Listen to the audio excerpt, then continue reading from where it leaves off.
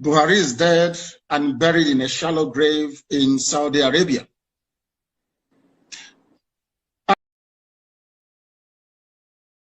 Another Savior, holy, holy, holy, holy, another Savior, holy, holy, holy, holy, Well, this is Mobien. This is dedicated to the gallant heroes of the Nigerian Biafra War and IPOB families all over the world. I remember the Nigerian Biafran War, in the thickness of the Biafra genocide. Hey, one man revived the vanishing hope to life. Let the great Biafran army to fight, and they were singing out, holy, holy, holy, holy, is another Savior. They were singing out, holy, holy, holy, holy, is another Savior. Holy, holy, holy, holy, is another Savior. Many years after the genocide, whoa, yet another great leader has risen up now. Oh, and he's leading the Biafrans to victory. Inyamadika yabika kwa namno. Hey, anamekele mazuche mefo. one more. It's an honor having you on board. When I'm singing along. Holy, holy, holy, holy. Nnamdi Kanu is another savior. Just sing along. Holy, holy, holy, holy. Nnamdi Kanu is another savior. When I sing along. Holy, holy, holy, holy, holy, holy, holy, holy. Is another savior. Getting moving right and getting moving faster now. Holy, holy, holy, holy. Is another savior. Holy, holy, getting moving right, moving faster. Yeah, for freedom. Is another savior. Yeah, for freedom. Holy, holy, holy, holy. Nnamdi Kanu is another savior.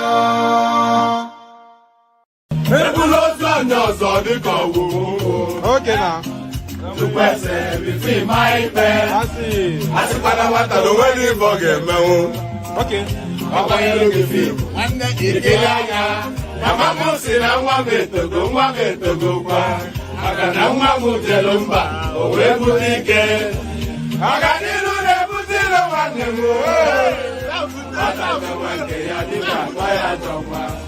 I would.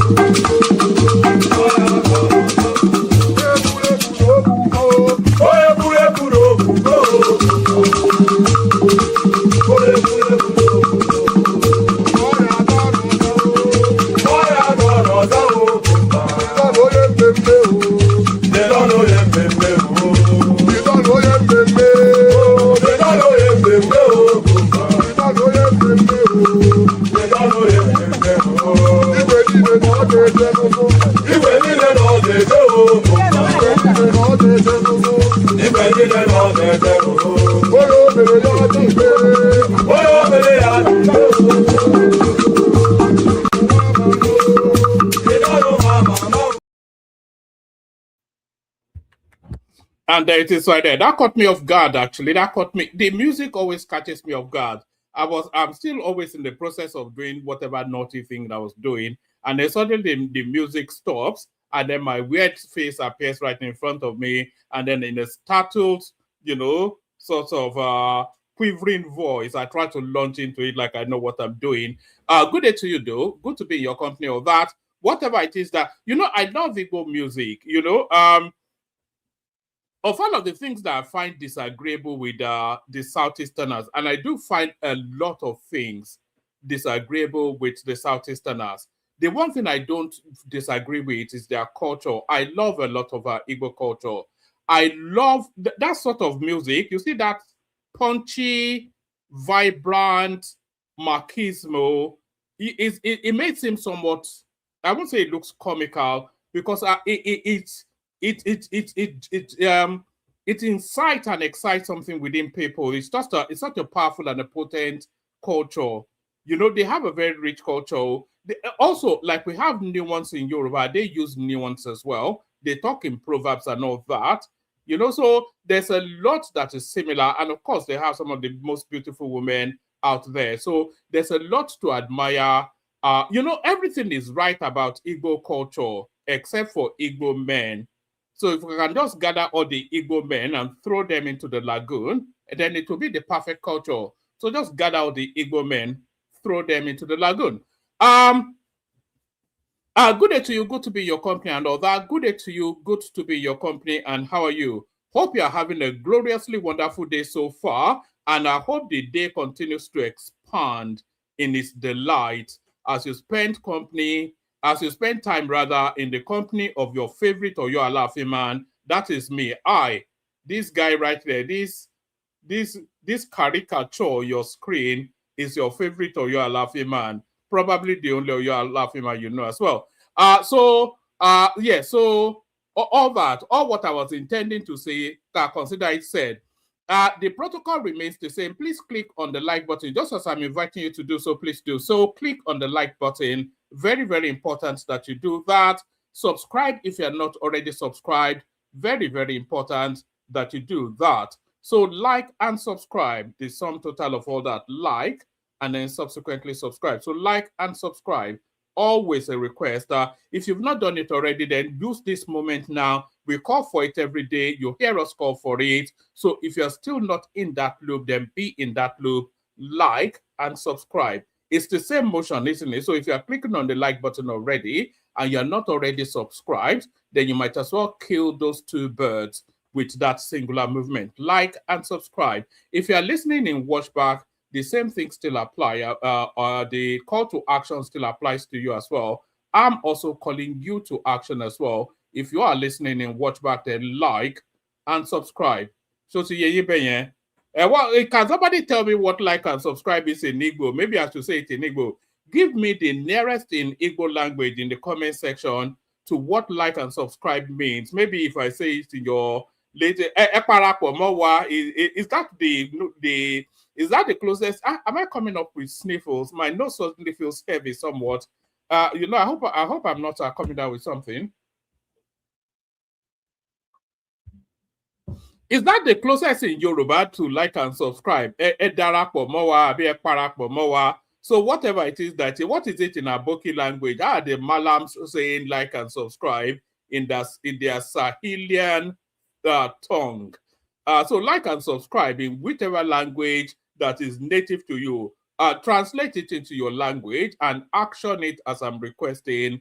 Like and subscribe. So like and subscribe. And if you want to come and join me on the screen, please come in via this hyperlink that says StreamYard. I'll send it into the studio again. It will be the first line item in the studio just right about now. It'll be the first line item in the comment section. So it says, click here to join us live on screen. So if you do feel inclined, then click on that hyperlink that says StreamYard. It will bring you straight into the studio. So like, share, subscribe, click on that hyperlink that says StreamYard to come and join me on the screen. Share the links just as widely as you can. I've already said that. Copy the URL and spread it just as wide as you can. We want to hit record numbers in terms of subscribers today, and we're looking out and we're requesting for 100 new subscribers. So you'll be the first step in that direction. You know, if you are not already subscribed and you subscribe now as I'm asking, they were no longer looking for 100. They were looking for 99. The next one subscribed then is 98, etc., etc. So you know how those things go. One baby steps and then suddenly it's giant strides. Baby steps to giant strides. And please say hello to me in the comment section. You know I have no friends. So you be my friend for the moments that we spend together. So all those things that I've requested, please do them. The hello's already in place. Abdul Mumin. Whilst you're saying hello, please tell me which part of the world you're joining us from as well. It's always interesting to know where people are joining from, just to see the spread and reach of how far and wide Nigerians are. This is Abdul Mumin Adana. We already know that he's in Saudi Arabia, so there he is. That's Agbadorian right there. Destination unknown. That's Ayo right there, suspected to be last sighted somewhere in the United States of America. That's Choma right there, very much an American. And the one right there, who knows? Maybe he's from Mars. Who knows? That is a journey right there from God's own, the greatest city in the world, according to them, New York City.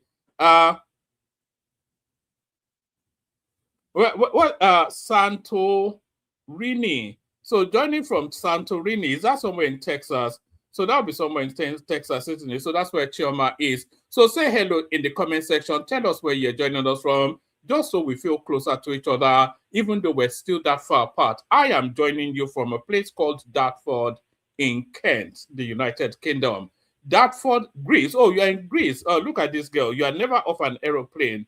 Now, wow, is it that you're highly successful or he is highly successful? I've never yet known Chioma to be off an aeroplane. So there he is right there. Top thoughts. It says greeting from here. So here is nowhere. So where is here? The one, Thamesmead, London. I think we already know that. You tell me all the time. I should remember by now. So keep saying hello in the comment section, everyone, so I can acknowledge your presence and say hello back. So a whole raft of everything happening in the Nigerian cycle at the moment. And of course, we will bring you immediately and right now. So let me actually remove this and add this one instead. So this was the original headline. Let me remove the one who's joining us from Thamesmead. So this was the original headline that I was going to go with. Sheikh Gumi arrested by the American troops at a Nigerian airport. So that was going to be the conversation, but very, very quickly, the news gravitated in this direction instead. So I quickly had to put this together. Donald Trump, Nigeria's first lady, Remi Tinubu, is the best. So it's not even only, this is not in the realms of fake news. So he actually did say that. And as I saw it, I thought this would go like a dagger through the heart of the obedient space. It's as though Donald Trump did not read the memo. They were not inviting him to say nice pleasantries about the Tinubu family now. They were inviting Donald Trump to come to Nigeria, go to Aso Rock and shoot Tinubu up and install Peter Obi as our president. So this was not in the memo that Donald Trump got. Donald Trump, Nigeria's first lady, Remi Tinubu, is the best. So we see him saying that momentarily. We will also be discussing the Sheikh Gumi matter and then the goings on in Kwara State. There's yet another set of massacre taking place in Kwara State, and slowly the Fulanis are embedding themselves into that space through sheer aggression. So the Fulanis are embedding, so I was just catching the comment section. So the Fulanis are embedding themselves aggressively into that space, and they are using Kwara State then as a portal to enter into Yoruba land. Maybe I should give you this one quickly. Bandit massacred 75 Muslims in Kwara community. This is Governor Abdul Razak, who, of course, the governor of Kwara State. Bandit massacred 75 Muslims in Kwara community, attributed to Governor Abdul Razak. Armed bandit massacred 75 Muslims during an attack on Woro and Nuku communities of Kiaima local government area in Kwara North Senatorial District of the state on Tuesday. Governor Abdul Rahman Abdul Razak disclosed this during a visit to the community. Let's do that entirely all over again. Pardon me. Armed bandits massacred 75 Muslims during an attack on Woro and Nuku communities in some local government in Kwara North Senatorial District on Tuesday. Governor Abdulrahman Abdul Razak disclosed this during a visit to the community on Wednesday night. It was accompanied by service chiefs and cabinet members of the government. According to him, 75 local Muslims were massacred simply for refusing to surrender to extremists who preached a strange doctrine. So this narrative now of it's a tragedy. What just happened is tragic, but it also goes towards negating this narrative now that we have a Christian genocide. So these 75 figures that the governor is quoting, by the way, it might be an undercounting of the actual numbers. because the original numbers that came out was actually closer to 200. Now it's telling us it's 75. But even one life is too much. And the reason why they fight these people is nothing other than they wanted them to submit to an extremist doctrinal line of Islam, which these people were not willing to submit to. They killed the wife of the emir of that community, and why quite a community in Kwara State has an emir, that's a different question. But they killed all the wives of the emir, they killed all his children, the emir is missing, they sacked the whole community and razed it down. All just because these people would not submit to an extreme version of Islam. So this, egregious, evil as it is, it goes then towards negating that narrative that there's a Christian genocide going on in Nigeria. There is genocide going on in Nigeria, but it's not especially a Christian or anything. It's an extreme doctrinal line of Islam that is wanting to force its presence and its dominance over the Nigerian space. And that is what we're seeing playing out. And a lot of it also pockets into resource control grab, land grabbing, and all those residual ethnic clashes. All of this mixes into then what we're describing as a genocidal experience within the Nigerian space. But to narrow it to just Christianity is to diminish and even to seek not to understand what is going on. There are Christian aspects to it, but it is not essentially and especially a Christian genocide. And this now, our tragic example exemplifies that. So where was I? Which one was I even reading itself? Where were we, by the way? Yes. So yeah, let me give you this. You know, we usually start with statistics and data, but we're starting with this one today. I've got my statistics and data. I've not brought them up. Okay, hold on. Let me read you this one. I may play you a little bit of music as I bring up the data, the statistics. Armed bandits massacred 75 Muslims during an attack on Woro and Nuku communities in a local government north of Kwara State on Tuesday. Governor Rahman Abdulrazak disclosed this during a visit to the community on Wednesday night. He was accompanied by service chiefs and cabinet members of government. According to him, 75 local Muslims were massacred simply for refusing to surrender to extremists who preached a strange doctrine. Governor Abdulrazak revealed that President Bola Ahmed Tinubu has approved immediate deployment of an army battalion to prosecute counter-offensive code-named Operation Savannah Shield. Whilst commiserating with the community, he said the incident was different from the situation where people are kidnapped for ransom, as this was a pure massacre. I think the emir was taken as well. If I remember what I got from the news earlier on, they said the emir is missing, but body not seen. So which is to say then he might have been taken. Our correspondents report that aside the killing, the armed bandits set houses ablaze in the bloody attack on the community. So where is this strain of Islam coming from? That's really where the question is. Where's this peculiar strain of Islam? Because we've always had somewhat extremist doctrinal lines of Islam in Nigeria, but I'm not quite sure that we've had it this extreme, this level of fundamentalism. I'm not quite sure we've reached to this depth. Bear with me one moment. I've got some. Let me play you a little bit of music. I need about 30 seconds. So let me play you a little bit of music just to buy myself a little bit of. I need about 30 seconds just to bring some stuff up to show you. I forgot to bring up the data. So the statistics we usually start with.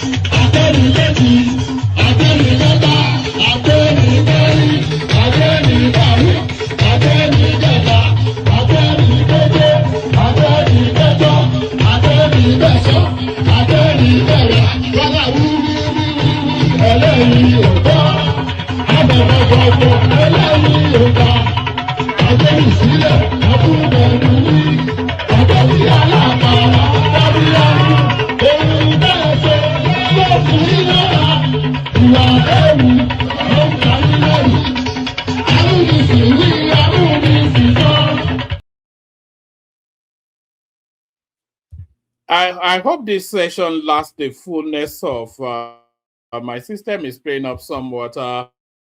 But yes, I've got some data to show you. So just wait 1 second and then I'll bring them onto the screen. So I've got some data to show you. You know, there's this narrative that Tinubu is running a Yoruba government. So I'm sure you've heard the narrative that Tinubu is running a Yoruba government, but we've been delving into statistics, and I'm not quite sure if the data quite supports that.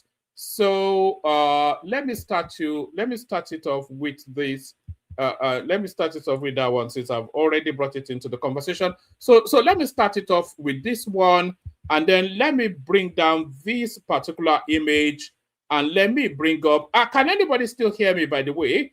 I'm not sure. Am I even visible? I'm not visible. This thing has taken on a life of its own. I'm not visible anymore. My camera has gone kaput. Let me bring this up anyway. So let me make sure. Sorry. Tell me in the comment section if you can hear me. Can you hear me? That's Bob Master Lee. He's joining us from Canada. Good. A lot of Canadians on the platform. Ola, yes, thank you. Yes, Ola is in Canada, Patoski, of course, and now we have Bob Master Lee, not to be confused with Grandmaster Flash. So that's Bob Master Lee right there. But I was saying, there's always been this narrative now, a recurring decimal, that Tinubu is running a Yoruba government. But let me see if the camera will come on now. You can't see me, can you? So there's no point in me having it on. So there's always been this narrative that Tinubu is running a Yoruba government, but the data does not back that up. 2023, Bola Ahmed Tinubu ministerial nominees by zone. So the ministers, 10 from the northwest. So Tinubu is actually running a Fulani government if we want to go by the ethnic leanings of his administration. So, ministers, this is our 2023 BAT minister nominees by zone. So, 10 from the northeast, and that is the highest complement. 9 from the southwest, which is the second highest, and then 8 from the north central, and then another 8 from the northeast. So 8 plus 8 is 16, plus 10 is 26. So 26 out of the Tinubu cabinet, they come from the north. So only 9 come from the southwest. So 10 from the northwest, 9 from the southwest, 8 from the north central, 8 also from the northeast, 7 from the south, and 5 from the southeast. So you cannot say then that the concentration, the abundance of the Tinubu administration actually coming out of the north is actually factually running an Aboki government. This is what the data tells us. So that is what the data tells us. Let's go from that data to a different one. This is a stock market. This is quite an interesting one, actually. So I saw this and I thought I must bring it to your. I saw this and I thought I must bring it to your attention. So what's happened to my camera? What's going on? I can't. Or should I reboot my whole system? Is that what I should do? Is there something that am I being attacked by the obedience? What's going on? And can people please push up our numbers, by the way? Like and subscribe. The numbers are not, they are not numbering. Number the numbers by liking and subscribing. We need numbers to go up. We need numbers to go up. So this is a good metric of the expectations of a government. So it's all money. It's how the money space responds to a presidency. So this tells us then stock market response to new government. So this is an instantaneous response of the money space that as soon as a president is elected, you look at the stock market to see how finance is responding to that particular incoming administration. So when Obasanjo came in 1999, the stock market responded to Obasanjo by a 0.07 bounce, which is to say they didn't really care for him at all. And that's a nervousness right there. So a very, very nervous response to Obasanjo, which was one of the worst responses to an incoming government under the Fourth Republic. In 2007, when Yar'Adua came in, he was even worse than Tinubu, than Obasanjo marginally. So Obasanjo, the stock market responded to him by a 0.07 bounce, which is pretty much a no bounce, you know. And then in Yar'Adua's administration, it was a 0.00 response, which is to say they were extremely nervous about him. Very, very nervous. That tells you that. Goodluck Jonathan came in 2011, and the stock market responded. In fact, Obasanjo's even was a negative, actually, because it was minus 0.07 bounce. But then you have to add the proviso that Obasanjo was coming in off the back of a military administration. So you have to put that addendum there, put that proviso there, put that qualifier there. So in 2007, we were settled already into a democracy. Yar'Adua came in, and it was a positive 0.00 response from the stock market, which is to tell you of an extreme nervousness. Goodluck Jonathan came in 2011, and the stock market responded to him by a 0.14% bounce, which is a plus 0.14% bounce, which is still a negative. Buhari came in to respond to replace Goodluck Jonathan, and he came in with a minus 0.77%. So the stock market completely rejected Buhari, and we saw how his administration played out. It was in accordance, because money hardly ever gets it wrong. So we saw how his administration performed, and it was in accordance with the rejection that the stock market initially gave him. But then when Bola Tinubu came in, this is him right there, the stock market, they responded with a plus 5.22%, which is to tell you then, I wonder how far back, I wonder if this thing can capture from independence till date, because this is the most positive that we've ever had yet of the response of money to an incoming administration. So that's just raw data right there. Let me take you to more raw data. This is GDP per capita for the government. Tinubu the worst, of course, because he slashed the economy. Obasanjo, the GDP per capita was $1,709, which is and then under Goodluck Jonathan, he ended $2,330. Goodluck under Yar'Adua, rather, Goodluck Jonathan, $2,720. Buhari slashed it $1,640, and Tinubu now has reduced you to 3 digits, which is 835. So when they're telling you that the economy is harsh and grueling on the people, this is what the data tells us as well. At $835 per person, then that tells you of extreme hardship. So when they're telling you that Tinubu has plunged the country into hardship, then the data backs that up. So the data backs that up. Let's go on from that data to a different set of data. This is the Nigerian rich list according to Forbes. This is not even our localized assessment. This is from Forbes magazine, which is the metric of measure of wealth internationally. Aliko Dangote remains the richest Nigerian at $26.9 billion, the attribution. Mike Adenuka, $6.8 billion, the attribution. Abdul Samad Rabiu, $5.1 billion, his attribution. Adebayo Ogunlesi, so he's Nigerian, but of American leaning, $2.2 billion. Femi Otedola, fully, there was a time that this Femi Otedola, he walked into a car dealership in London, and he brought about 5 Ferraris for his children, just in one strike. I'm sure he would have planned it too, and he took cameras with, people take their, they have their flunky filming them everywhere now. He walked in. I can bring you the clip if you want to see it. He went into a Ferrari dealership in London, and he just said, "Give me 5 in different colors." Can you imagine that? So number 6 is Tokpe Awotona, $1.4 billion. So I think it's coming from fintech, or it's from the fintech financial technology sort of a space. So what does that data tell us? It's telling us that Chinedu must do better. That's just what that data is telling us.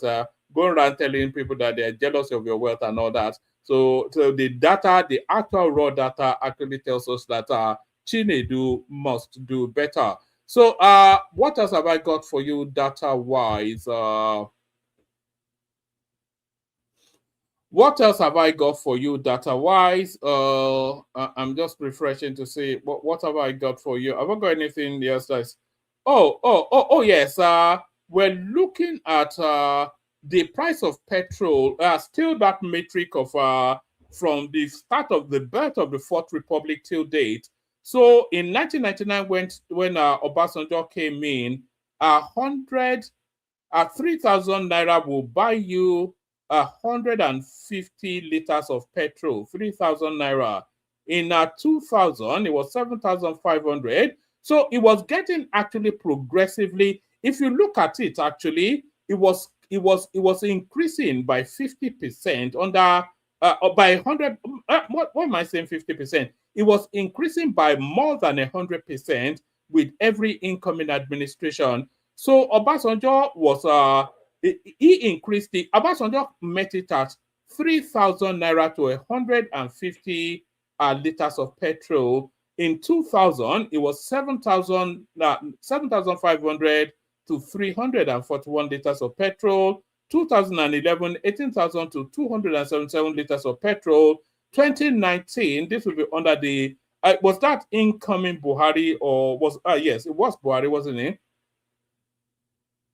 Or was that even Goodluck Jonathan? Anyway, 2019, it was 30,000 naira to 206 liters of petrol.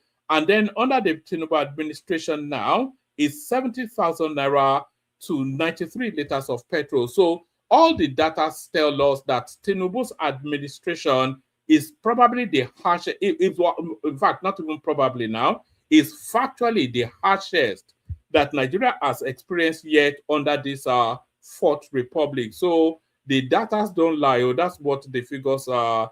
That's what the figures tell us, that Tinubu has inflicted grueling suffering on the Nigerian people. So grueling suffering. Please, guys, can you push up the?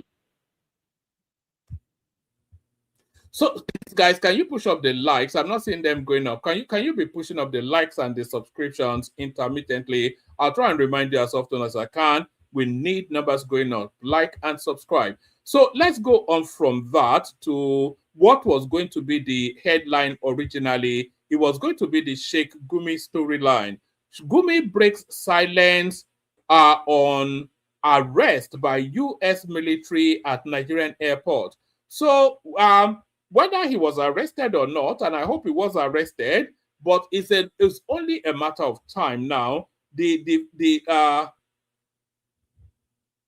It's only a matter of time now. The fate of Sheikh Gumi is sealed, and all of the expectations is that it's going to end up in Guantanamo Bay at some point. Sheikh Gumi breaks silence on arrest by U.S. military at Nigerian airport. Sheikh Gumi has rejected reports claiming that he was arrested by the United States military officers at a Nigerian airport. The report followed the circulation of a viral image that appeared to show the Islamic cleric being detained by foreign soldiers. Correspondents report that the image spread widely on social media on Thursday, sparking speculation that the action was linked to an international counter-terrorism operation in Nigeria.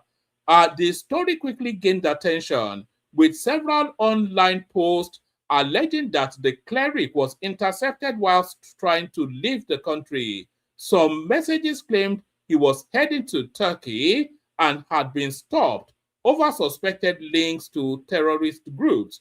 Reacting to the development, Gumi dismissed the claim as false and illogical. The United States Army cannot arrest me in Nigeria. Why will the United States Army come and arrest me in Nigeria? For what reason? He said.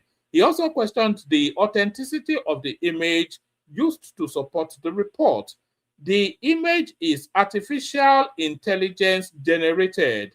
Even a layman knows that the image is AI, Gumi stated. He further insisted that he has not been detained in any form. I have not been arrested, he said. According to him, and by the way, can people please like and subscribe? I want to see numbers go up. Like and subscribe. He further insisted that he had not been detained in any form. I have not been arrested. According to him, the image and the accompanying narrative were fabricated to mislead the public and create unnecessary tension.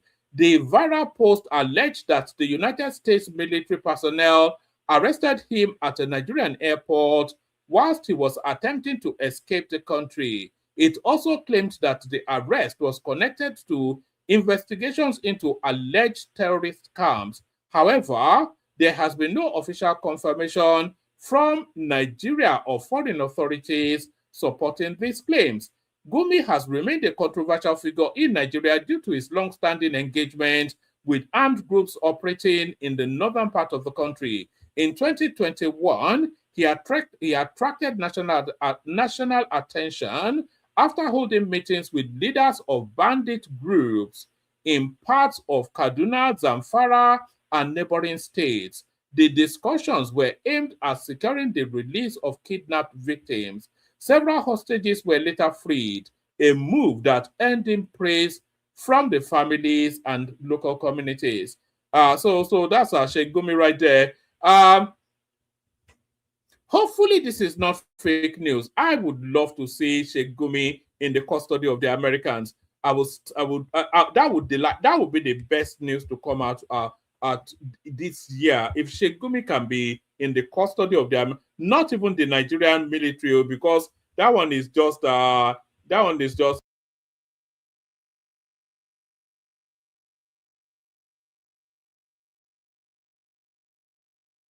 delight me. So that's Sheikh Gumi, right? The sponsors of terrorism that works freely in Nigeria. So now let's now go on from that to the headline piece. So, like I said, this now what you're about to see and hear now will go like a dagger through the heart of the obedient space. What you're about to hear in this broadcast that you're about to hear now, it will go like a dagger through the heart of the obedient space. Watch this. Tell me in the comment section if you can hear it.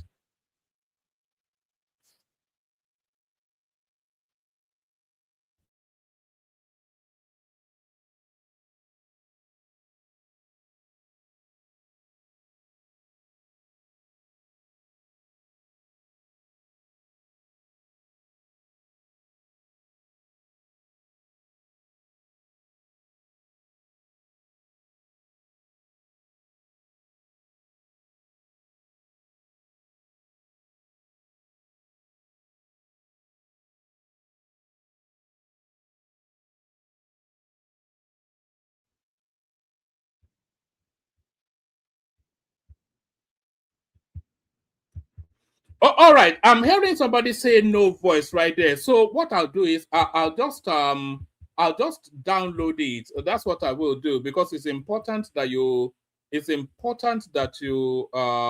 you see this one. So let me just download it. I'll just download it, then I'll play it in the studio, and that will be that. So that will bypass them. I'm not quite sure why this thing is not picking up audios as it should anymore. But let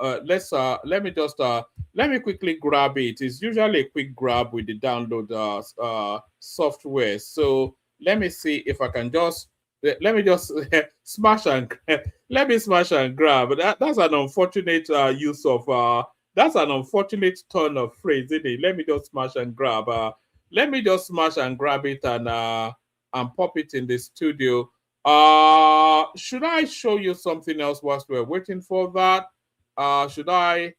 I'm not quite sure why this thing does that sometimes. Oh, let me show you this one.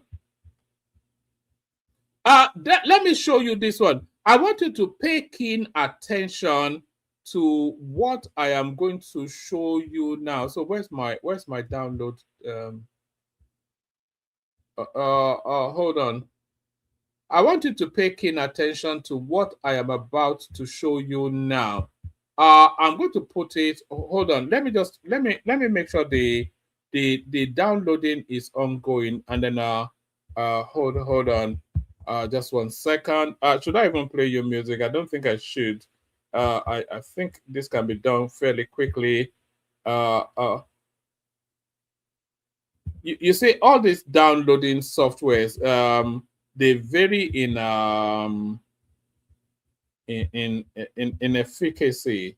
You know, have you heard that word before? Efficacy. Are you educated enough to know what that word means? Tell me if you are educated enough to know what efficacy means. Because some of you are suspect. So I suspect that a few of our subscribers might not even have school cert. Tell me, do you have school cert? Tell me in the comment section if you have school cert. Some of you strike me like you wouldn't have school cert. Look, I wish school lolo. Shall I even in the comment section? School lolo. Look at these people. Oh, all right, I'm only joking, by the way. I'm sure you're all brilliantly educated. Okay, whilst I'm sorting that out, let me show you this. DHQ breaks silence on presence of American troops in Nigeria. So this this is widely reported, by the way. So it's something that's the all right. I think I may have it now. Let's just let me. So that's widely reported, by the way. It's something that the whole world is discussing. So I'm not sure that they can deny it. So maybe they'll try and justify it instead. So they cannot deny it. No, I want to download it and play it. So hopefully you can hear me, even if you can hear the audio. So I'm going to download it and play it too. In fact, I have just downloaded it. So let me upload it into the studio now. So it should upload. It should have uploaded by the time I've read you the next article. So let's pop it into the. Where are you? So let's pop it into the So I'll play it to you momentarily. So let me read you this one. DHQ breaks silence on presence of U.S. troops in Nigeria. So, like I said, it's undeniable, so they might as well own it. The Defense Headquarters DHQ on Thursday clarified the presence of troops from the United States of America in Nigeria, stating that it is based on mutual agreement between both countries. Oh, hold on. Bear with me one moment. Oh, all right. All right, we go again. The Defense Headquarters DHQ on Thursday clarified the presence of troops from the United States of America in Nigeria, stating that it is based on a mutual agreement between both countries. This was contained in a statement made available to defense correspondents in Abuja by the Director of Defense Information, DDI, Major General S. Uba. The DHQ reassured Nigerians that the country's defense partnerships are transparent, policy-driven, and aligned with constitutional provisions, adding that the armed forces of Nigeria remains fully committed to safeguarding the nation's territorial integrity whilst working with credible partners in ways that strengthen Nigeria's security architecture without compromising national independence, the statement reads. The Defense Headquarters has noted recent media reports and public speculation suggesting the presence or deployment of United States troops in Nigeria. The Armed Forces of Nigeria, AFN, wishes to state that Nigeria maintains a long-standing and structured security partnership with the United States. This cooperation is rooted in mutual respect and focuses on capacity building, professional training, professional military education, intelligence sharing, logistics support, and strategic dialogue aimed at addressing shared security concerns, including terrorism and transnational threats. All engagements are conducted in full respect of Nigeria's sovereignty and in accordance with existing bilateral frameworks. As part of this ongoing partnership, a recent two-day high-level working group engagement brought together senior U.S. government officials and their Nigerian counterparts at the Office of the National Security Advisor. This meeting followed earlier engagements in the United States, reflecting a mature, trust-based relationship focused on practical outcomes. Discussions during these engagements includes proposals designed at strengthening. So anyway, they're justifying it. It looks as though the upshot of it is that the Defense Headquarters now admits that we have American troops in Nigeria. So as I was saying, the clip that I'm about to play you now, this one will cut like a dagger through the heart of the obedient space, because it looks as though Donald Trump has not read the memo. The memo, he has one job and one job alone. The one task that the obedient space was sending Donald Trump was to come to Nigeria, blow Tinubu up, and install Peter Obi as the president of Nigeria instead. But Donald Trump, ever the unpredictable maverick, he has now decided to have opinions of his own. Not only is he not blowing up Tinubu, he's doing paddy with Tinubu now, supplying Nigeria with hard military hardware, a lot of equipment delivered about 2 months ago, all just gifted, we didn't even buy them, supplying us with military equipment, helping us to bomb the insurgents, and now sending Americans to come and help us with their expertise in all of these fields. So this wasn't what he was invited to do now. He was invited to come and blow up Tinubu. That was the invitation. But as if that is not enough, to rub salt now, we've always speculated that who is Donald Trump going to back in 2027? So as if the cooperation with Tinubu is not enough, Donald Trump, as ever, decides to rub salt in the wound. Watch this. It's quite interesting that with all of the threats and some kind of subtle pressure on Nigeria, it does look like President Donald Trump today acknowledged the presence of the First Lady of Nigeria, Remi Tinubu, publicly during the 74th National Prayer Conference in the United States, recognizing her role as a pastor in one of Nigeria's largest Christian congregations. President Trump, while addressing participants at a faith-based gathering, made reference to Mrs. Tinubu's pastoral background and leadership within the church, drawing applause from the audience. The acknowledgement places the Nigerian First Lady among prominent global faith leaders present at a conference which brings together political figures, clergy, and policymakers for prayers and reflections on leadership, governance, and national values. Take a listen to Donald Trump here. We're honored to be joined today by the First Lady of Nigeria, who also happens to serve as a Christian pastor at the largest church in Nigeria, a very respected woman. First Lady, please, where are you?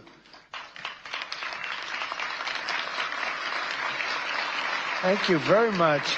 It's a great honor. Thank you very much. Very respected person, too. Thank you.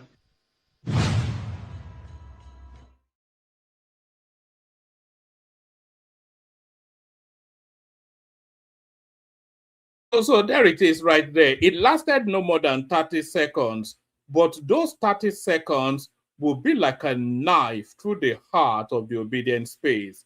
That one go pain them small. That wasn't the memo now. Simple instruction. Come to Nigeria, blow up Tinubu, shoot him hard, shoot him in the head, and then tell us Peter Obi is the president. That was the simple instruction that our obedient brothers set Donald Trump. But Donald Trump has ever a mind of his own. So that was Donald Trump right there acknowledging it. So any possibility. And by the way, when they told you that Nigeria was paying for a high-level lobbying group in order to rebracket the Nigerian narrative within the American system, and you were saying it's a waste of money, well, this clip tells you it's not a waste of money. It did not land on that statement just out of instinct. That was a prep and prepared statement. Remi Tinubu was placed in that gathering deliberately, and he was already prepped to acknowledge her in flattering, flowery words. So that's how diplomacy. That's the shadowy hands that move affairs. So what does that signal? It was a Christian gathering.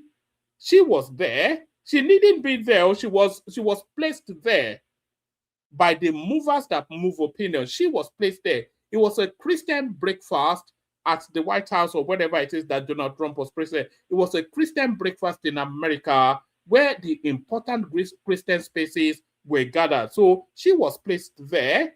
And then he was already prepped to acknowledge her presence. Clearly he was. And in that acknowledgement, you have to listen again to the wordings. She's a pastor. That's one. He mentioned that. So that runs contrary. So that runs contrary to the Christian genocide narrative that the obedience are propelling in America. So that removes that instantaneously. So they can no longer, the wife of the president is a pastor. And he mentions that she's a pastor in one of the biggest, actually, you know, Donald Trump is prone to hyperboles or hyperboles, as some of you less educated people will call it, but it's called hyperboles. So Donald Trump is prone to hyperbole. So he mentioned that she was a pastor. She is a pastor in the biggest Christian church in Nigeria. So that removes the narrative, or that puts under pressure the narrative that the obedience space has been propelling in America, that there's Christian genocide going on in Nigeria. So how does that do that? He said the first lady of Nigeria. So that is to tell you that this is the wife of the Nigerian president. So that's one. So that marks that space. And then he mentioned that she's a pastor in the biggest church in Nigeria. So that's two. So the first lady of Nigeria, a pastor, that's two. In the biggest church in Nigeria, that's three. So if you look at those three things in their individuality, and then you weigh them against this narrative that the obedience are propelling, that that there's Christian genocide in Nigeria, so America should come and shoot Nigeria up. So they don't cohabit. It doesn't cohere with the narrative.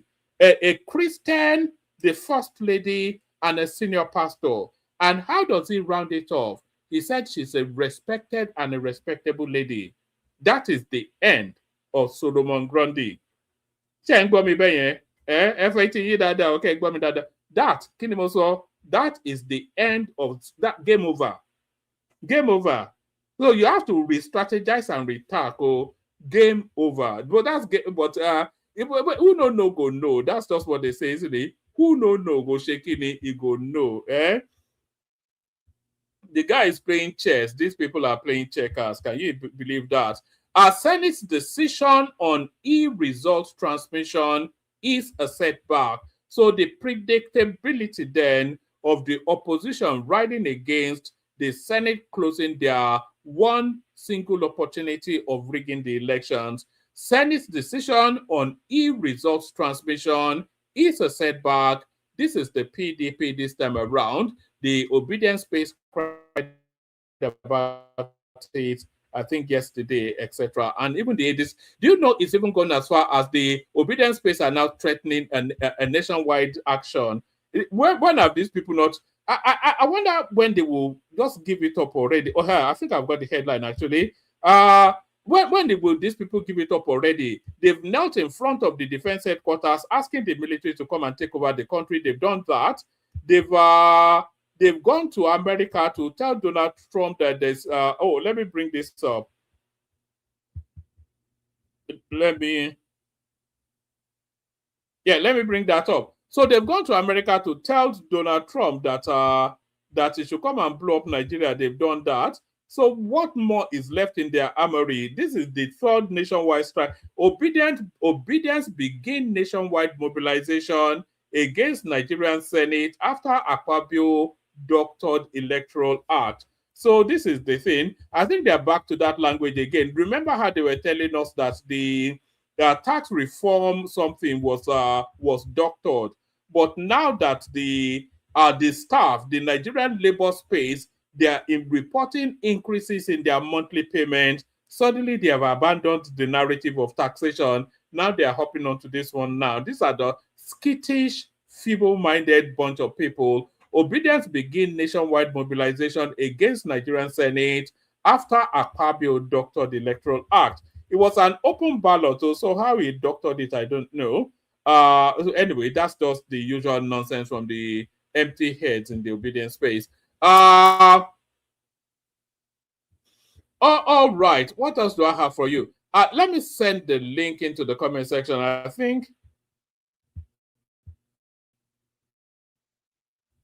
think we're running out of. Let me see. I think I may well have come to the end of the rest of what I've got are clips, and it looks as though this thing is not yielding to the clips at the moment. So let me just there's one more thing I want to show you actually. This one is coming out of the UK. You know the Yoruba girl Kemi Bedinok. For every forward step she takes, she seems to take like about take about 3 steps backward. For every positive that she does, she seems to take about 2 negative steps backward. Let me show you what's going viral within the UK space. Wait 1 second. I'm just going to download some things. Oh, all right. All right. Let me download this one. Just give me 1 second because I want to play. Audio doesn't seem to be connecting fully. I may well just need to play them to you from the studio instead. So I'm just grabbing them now so that I can play them to you in the studio. If the audio, I prefer to play these things directly on the screen so I can pause and interact with the narrative in real time. But if I put them into the studio, it doesn't allow me to pause it. There's no function that lets me pause it in the studio. So you have to listen to the fullness of it before I'm then able to interact with that particular clip. So that's why I prefer to play it in real time so that we can digest it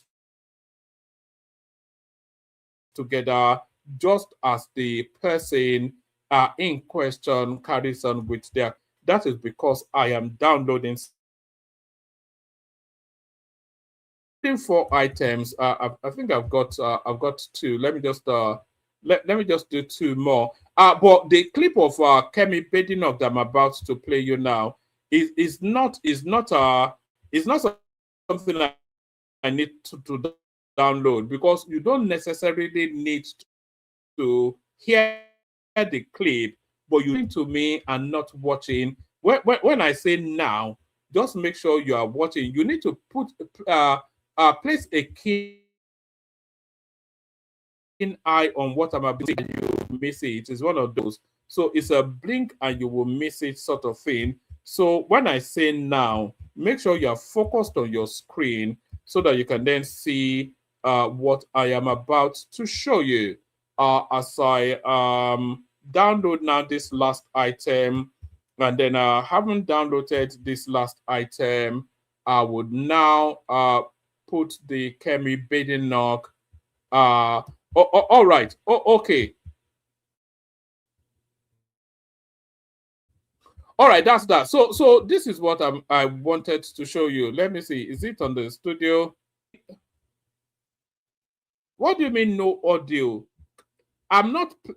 Can you hear me? If you can hear me, that's what matters. The audio of this one is, it doesn't really matter. You don't need to hear whatever she has to say is irrelevant. But I want you to let me make sure it's on the full screen. I want you to place a keen eye. You see where my cursor is now. You see this desk here, this desk right here, and you see this chair right here. So the whole of this clip is about what happens between this desk. Look at this desk. Can you see my cursor going up and down? So that's a desk right there, and that's a chair right there. So the whole of this clip is about what happens between this desk right here and this chair right here. But don't look up, look down. So look to the floor. So look to the floor and look against the white wall between this desk right here and this chair here. Blink and you will miss it. Watch this.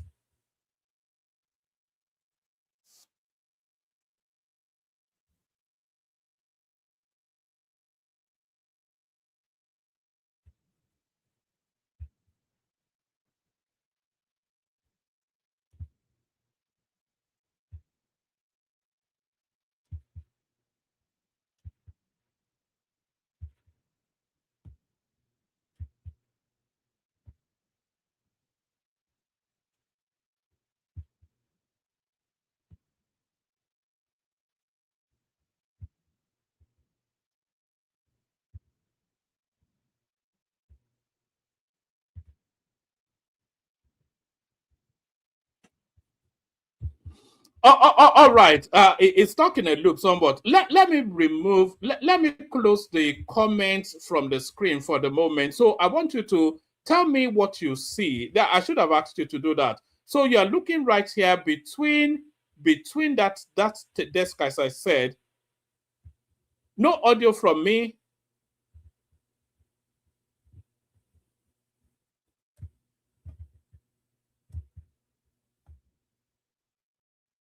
Hello, Ola. Can you hear me? Ola? Ola, can you hear me? Can anyone hear me? Can anyone hear me? Loud and clear.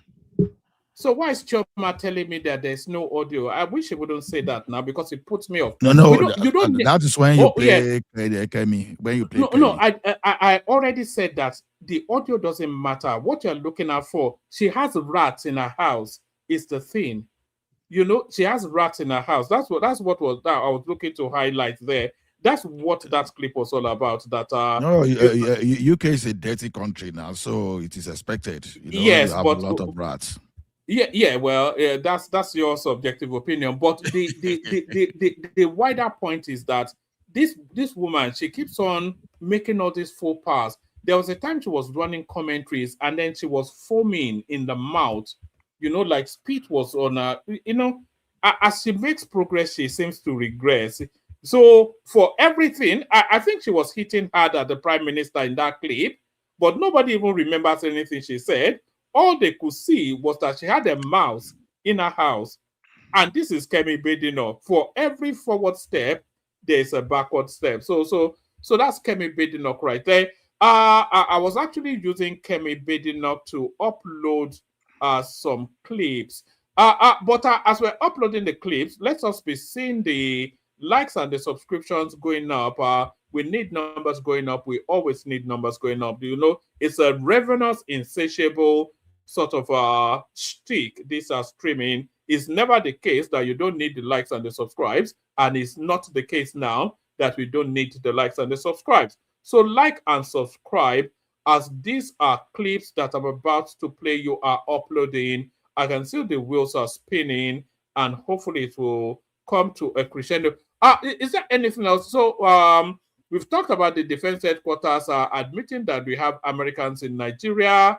PDP condemning the rejection of e-voting. Sheikh Gumi on the run from the Americans, etc., etc. But the headline, of course, Remi Tinubu being described as a perfect woman by Donald Trump. So that just some senses. Let me play you these clips in succession, and then we send the link. I was going to say there's no one in the studio, but now Ola is there, so I won't be able to say that now. But Ola is the only one in the studio at the moment. So come widen the conversation with your presence. We'll send the link. So let's play this. What about the concern that the makeup of the coup list itself is mostly dominated by northern officers? And that says something, to a point where a lot of people have been saying that the Tinubu administration had been marked for death from the get-go. Because as we understand, the coup plotters had planned to even scuttle the transfer of power from the Buhari administration to the Tinubu administration. What do you make of that? Do you think there is a northern agenda against the Tinubu administration? Do you have evidence? All these are allegations, very serious allegations. Very serious allegations. Let me tell Nigerians aloud what is being whispered in homes, in mosques, on the streets, in marketplaces. That this is a phantom coup directed against cleansing the military of northern officers. These are very serious allegations that the military, the DSS, and the government must be sensitive to. Explain to our viewers who don't understand the concept of a phantom coup. What does it mean? A phantom coup means we've had phantom coup during Abacha. I wasn't in this country then. But this was just a made up. This is allegations that people are saying. Whether it's true or not, it doesn't matter. People must listen. We are listening. We are hearing. Doesn't the DSS hear? Doesn't the military intelligence or the DIA know? Doesn't the Minister of Defense know the sensitivity of this thing? Doesn't the government know the sensitivity of this thing? You have 35 officers. 33 of them are northerners. 99% of them are Muslims. This is not a joke. This is something you must handle with care. This is something you must handle with responsibility. You can't just say this and this and this. And I see all over the TikTok, oh, northern officers, northern Muslim officers trying to topple. Be careful.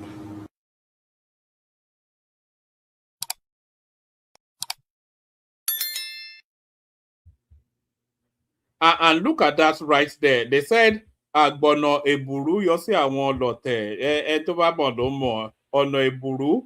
Look at Ibiton Gbegba. Look at the direction now. They have now turned the aggressors to the victims now. And as ever, forever, always will be the case, they've now turned it to another ethnic jingle. So the ethnic jingoization now will now turn it into a northern thing, which will then make it difficult then for them to, I think they will still do what they have to do. Unbelievable stuff. Even the families of the alleged coup plotters, they are not denying it. They are pleading for clemency. You know, they are begging for mercy, not arguing that they didn't do it, but these extremist sort of elements from the north, this is their one go-to shtick. No, they want to rally people around the ethnicity and then use that as a bullhorn to pressure the government. So that is how their bookies now are responding to the coup. So maybe he was even part of it. Who knows? Let me play you this. This is Eyenaya Abaribe giving us a different spin on the e-voting or the e-transmission of results. We felt, those of us who are still around, that it would be necessary to make a clarification of what happened yesterday, to put the records straight.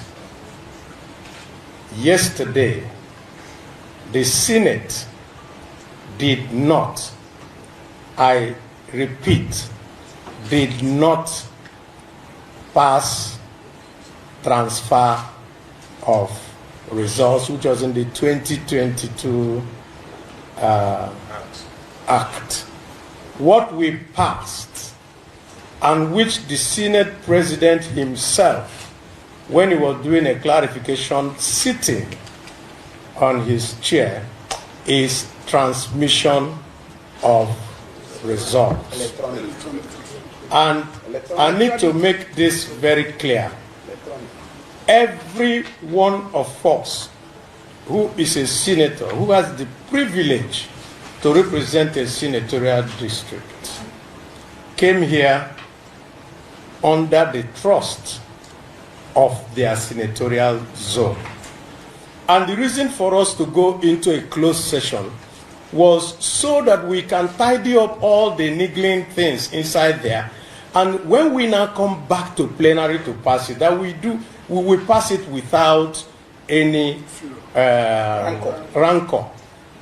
I can assure you, on my honor and the honor of all of us who are standing here, that both the Electoral Committee of the Senate, then the Ad hoc Committee of the Senate, and also in the executive session that we had, that we all agreed on section 63, which is electronic transmission of votes, or electronic transmission of results. The Harmonization Committee was set up also yesterday, because when the House version and the Senate version differ, because there were so many other things, including timelines, that now differ, you set up a harmonization.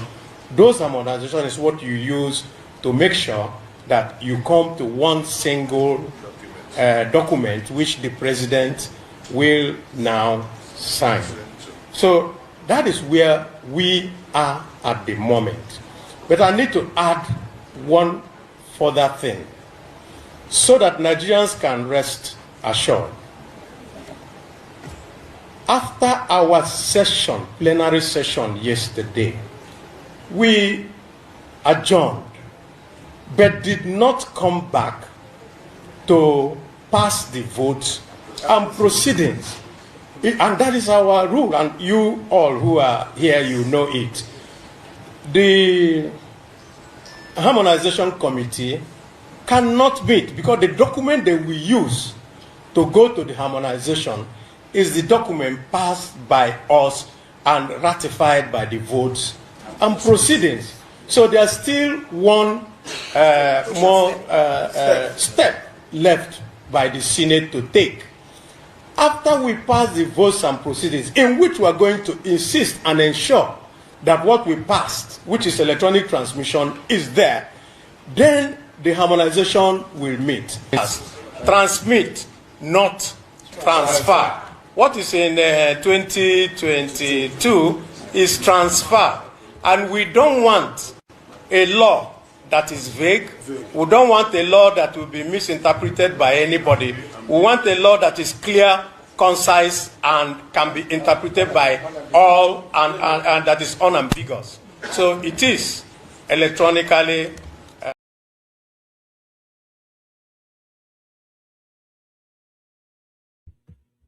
All right. So there's a sense of deja vu about what Abaribe was saying there. Do you remember as early as the last elections?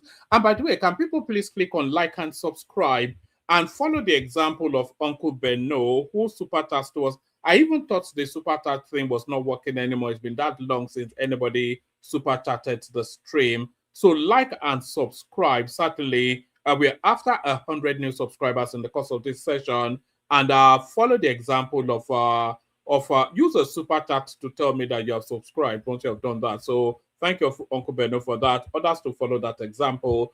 So there's a sense of deja vu about what Abaribe was saying there. It harkens back to the last cycle of election when we were contending. Then what is do you remember the Abuja? If Abuja had the status of a state and what rules apply to it, and we're stuck on one single word semantic. So the single word semantics at play here with this transmission, no transmission, is the difference between transmission and transfer. Do you know? You might say it's a much of muchness, and they are interchangeable words, but in terms of legal documentation, they're not interchangeable words, because transmit is to broadcast and transfer is to move. Do you understand? So transmit already embeds the idea of a broadcast, because you cannot transmit physically, certainly, at least in the interpretations of, you have to transmit electronically, but you can transfer physically.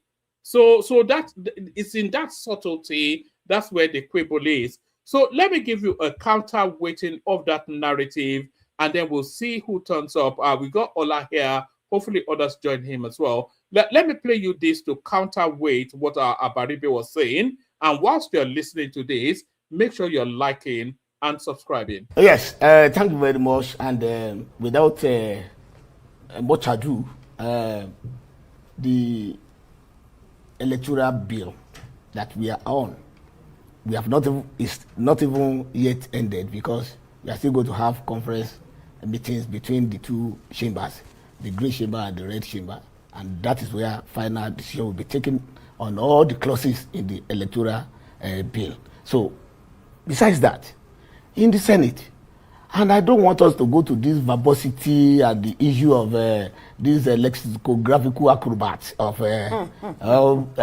transfer, transmit. When you look at transmit means to send.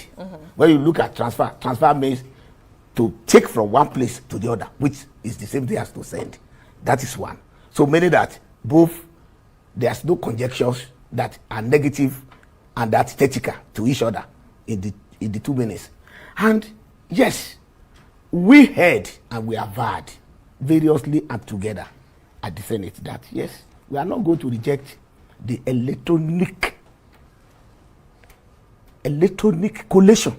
I will still come back to that transfer and the transmit of election results.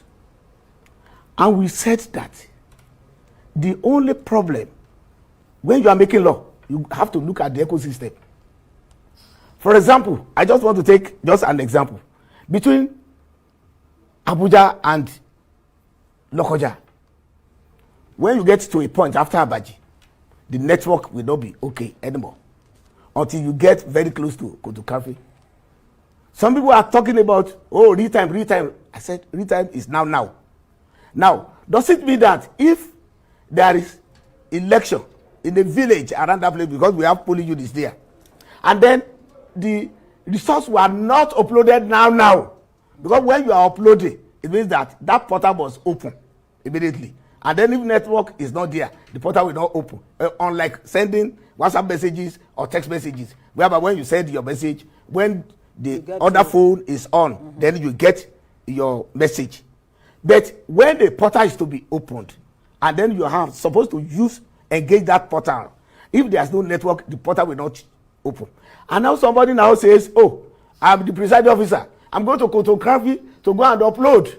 And then somebody who has lost an election in that polling unit now starts crying blue border that, oh, they want to rig me out, because it's going to take you about 2-3 hours to get to where you are going to upload. Then it means that the the instanter has already been defeated. That is one. Then two, we are now saying that there are two modes of getting the results to the public. Right. One, the manual, then the electronic. We said the electronic, we uphold it. It's upheld. The electronic is upheld. It is arguable in court. Whatever is there is arguable in court. Since the manual is arguable, then the electronic is arguable. But we have to use the one juxtaposedly to prove the other if there is any default. Because, for example, like the example that I just gave, I've just given, if there's any problem, then you come out with the manual to check it. Even Look, some of our offices today, we always said we want to go digital. Okay, we want to do less of papers. Even in the banks, are they not still using papers? They are still using papers. So the issue is that, one, don't let us throw away a child at the bath water. The thing is, there are so many good things that are embedded in the new electoral bill that is being proposed.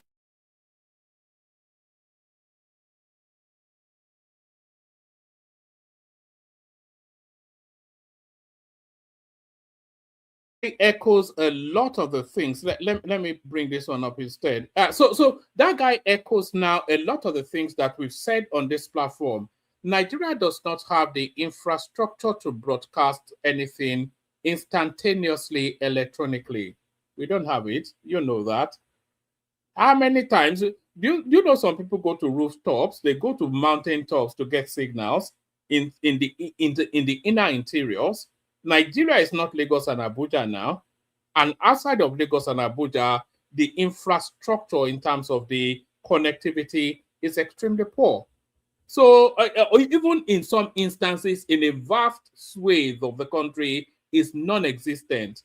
So how do you compel by law something that the infrastructure of the country cannot support? Makes no sense. Makes no sense. But then, of course, that's the obedient space for you. Makes no sense. I think that should be the middle name of the obedient movement, isn't it? Obedient makes no sense movement. That should be their middle name, because there's not, the sense is anatomic to that space. It's just noise. That is just. I'm trying to scroll up my thing to get to my Kegite music. It's just noise. That's just the sole purpose of their existence is just to make noise and nothing else. So what's this thing playing at now? The whole thing has gone. It's gone. What did Honorable Kazwari said? The whole thing is doing like this and it's doing like that. All right. I was going to play you the Kegite music. I'm going to actually let me play you a clip, and then I'll use that to refresh my screen. Let me play you. You've heard this already, but I need a microsecond to refresh my screen. We felt, those of us who are still around, that it would be necessary to make a clarification of what happened yesterday, to put the records straight. Yesterday, the Senate did not, I repeat, did not pass transfer of results, which was in the 2022 Act. What we passed, and which the Senate President himself, when he was doing a clarification sitting on his chair, is transmission of results. And I need to make this very clear. Every one of us who is a senator, who has the privilege to represent a senatorial district, came here under the trust. Oh, all right. That's enough noise from my Baribe. So let me play you the Kegite music. I'll send the link one last time, and then hopefully we'll have a session after that. The Kegite. And please, people, keep pushing up the likes and the subscribes. We need numbers going up. Like and subscribe. Water, only water, only water, where they see ma. Water,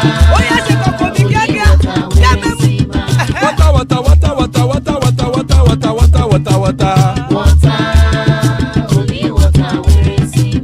Hapa o naido.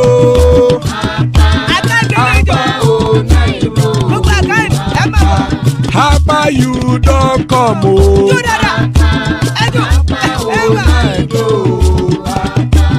Hapa o naido.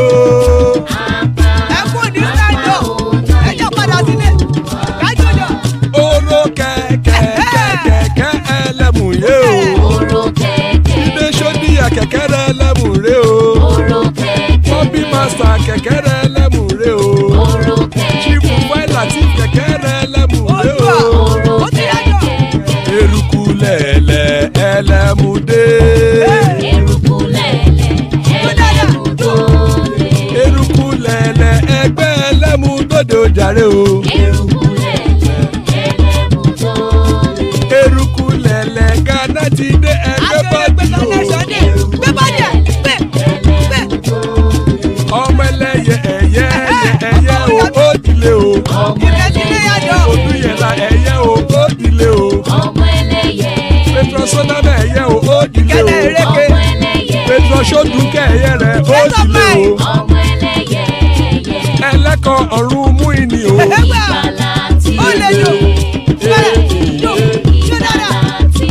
Àkùkọ ọ̀run mẹ́kọ.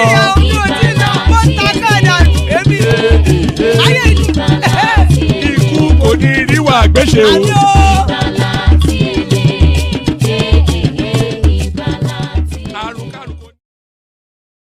And there it is right there. Iku kò ní ríwà gbéṣe, may death have nothing to do with us. Oro ke lemu. So do you know what that means? We've got the panel, by the way. We've got Ola, as you already know.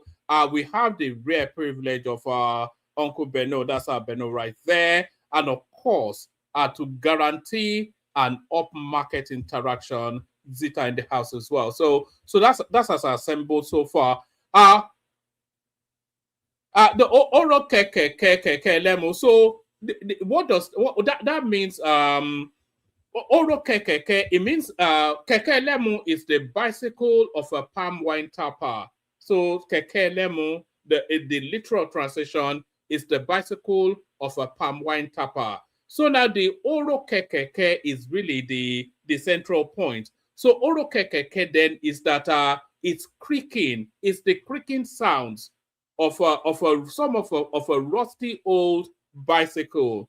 Do you know that sound? A bicycle that is old and it needs oiling, the way it creaks. So that's what that is telling you. Oro keke lemu. So that is to tell you then that creaking sound is a familiar sound to that community. So when they hear the creaking sound of the keke lemu, the bicycle of the palm wine tapper, then Baba Sule knows it's time for him to get his wallet out. Oro keke lemu, not rowing keke at all. Beno, you're up first. So Beno, your president is saying your first lady is the best thing since sliced bread. How beautiful, Beno. You be in the building. It's a vibe today. Oh, you be. I'm singing your song now. Okay. You know, Beno is almost certainly joining us from work, so. Hello, sir. I was singing your song. You'll be in the building. Oh, Uncle man, why you won't laugh me now? One day I will catch up with you, man. A professionally, a well put together structure. But I was saying, your president is telling you that your first lady is the best thing since sliced bread. What are you making then of the generous words of the orange man and the pastor? One man. Everybody, Uncle Ola, good evening, sir. Everybody, good evening. One man. We all know that you can't take that man's words to anywhere. Even you can't use his words to go to toilet in a public gas station. They won't open toilet door for you. He's just saying whatever I want to say. There's nothing in that one. We all know that you can't rely on his words. So I really have nothing to say about that. I would have preferred Jagaba himself is the one who went to visit him, not Madam Remi Tinubu. So I really don't see anything about that. It's just an empty talk. Tomorrow, that's still not going to stop him from blasting the administration again. So Trump is Trump anyway. There's nothing to it. By the time the $9 million they pay run out, he will begin to turn up his rhetorics again. Right now, he's a businessman. He's just appreciating Nigeria for at least bringing $9 million into the U.S. economy. That's just my take on that one, sir. Hello, sir. Can you hear me? Yeah, we cannot hear you. But does it not run contrary to the guns are blazing? It was guns are blazing once upon a time now, and it's now hugs and kisses from guns and blazes or even it's now Guns and Roses now, isn't it? From Guns and One Blazing man, to you are mixing two things together. to Hugs and what am I mixing? You are mixing two That's what things I'm together. saying now. He's just trying to at least pamper Nigerians for giving his country There are $9 million. two There is different nothing things. there. Maybe you guys can take his word seriously, but those of us who live with him, we know there is nothing in his word. His word doesn't carry any significance when it comes to any other country besides United States. So You know things say the generous words go pain the obedience more.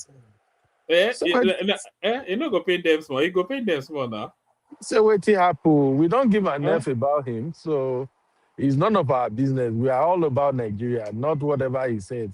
That whatever he said doesn't ring a bell as far as I'm concerned. So Oh, that's oh, just my take on that one, sir. all right, let me take you to Nigeria then. Can you unravel the mystery then around this electronic transmission or not of results? So I'm still unclear as to exactly what the position is. We are now stuck between the meaning of transfer and transmission. Well, actually, woman, the bone of contention there is not about transmission or however the Senate are trying to spin it. It's about that clause. Is INEC or do INEC have any alternative? Can INEC decide to transmit results in real time, or they have the liberty to just go about the result anyhow they deem it fit? That is the bone of contention. We all know Mahmoud. He did a fantastic job in every other election prior to the presidential election in 2023. All results were transmitted, and it was everybody applauded him for doing a wonderful, wonderful job. But as soon as he got to the presidential election, all of a sudden the server is not working. All of a sudden they cannot collate any results until after all the result has been handwritten. That's what we demanded. Give us a free and fair election.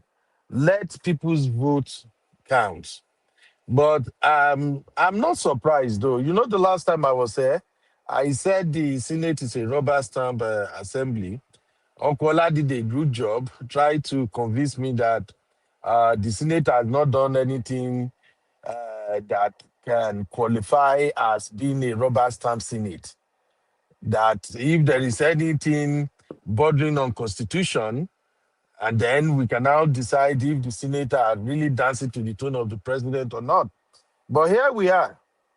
The same Akpabio, who happens to be Askisa, president's boy, you saw the way he was rambling. He had no clue what he's going to say. All he has to do is, let me figure a way to please my principal, the man who made me Senate president. So for me, the election is done and dusted already. I actually came in to congratulate the APC and the President Tinubu supporters for the successful 2027 election, because as far as I'm concerned, as soon as the Senate came out and started peddling this nonsense, I knew the election is over. In fact, I don't know if you saw my show today. My show today was all about appealing to Peter Obi to just go and sit somewhere, to not waste his money or his Thank resources. you, Uncle There Benu. is From no your lips straight competition, to there is the no ears of God. opposition. The APC has finalized how they are going to go about the whole thing.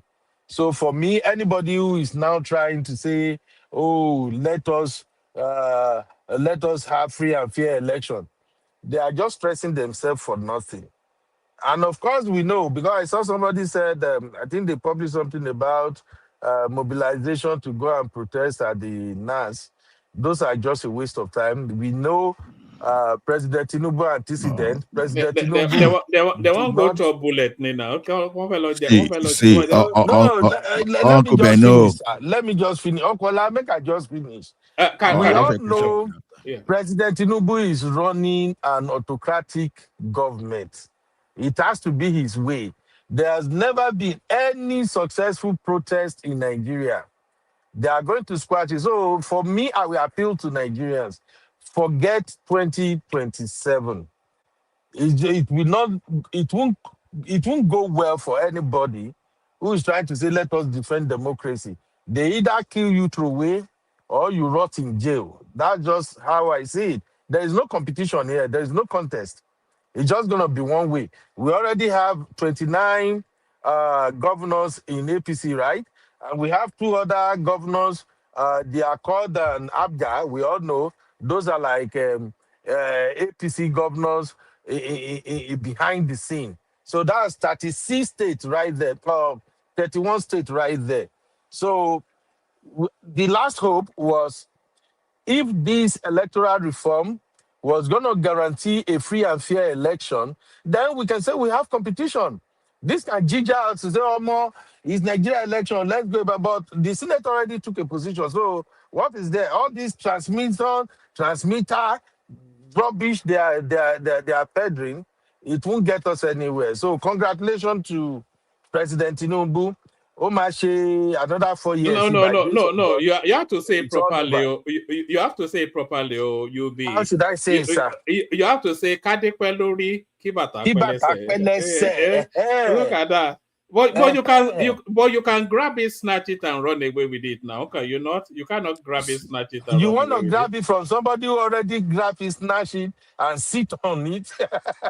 Look at Beno. You guys have your ready-made excuse now. An election that you stood no chance. Now you are going to hide behind some narrative. A lot of people don't even actually. A lot of people don't actually even understand what just transpired in the Senate. They want electronic transmission of results in real time. Can you imagine that? How is that possible in real time in Nigeria? Do they even do that in America in real time? Instantaneously is real time now.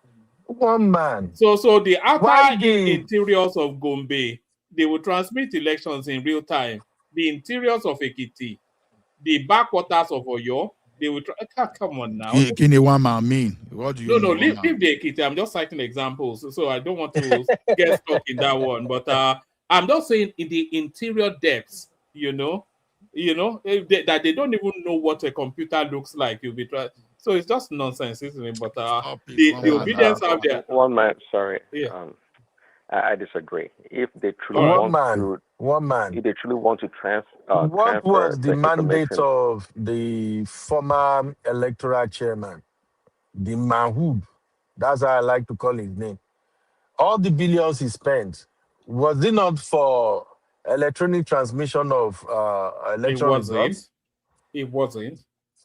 Don't we have, when he conducted all the prior elections before the presidential election, were the results not transmitted?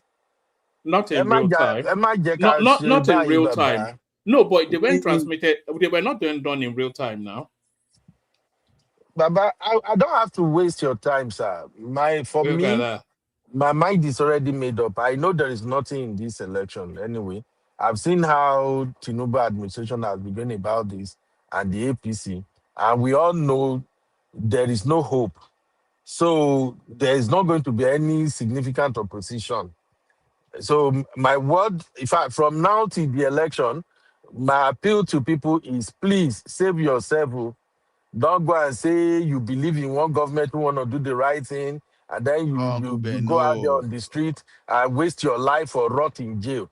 Just allow APC and his people, let them have their way. If we can survive the first 4 years, we will survive the other 4 years. At least by 2031, Tinubu administration will come to an end, and then the whole thing will go back to the north, and I will be here. I will see how my uncle, one man, will now begin to counter the northern president. That's just my take. Thank you, sir. Okay, no, don't run. Hold on, one man, no, because I don't want us to get. Ask him just one position. He will respond. I'll take him to one more topic. Then I'll move it around. So because I'm conscious that Uncle Beno, what we just did, instead of giving credit to Tinubu, you decided to water things down as if there's a criminal gang up of rigging that election. Instead of saying kudos to Tinubu for gaining popularity, for gaining confidence of the people, why the OB camp that you support really failed in be able to in the ability to marshal their program. So OB is a total failure. Let's just agree, and we should look for something that can really counter Tinubu. So that's what I was expecting from you. Thank you. All right, I have to agree with Dola. What guarantees Tinubu victory is really the lack of opposition, credible opposition. The Peter Obi thing has run out of steam now. Would he still be doing China next year again, or it's just hello? Yes, yeah, we're with you. Did you hear what Ola put to you? Yes, I think UB is at work, so there's an element of that. Are you still with us, UB, or we move the mic around a bit? It keeps muting and unmuting. That's to tell you that it's under the attention of work. So it's under the attention of work. All right. You be stay with us. We'll come back to you momentarily. Let's take the conversation in the direction of Zita. Ola, I know you're there, so you know you're a co-host. So I always take that to do a bit of editorial fiat. Let's take it in the direction of Zita, see if she's ready. So, Zita, you were coming in on Uncle Beno then and telling us we had a misreading of Trump acknowledging Tinubu's wife. Did you see the clip, by the way? Did you see the clip? I did. Yes. One man. It's actually ridiculous for us to say that the president of the United States, his words should not be taken serious. Even if he decides to say 10 different things in 10 seconds, those 10 different things he said in 10 seconds, for everything he says should be taken seriously, period. Now, let me go back to Remi. When people speak, I listen to them carefully. Trump was not talking about Nigerian administration. He was not talking about Nigerian government. He was not talking about the baka he get with Nigeria and whether they're doing personal genocide or Christian genocide. That's not what he was talking about. He was just acknowledging a woman. Fortunately, the wife of the president of Nigeria, who he says has a lot of respect. He acknowledged that he's a pastor. And what they were doing is a Christian gathering. He recognized the woman. And me, for once, I've said it in this platform, I have so much respect. Even when they said the woman, they do buzzwords sometimes, I said, well, I just like her. She's, I used to tell people, sometime here, one man, I said something about family. When you are a public figure, what matters to people is your family. But most public figures don't know. That's why I told you if Tinubu's son decamp, it will make a lot of headlines. So for him to acknowledge the wife of the president of Nigeria and that she's a well-respected woman, yes, it is a plus for the president that he has a well-respected wife. It's a plus, but what he was saying has nothing to do with the beke or whatever he has with Nigerian government. So that's why I said there are two different things. Don't mumble them together. But for us sitting down here to say that what a president of the United States said should be trashed in the gutters, I wish you luck. But I want to advise everybody, even if a president of the United States decides to flip-flop 50 times in 1 second, please, for every flip, take it seriously. Period. That's my advice to you. But if you think you are not going to take it serious, It's but Zita, I don't get it. Do you not see the flattering, the flowery words, the respectful words of Trump to Remi Tinubu? Do not see it as a toying of the aggressive narrative that he has been pushing in Nigeria's direction.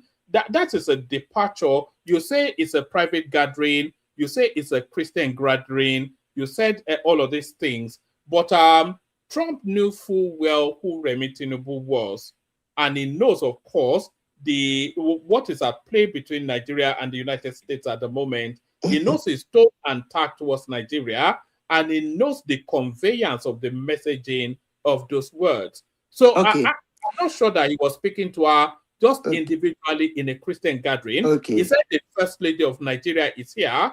He invited her to stand up and take a bow, and he informed them that she's a Christian, respectable woman, which runs contrary to the Christian genocide narrative that is being pushed in America. Okay, can you listen to me for 30 seconds, Zita? Let me play There was a politics. preamble to that speech. I have a full clip. Listen to me before you go ahead. He started by talking about the Christian genocide in Nigeria, how he bombed the place, and then now he's cooperating. They are working together in cooperation with Nigerian government and what before he zeroed on Remi Tinubu. I have the full clips. The comment he made send it to me, please. Send it to me, please. Yeah. Okay. I watched the thing. The comment he was making on Remi Tinubu has absolutely nothing to do with Nigerian government. But let me play politics.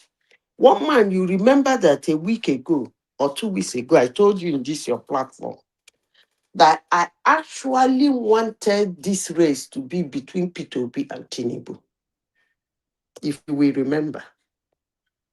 And I made a comment. Yes, you said that.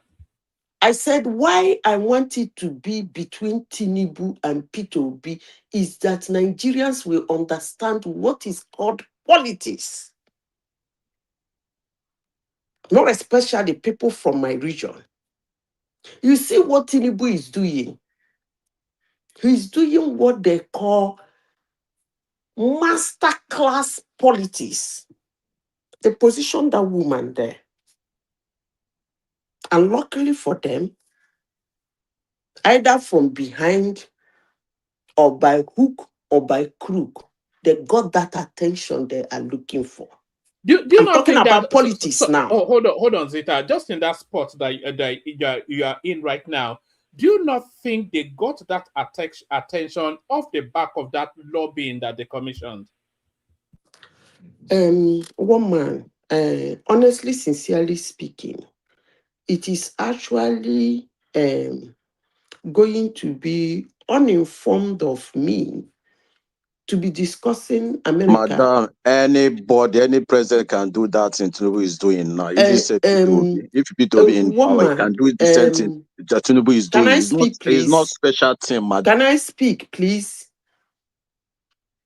One man is actually uninformed of me to be discussing America and their dealings with another country, and I will be mentioning lobbying.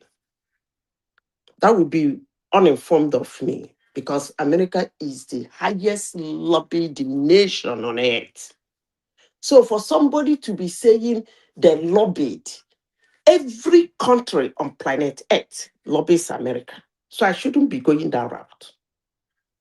I wouldn't be using the word lobbied because whether he's saying something about Nigeria or he's not saying something about Nigeria, Nigeria will still lobby them. Every country has a space, a quota to lobby America. So I don't even know why anybody is saying they lobbied, as if it's on this particular issue that Nigeria realized they have to lobby. I wouldn't go that way. But let me continue with what I'm saying. You see, this thing that just happened, either from behind or from front, they got that attention they needed. And that's why I said, I will like Tinubu and Obi to be the front runner on this election. so that you people will see. Nigerians have not really seen politics before. I don't think they have. That's why they talk the way they talk. They come here, they abuse somebody, they tell you that thing the person did is nothing, blah, blah, blah. But you keep losing an election. Now, one man, is it my turn? Can I move from this and go Nothing to like democracy in Yeah, it's your turn, Nigeria, so you can Okay, move. let me move Nothing to like electoral. Sorry. Patrick, I'm going to bring you up one last time. If you continue to disrupt the sessions, then I'm going to remove you permanently. You will never be let on this platform again. We've shown enough tolerance for, we've tried to accommodate you enough. Please behave. Sorry, carry on, Azita. So let me move on to the electoral jargon, pass electoral bill, don't pass electoral bill. Whatever was in place in 2023, somebody used it to win an election. Whatever was in place in 2019, somebody used it to win an election. So since 1999, whatever had been in place, people, including the old cargos that wants to come back to rule Nigeria, they have used the system of Nigeria, whether it's bad or good, to win an election. Now, why am I saying this? If you go into election in Nigeria and somebody wins you, the person wins you. You are a failure, you are a failure. There is no need to start running around like a headless chicken looking for excuses because he's in the field. You play your game, I play my game. Have you Tinubu was not in contested power when anything he in won that the country? election Well, have in you contested 2023. anything in that country? He was not in power. In 2019, in 2015, he was not in power. He did what he did. Somebody was in government. When he won the governor of Lagos State twice, somebody who don't like his gods was the president of Nigeria. He couldn't stop him from winning the governor of Lagos State. Even when the same man can stop other people from winning and even overthrow some people from their seat. So the important thing here is still that political game. You know it, you know it. You don't know it, you don't know it. So anybody trying to run around, talk about electoral reform and no electoral reform. By the way, Abaribe that is speaking, he has been using this his so-called How long has that guy been in the Senate, if I may ask? So what is all this drama all around? Pass rate time, wrong time and rate time of passing the electronic. What is all this noise all about? Is it the noise they are trying to make to demeaning and disrespect our institutions? That's still fine. But the important thing is that one man, listen to me, whatever it is that it's in place, if you know your onions, beat your opponent, period. That's all I can say. People come out from the blues and win an election. So no matter what is in place, if you think you are a superman and you have the grassroots to yourself and you are so much loved, win it. Period. And whereby you don't win it, all you've been saying is a small screen. I think I've done decisively with that point. I have one other issue I want to discuss when it comes to my turn. All right, carry on to that issue because you're direct and to the point. So there's a coherence. So carry on. I'll give us another 2-3 more minutes and then we're going to Baba. Yeah, that's what I'm saying. One man whatsoever. Look, you see, politics in his name is a dirty game. And I have said that this year on several occasions, no election that is not rigged. It depends on how it is being rigged. Like me, hate me, I don't care. But that's just the simple truth. You want to go rogue in your rigging? Mm-hmm. You want to be psychedelic in your rigging? Mm-hmm. You want to be civil in your rigging? Mm-hmm. But I can assure you that before you win an election, come on now, you got to win it, read it. You're gonna tell somebody what you're gonna do, you will never do. You're gonna tell somebody what you're gonna do that when you win an election, even when the person mentions it, you will tell him that worked well for the campaign.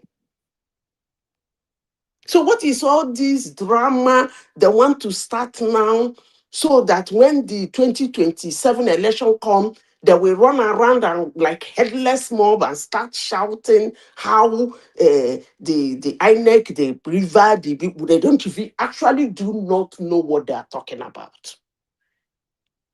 Because as I said before yesterday, you cannot go to court and win a case with a photocopy when somebody has the original. And whatsoever you print from a system is automatically a photocopy. The handwritten, hand-signed paper is the original. So whatever you print from the data or wherever you say you print it from, if it is different from what the handwritten copy is saying, you do not have a case in the court of law. Because the handwritten one is the original. So I don't know all this drama. I thought we should be discussing something better than talking about Abaribe. I think these people just speak for their, what do people call, for their crowd. I think that's what they do. They speak to entice their crowd. That's the only thing I will say. Just on that, Abaribe, do you think he's lost credibility somewhat by tying himself so firmly to the obedient narrative? Because once upon a time, Senator Abaribe was a respected voice in politics. And he was a neutral voice as well. He only spoke sense. But now he just seems to have gone full road with the obedient space. One man, I don't really think governors in this eastern region of Nigeria, their senators and their legislators, if I may use that word, I don't think I have respect for them. Honestly, sincerely speaking. More especially with the invention of Nnamdi Kanu. The way they handled it, they lost credibility, as long as I'm concerned. These people are in the Congress. If they so believe what Nnamdi Kanu is, and he deserves a second chance, none of them has ever raised their hands in the chambers to talk about Biafra, including that Abaribe, that they want Biafra, or they want something in regards to Biafra. But still, there will be a bell for Nnamdi Kanu. They will go to the president, either Buhari or whosoever is there, for Nnamdi Kanu. They will go to the prison to visit him. So you look at me, you think I will have credibility? Those kind of human beings have credibility where I am? Of course, no. They don't. So whether you think Abaribe has credibility before, he doesn't have it now, I never see him as somebody who even do have any before in the first place.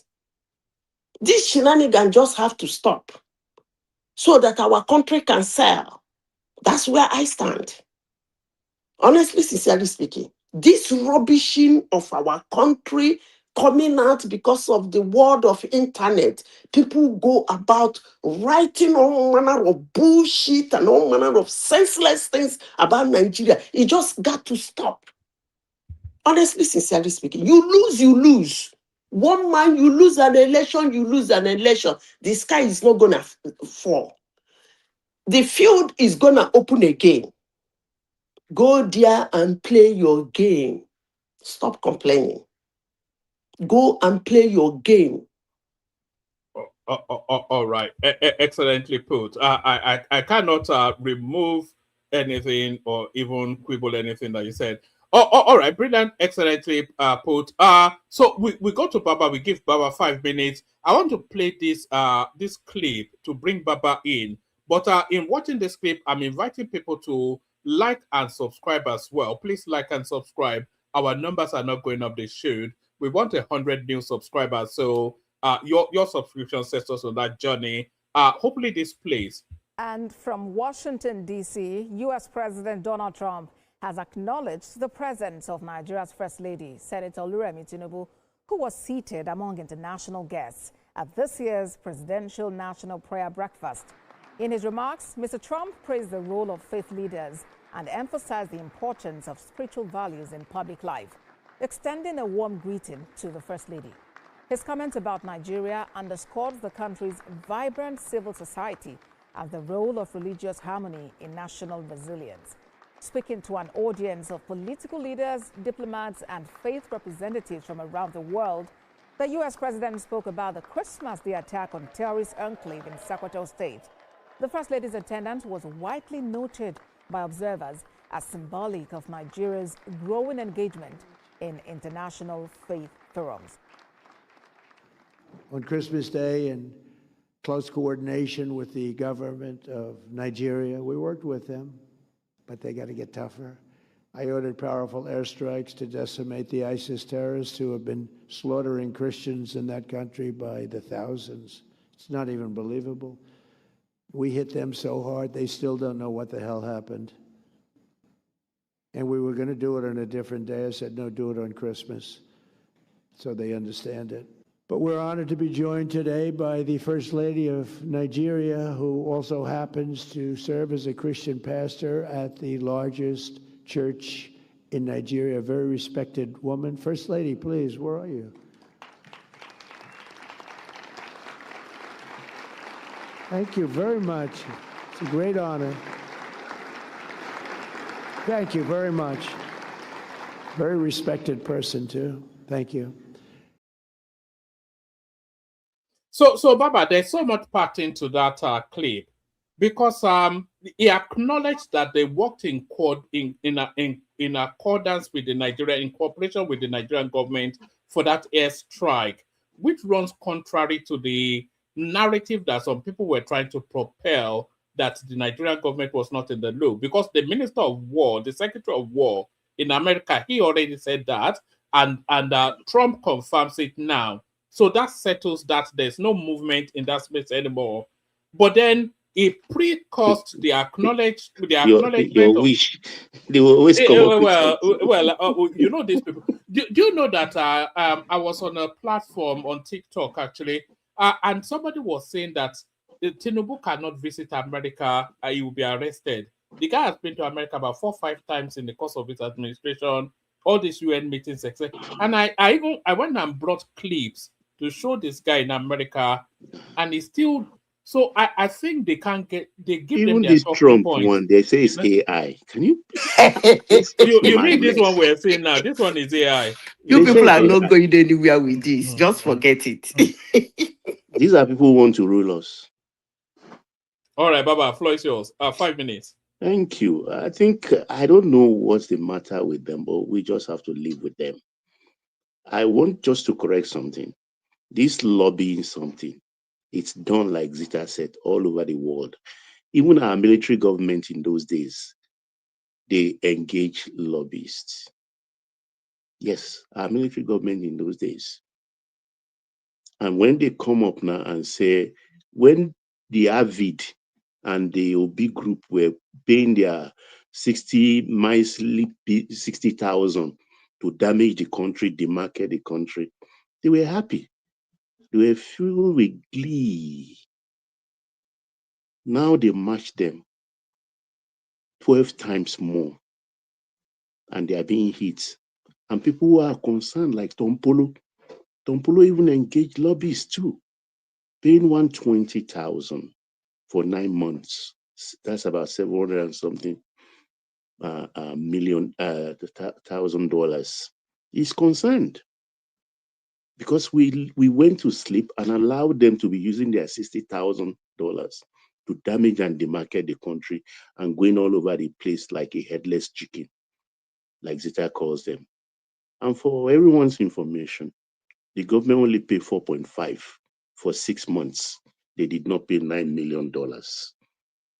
If it's working fine, they may be tempted to go for another 6 months and pay another 4.5. But as we speak, the government has expended only 4.5. And I think it's money well spent, because equipment we've paid before they started demarketing the country during Buhari's time, and the America refused to send those equipments and held on to our money. They're now sending all those equipments. So there is a working group now, and everything is working fine. They are not happy, so they can continue. They've met their match in a Tinubu. So we've coming to the election this thing. I had some people even suggesting, well, if there are no what is it, network, they can go and buy Starlink for every polling unit. And I was aghast. Buy Starlink for every polling unit? 177,000 of all the polling units at about $500 to $600 dollars each, with the mount, router, dish, and that comes up to about $90 million. These people are just cranky. They just open their mouth and say whatever they want to say. Disagreeability has become second nature to them. They don't know anything. But I'm glad they are learning. If they like, let them come out to Eagle Square and protest. They will be flogged back to their houses.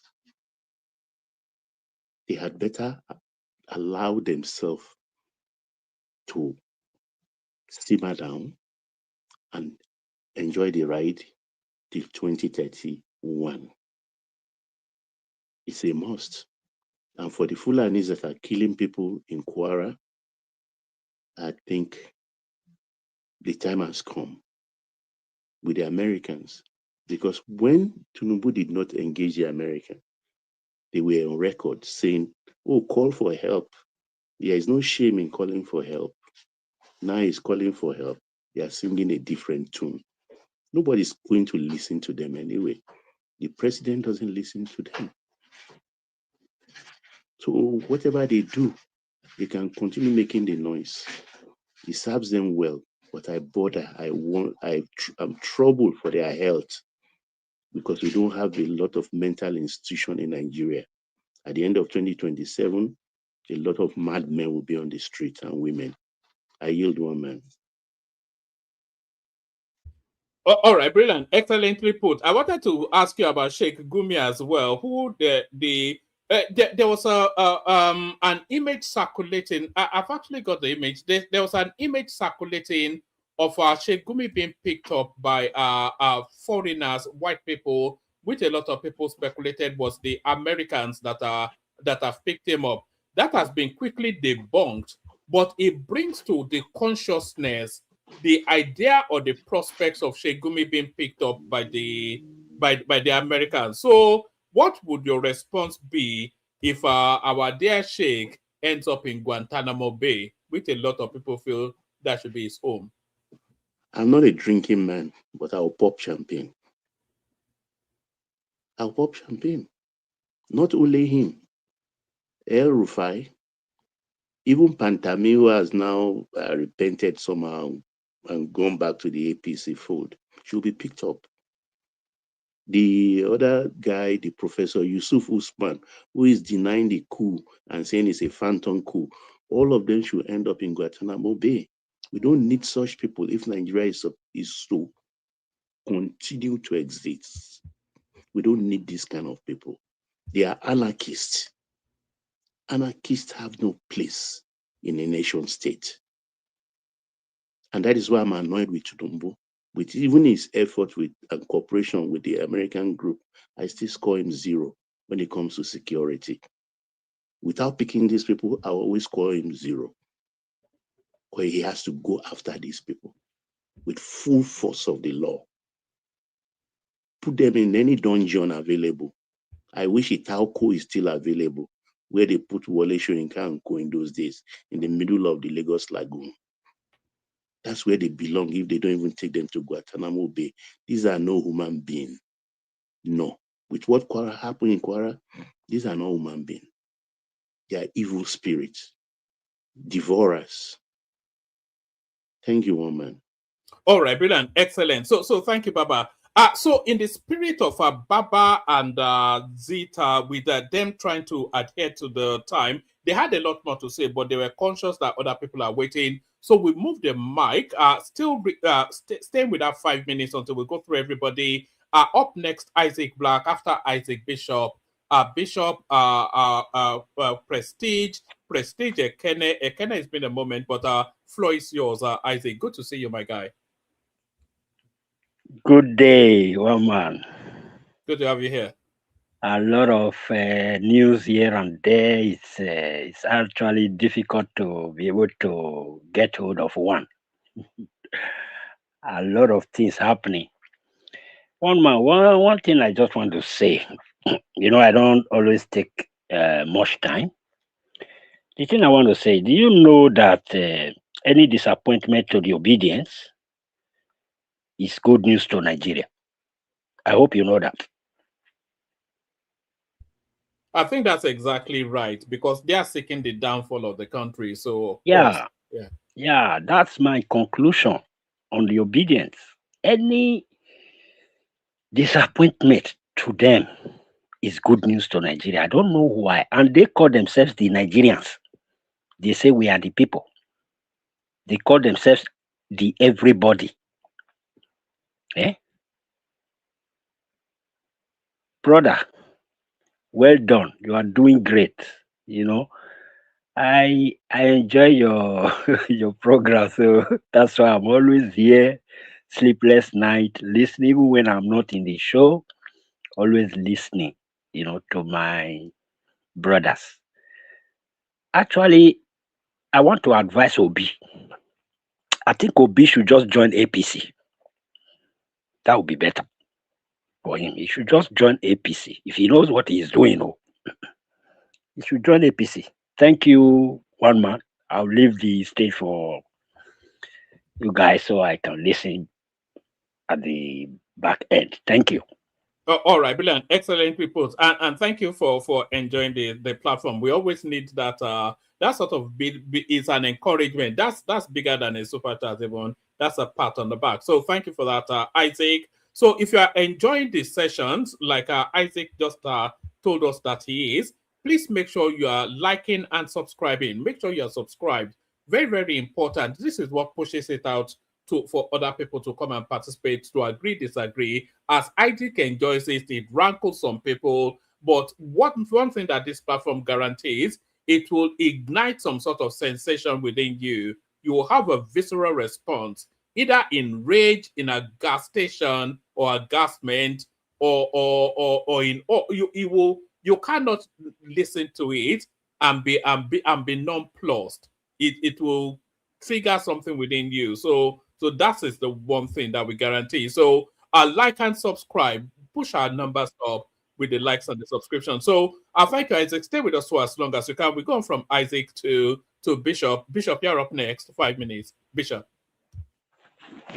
Good evening, everyone. Good evening, if you can hear me. Yes, we can hear you. Good evening to you.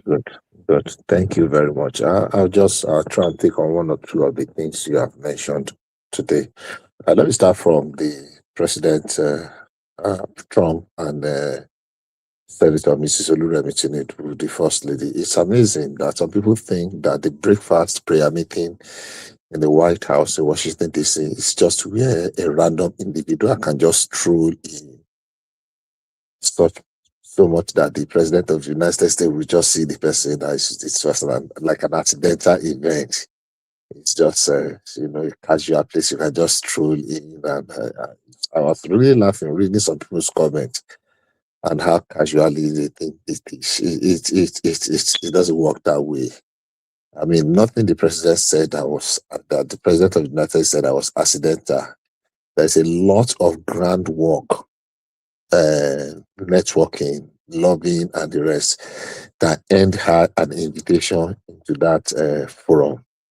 And there's a lot that has gone on beyond what we just saw in the surface. It's just a play out. A lot has gone in underground. And I will agree with Zita to say that anybody that takes this statement lightly, just thinking that it's just like an accident, like a flick, or how they call it, that person is a joker.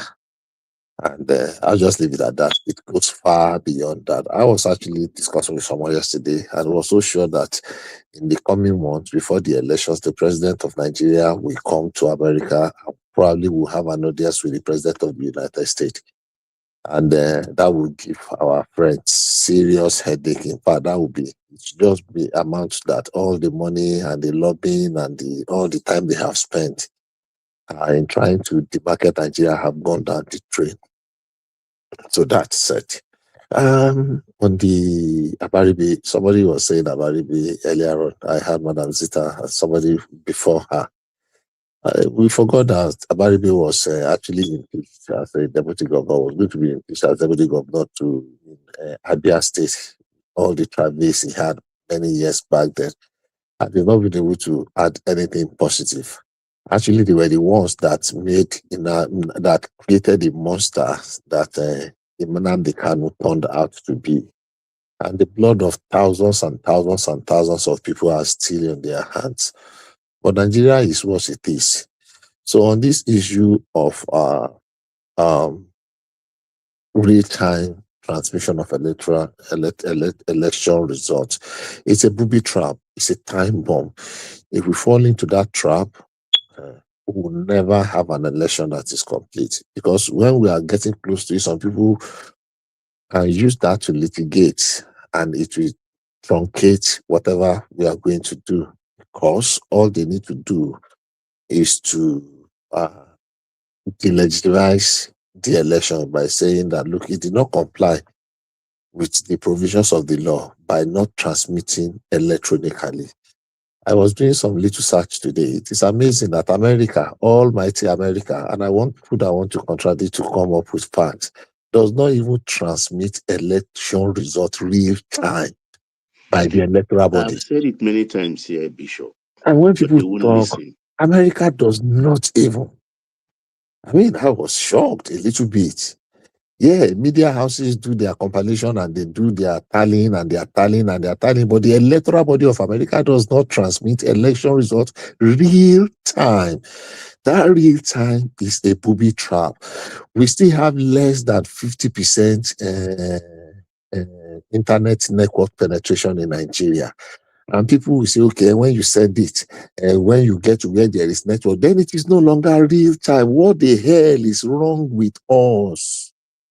We are making modest but very deliberate, serious progress. And people just want to truncate it because their favorite did not win an election. I'm waiting to see how it will play out. There is an adage, there's a saying in Yoruba that says, Orun yabo, the heaven is falling.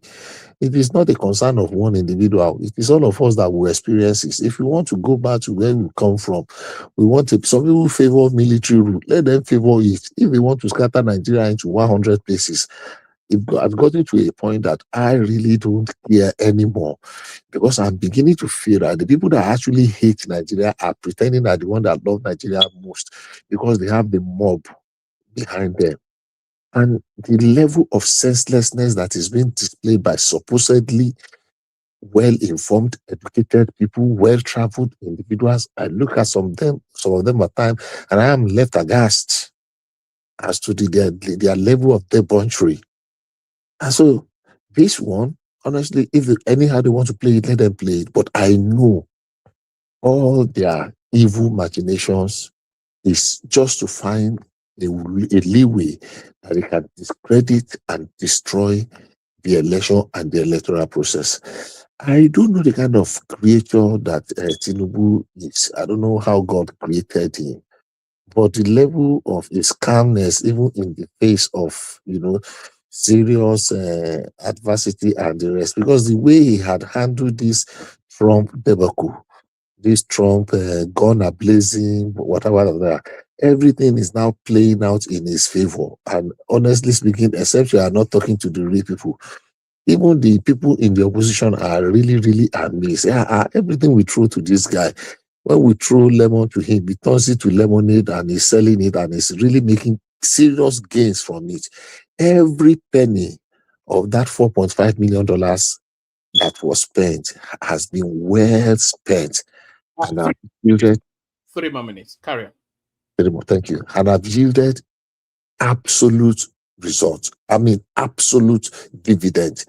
Every penny that was spent on that. So I say congratulations to Nigeria. On Gumi, look, there are certain things that should be done, but the timing is very crucial and important. I'm sorry, I will use another adage in Yoruba again that says, Adete ole fun wara but ole da wara nu. There are some people that, it is going to be a little bit too sensitive to want to pass on them now. It's going to turn the apple cart, how do they call it, spoil a lot of things. So if we can just manage them, like just easing the bull out of the China shop, it will be better we play it with wisdom, we play it smartly. Look, it is going to get to a point, if care is not taken, all the people in the opposition will just throw their hands in the air before the election and say, look, we are not going to participate, we boycott. Whether they boycott or they don't boycott, the election is going to go ahead, and a winner will emerge. They will continue doing what they have done in the past 3 years, maybe which they will do for the 4 years, continue to be a distraction. But it has not stopped Nigeria from making progress. It has slowed us down considerably in certain areas because we are dissipating energies in the wrong direction. But Nigeria keeps making progress, at least for real people that wants to see progress, that have been able to get beyond hatred and unnecessary bickering. And finally, on the unfortunate incidents of Kayama in Kwara State. It's very unfortunate. But something that is becoming very worrisome is the way and manner the media space in Nigeria, not just social media, even traditional media, they glamorize in the name of they want to pretend as if they are sympathizing and they are bitter. But you see, they glamorize, they want to seize every opportunity to disparage and discredit the military because as if it's a disgrace to the government. Yeah, it is. It's a thing of shame. But they are giving more fuel and energy and credit to these terrorists. The way they report, the way they glamorize it, even though they want to veil it, they want to pretend as if, the thing pains them, or they are, no, but the way they report it, because everything they do is an attempt to discredit the military. Oh, they did not do enough. Oh, they could have done this. Oh, they could have prevented it. If you know how many of these attacks are being prevented on a daily basis, maybe 1 out of 30 or 1 out of 40 attempted attacks are the one that really succeed. If all the ones they are planning succeed, honestly, Nigeria will be worse than Sudan. We are where we are. I just wish Nigerians will love Nigeria more. Everybody is always willing and ready to cast aspersion and throw stones at Nigeria, as if Nigeria is one kind of individual somewhere. It is we Nigerians that make up Nigeria. So any stone at Nigeria is directly at us. God will help us. God bless us. God bless the Federal Republic of Nigeria. Thank you for the opportunity, one man. I think I exhausted my 3 minutes. Oh, all right, brilliant, excellent. So that's Bishop, of course, one of the stalwarts of the platform. Thank you, Bishop. From Bishop, we're still rigid to the time. We knew him as Oba of San Diego, transmuted to man of prestige, now comparable facts. Prestige, you're up next. 5 minutes. Prestige. After all that build-up, you look at this guy. All right, Ekene, are you there? Ekene, it's been a moment. The Jagaban of Alaba Market. All right. What's going on? I'll start charging hotel fees. Or are people coming here to sleep? I'll start sending you invoice. All right. It's Ola there then. Ola's not spoken. So Ola, you take the floor. Can people still hear me even? Radio silence on a broadcast. What's going on? We can hear you. Can you hear me? Yeah, I can. Yeah. Oh, okay, yeah. We can hear you. Oh, all right. You take the floor because I think you had the floor, and then I think work pressured you into having to step away. No. I actually received a call from my wife. So, and I was on my mobile phone. I was talking again. I couldn't hear myself, so I know you break up. Actually, I don't really have much to say. I know over here on this platform, the majority are Tinubu people, and it's always difficult for somebody to come with a different opinion. And to be honest, since I've been on YouTube, this is the only platform where I've been insulted more than any other platform before. I've been to several platforms. You are always free to drop your opinion. We are just having conversation.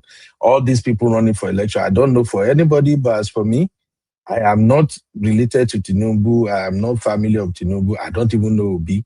I'm a Yoruba man from Ondo State. Obi is an Igbo man. I live in America. I don't have any interest in whoever become president or not. The only interest I have is I want a better country. I want a country where things are done the right way and where we have free and fair election and stuff like that. So sometimes when you think about the insult that they railed on people where we come to this platform, sometimes it's hard to relate. But you, one man, and of course, Uncle Ola, I've known you for a while now, and I respect you a lot. So I just feel like when there is politics, let me go and learn. But this attack, causing people out, I've never come here to throw shade at people, except for one time when one brother kind of really get under my skin. So I just wanted to let you know that, one man. All right. Hopefully, people, please stop abusing people. Or we can disagree without being disagreeable. But still on that space of disagree without being disagreeable, why do you think opinions are so divided on Tinubu? So I cannot accept that it's just tribal something. Because a lot of people actually see value in him, and a lot of people feel that he's devil incarnate. I'm not sure that there's any middle ground. People actually, some people just hate him completely, and some people love him totally. So why do you think there's that divide? And in terms of the pantheon, in terms of the governance we've had in Nigeria, where does he actually rate in terms of doing things for the people? Why this real hate for Tinubu? Woman, you don't really want me to go there. I don't want to offend people. Offend now? That's what we do. We offend people. That's what we do here. We offend people. I don't want to offend people. See, basically, from my point of view, I don't think people hate Tinubu. And I think, woman, you've heard me spoken severally. I think Okola have heard me speak about Tinubu several times. I'm actually learning from Tinubu. All this thing is doing to me is fun. Like, it's like me learning the game, how you play the game. If you want to be in charge, you want to take control, you want to go head to head with your enemy. I'm learning all of that from Tinubu, actually. I just don't like his political philosophy, especially when it comes to competition. I don't like how Tinubu have that personality of like do whatever means, bribe, spend money, do everything. That's just what me I don't like. Basically, if you take that out of the equation, I think Tinubu, so far so good. He has done a better job in terms of a president who really has a good brain on his head. Forget the age. The way he operates, a lot of the younger folks in their 50s and maybe early 60s, they can't operate like Tinubu. So I'm not in that gang of people who just say, oh, I hate Tinubu. No, this is politics. For me, I believe that when you have opposition in politics, the people who will benefit the most are those in the grassroots. But when you play the type of politics whereby you are ending up with a one-party state, you are ending up with people who sworn loyalty to this man who more or less like have everybody by the balls, that no opposition.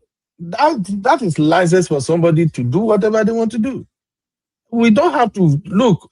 As a Yoruba person, I have a lot of elders here, and sometimes I have to watch my word, because literally, if you get to meet me one-on-one, I'm a very respectful person, and I don't want to say things that will make us look bad. What Tinubu is doing right now, if we want to be fair, we want to be honest, the way Baba is playing his game right now, if an Hausa man is the person playing this game right now, trust me, the vast majority of Yorubas will go after that person. We will go after that person. It's just because now it's Tinubu, it's our person. So let's just agree with everything. Ooh, when Buhari was there, we're not speaking up. What is wrong is wrong. That just means, so one man, to answer your question, the people who have that attitude of pure hatred for Tinubu, maybe those who are clamoring for Biafra, and if we want to go that route, Tinubu is not the only one they have issue with. They have issue with Yoruba generally. I'm sorry, let's just call it out. There are some people that, so far you are Yoruba, is a problem. I work with a lot of Igbo brothers and sisters right here in the US. And sometimes when, I remember then when they were demolishing some houses in Lagos, many of my Igbo friends and even sisters, brothers here, they see me, they talk to me and they'll be like, Ben, Yoruba, wait when they do no good though. Yoruba, when I do this. Then I will tell them like, listen, do you even know the difference between Yorubas? What is happening in Lagos. I'm from Ondo State, but you put all of us in the same basket.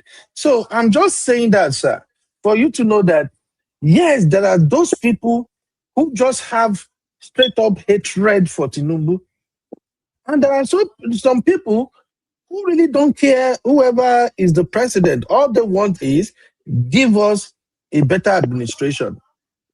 Give us dividends of democracy. Fight corruption. Give us security. Let people be safe. That's what some people are after. And that's why it phases me. Sometimes when we call out some of these ineffectiveness of Tinubu administration, Tinubu supporters just come after you. You are obedient. You are this, you are that, you are that. And I'll be like, well, 2031 is almost here. Tinubu, the administration will come to an end. Like this particular video today now, I've already copied the link. I go and save it in my archive already. So that after 2031, when someone else is there and the person starts misbehaving, I will be here, you will be here, everybody will be here. I can pull this video back and say, woman, I thought everybody say what Tinubu did. This thing is perfect. So, woman, I'm sorry. I am not against Tinubu. I respect him. He's doing a fantastic job. But that does not mean we should close our eyes to the excesses he's parading. That's all. Let me ask you. Do you think Tinubu is governing that country for the overall good of the country, or is governing it for particular interest, or is just sitting in that office just for personal aggrandizement, just to say I'm president? Do you think is working for the people, working for vested interest, or just useless, just throwing Agbada claiming to be president? Now, woman, this is where I'm going to be a little bit different. When you say working for the people, you have to define it. When you say the people, are you talking about the poor, low class, the grassroots? Are you talking about the middle class, or are you talking about the oligarch, the elite? Yeah, so you have to differentiate it. Yes, I'm talking about the spectrum of society. So everybody gets a little bit of improvement in their lives, either in the, if not in the short term, in the medium term, or the journey that is embarked upon is to improve the quality of life of Nigerians right across the board. Do you think that's the journey it's embarked upon, or is just a confused old man claiming to be president? No, he's doing a good job. Let's give him the credit where it's due.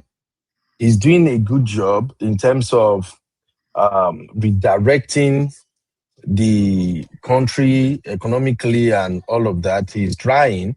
But when it comes to the poor masses, I'm sorry, I will rate him 0. But when you talk about people who run businesses, when you talk about bringing Nigeria back to international recognition, I think he's trying. And when it comes to managing all the challenges and everything thrown at him so far, I think he's trying. But when it comes to the less privileged, I'm sorry, woman. Tinubu score 0. Anybody will want verse. I'm sorry. It is how I see it. Uncle no verse. That's just the way me I see it. We called you earlier. We were waiting for I you. was going to speak now, but when our guests come, I can't override him. So he's waiting for you to bow out so that he will take over. No, Beno is a member of the team, or he's not a guest. Beno is family. So if you can give me 4 minutes. We're also waiting to hear from Prestige and Ekene. If we don't hear from them in 5 minutes, we have to charge them hotel bills because they cannot come and sleep. Then we have to see it as a hotel and invoice them with a bill. But Ola, you wanted to interact with Beno. Yeah, you see. Please, so other people are on the panel. Please, Okola, I don't want it to look like I'm taking people's time. Please. I know. You know what usually happens, Beno, is once everybody has spoken, we just start. It's just gisting now. So he will talk to you, talk to everybody. Everybody talks. It's just Ola carry on. You know, my mandate is to convert you to Baptist. So that's why you see I like speaking whenever you speak. so the thing is this. My fear, truly, I share the same fear for that 2031 as you, because the problem we have today is that we don't have politicians. We just have some people that see politics as alternatives to failure in their private or public career. So that's the way I see those people in politics today. You know, now I see Tinubu as one of those old wines that knows how to play the real politics, because while growing up, you see, when you see a UPN state, you will know that this UPN state, they needed not tell you, because you will see uniformity. Today, how many APC countries state do we have? You can never see uniformity. You can never. Different policies that there's no policy consolidation, they just do anyhow. And one of the things that when you see people now jumping on Tinubu, it simply means that we've lost political awareness, because the point is this: people forget that their local government is a level of government, their state is a level of government, and people forget about that. Everybody Abuja. See, the way I say this is, whether you are from Hausa, Fulani, Yoruba, or Igbo, once your focus is on Abuja, then you have another agenda that is not necessarily meant for the country. So my expectation from Tinubu is to make sure that when you are going, you should restructure the country to the point that even whosoever we've been in Abuja, if you are causing your wahala there, it should not affect my own region. If you want to be in the same room and the same bed with terrorists, good for you, as I have a way to fight them off from my region. If you want to make your people become illiterate, you don't want them to go to school, restrict that madness to your region, as long as that thing will not affect my region. You see, the reason we are going to everybody is shouting Tinubu today is just because people don't know what politics is. People are not aware that your state government should even be more powerful than the president in terms of social welfare of the citizen. You understand? You don't expect the federal government to come and give you pipe-borne water. You don't expect your federal government to come and grade the road to your farm. You don't expect the federal government to go and take care of your normally primary health care, all those health centers, and all those sanitary, inspectorate, everything.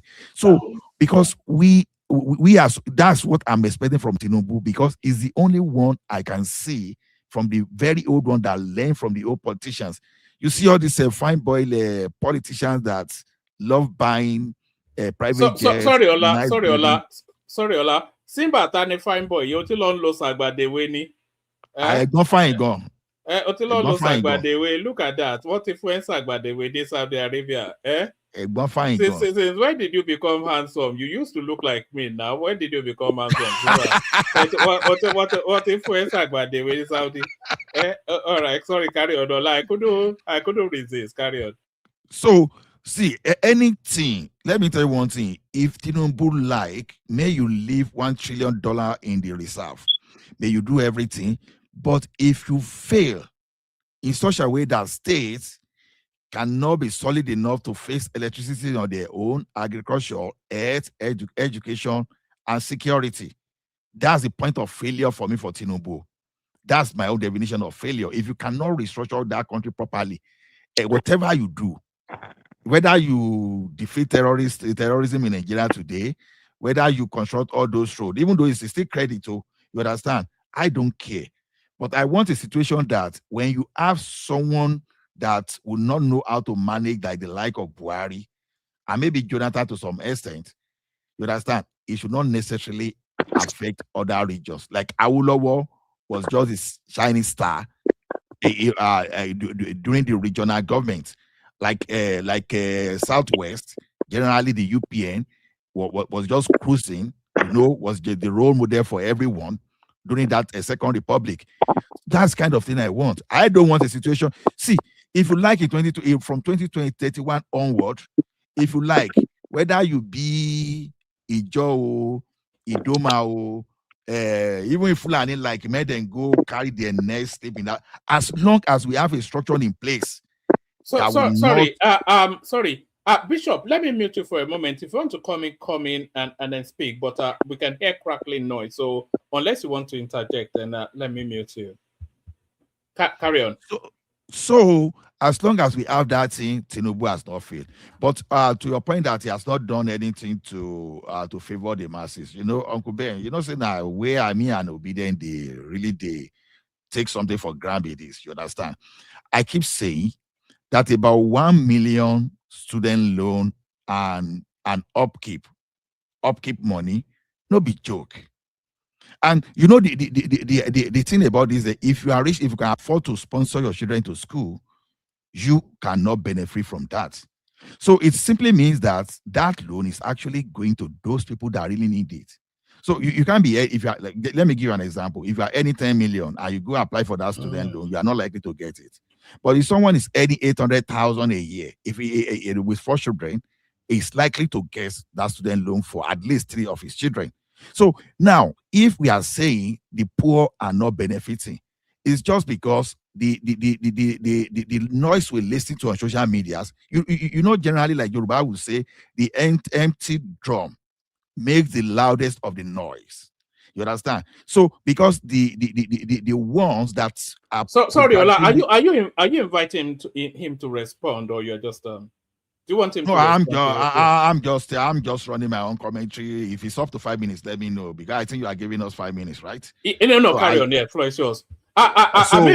Sorry, Ola may bail in a moment. Of course, you are the after hour guy. You've got Prestige who's still not spoken.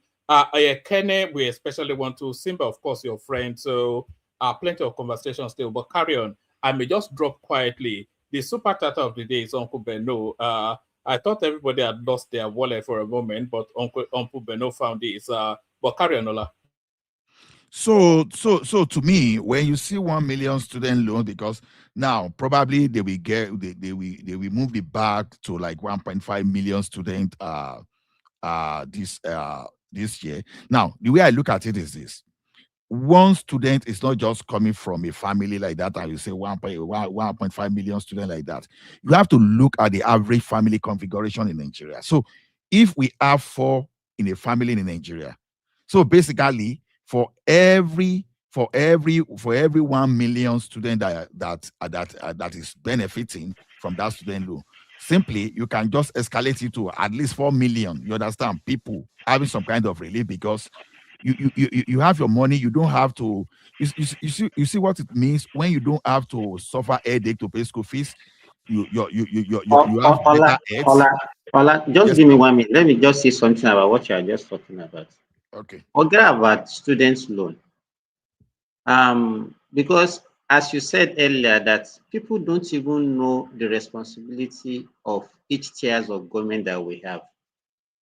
You are talking about common man. Let me even tell you how even federal government can even affect common man. One of them is what you are talking about now. Do you know that even the cheapest of nursery school in Nigeria, I'm talking about nursery school, pay more than Nigerian public universities? Go and fact check me. An average tuition fee in public university in Nigeria, I'm talking about federal university, it's about 30,000 naira. So, and that's why what baffles me when Nigeria comes here and say, what have they benefited? Tell me one country where university education is as cheap as that. The last time I was in Nigeria, I went to my roadside vulcanizer to check my tire. And the guy just said, "Oh, God, just give me 1 minute. I want to buy petrol there." And he just went to the opposite filling station and he bought the little petrol he wanted to buy. The question I asked him, I said, "You people that you are complaining that the petrol is expensive." I asked him, I said, "When the petrol was being sold for 200 naira, can you do that?" He said that that they will go and keep for 3 days, 4 days. That he has to buy and keep. But now he can just, that one alone has really affected a lot of little businesses that the common man are doing in So Nigeria. 4 years being 4 years. You understand? If you spend 3 days queuing for petrol and you get it for 200 naira, is that the cost? Is that the real cost of that petrol? That you cannot work for 3 days and you would just go and buy, let's say 20 liters or 30 liters of petrol. And now you can get it for 700 naira and you just walk in there and do your business. And then Nigeria will say, no, he has done nothing. There's nothing that has affected common man. I don't even know the kind of country that we are looking for to get even for Nigerians. I think Nigerian masses are actually the problem of that country. you know, Nigerian masses is where I don't, Simba, I beg to somehow disagree with you that the Nigerian masses are the problem. Actually, what is happening, not only in Nigeria, all over the world today, is actually the media that is the problem. The media, they are actually doing a very good job feeding humans with a lot of garbage. Simba, you don't have a clue the damage the media is doing on humans. You don't have a clue. If somebody listening to the media will come to say that what a president of the United States is saying should be trashed in the gutters, that is how far the media has gone. Zita, you like trouble. Even if that man I wanted to say it too. even if that man flip-flops 1 million times in a second, for each spine, take it serious. Because you don't know what is going to happen.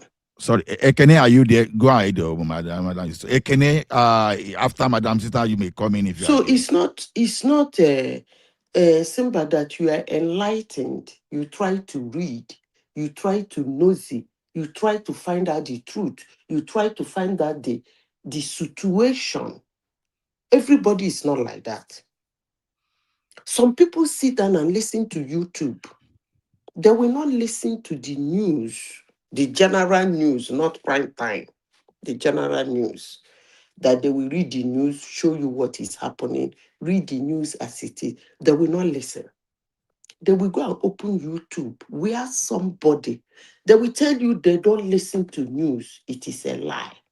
They will now go to the YouTube and subscribe to somebody, 1, 2, 3, 4 people, who will still go and listen to that news they said they don't want to listen to. And now sit down in their YouTube corner to start spreading garbage. Some of them don't do even as far as cutting the videos, joining it, cutting it, joining it.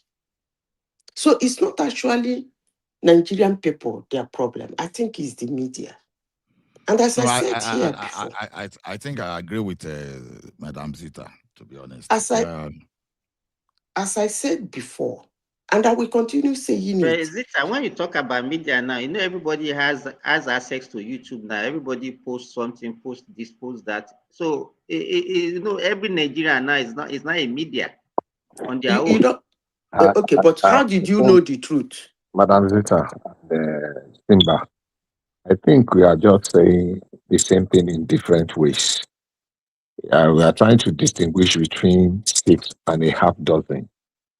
People that relish in consuming, in quotes now, garbage, fake news, misinformation and disinformation, they are not different from people that enjoy dishing it out exactly, because they know that is what they want to hear. I mean, when people say there is no press freedom in Nigeria, I laugh.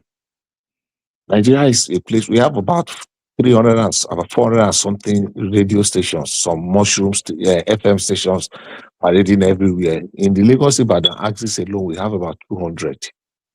You know, between Lagos Ibadan and Ogun, all manner of radio stations, and we have some barely educated illiterates that are on-air personalities that they just can just make people laugh, and they will be just be picking.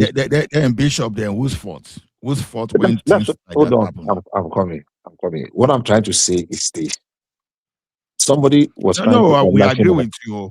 Yeah, we agree with you that it's media. Siba was, whose problem now? Siba was, okay, I'll get to that. Siba was trying to tell us that, look, our entitlement mentality is out of this world.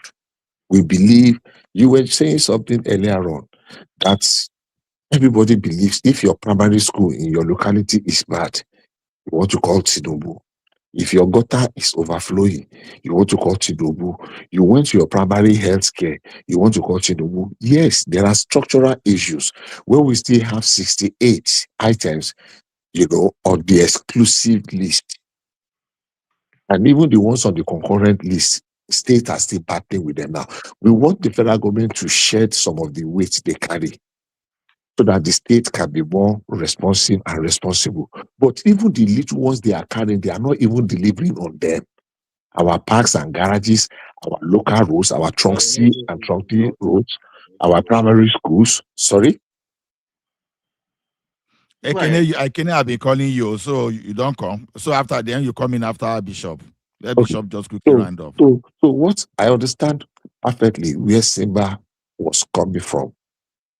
And I understand what Madam Zita was trying to say too. There is a convergence of those two. And if we are very critical and objective, the problem with us in Nigeria is that objectivity is a very, very, very rare commodity now, because we are too emotional, we are too sentimental. It is the direction we want to see things. And a lot of things help us in shaping things in the way we want to see them, because you have already conditioned your mind. Yes, somebody like the gentleman that spoke earlier on did not want to admit that he hates Tinubu, but he said you hate his politics. I was going to interject and ask him what exactly, he's making Nigeria one party. There is freedom of association. If people have come and tell us how he's coercing them, how he's blackmailing them, how he's forcing them. But if he's playing politics, and the politics that he's playing is making many people to gravitate towards him, then you cannot fault him for that. You can't blame him for playing the game of politics, because show what we are talking about is politics. So politics requires politicking, and politicking requires win. You said you wanted to win disciples. Was that Ola that said that? He's doing what is necessary, in as much as what you are doing is within the confines or within the law. You are not working outside the law. You are not blackmailing people. You are not threatening them. You are not cajoling them. You are not, but you are winning them based on you are able to convince them. Then how is it criminal? How is that wrong? No, If you make Bishop, I Bishop, didn't say that. So, no, you know when Simba Ijo, can we just allow Ekene to make his own this thing because it's in Nigeria, so that we that we are here, we can go back. So if Bishop can just round up like in 30 seconds, so that so Ekene can. let's continue. But what our Nigeria no for. I mean, ọ̀gbẹ́ Nàìjíríà lẹ́wà ẹ̀mí fìgbà jọ ní àmì North America ni o.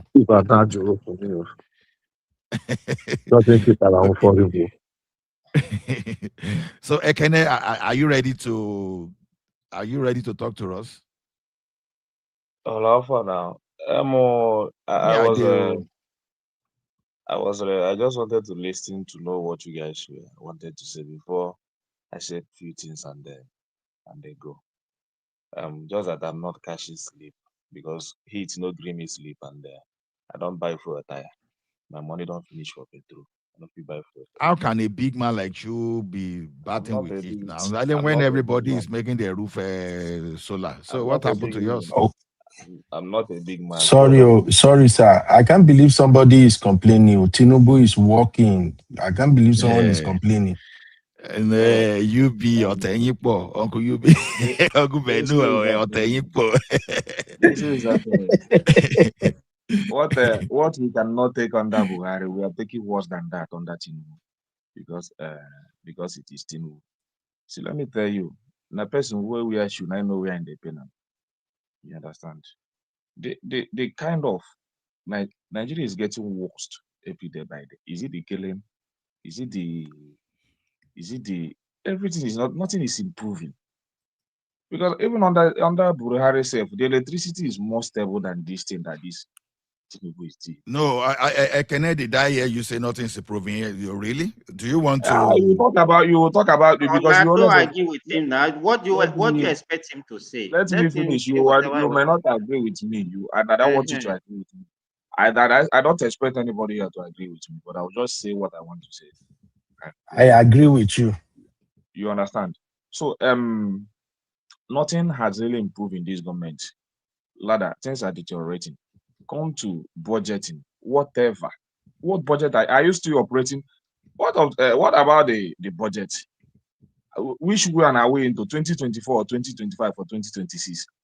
Everything is just upside down. It's just politics how to win the next election. Nothing to know. You cannot even know where the direction of this government is heading to. And whenever you come here, you say Tinubu do this. You cannot praise. Look at the killing that is happening in Kwara State as of today and yesterday.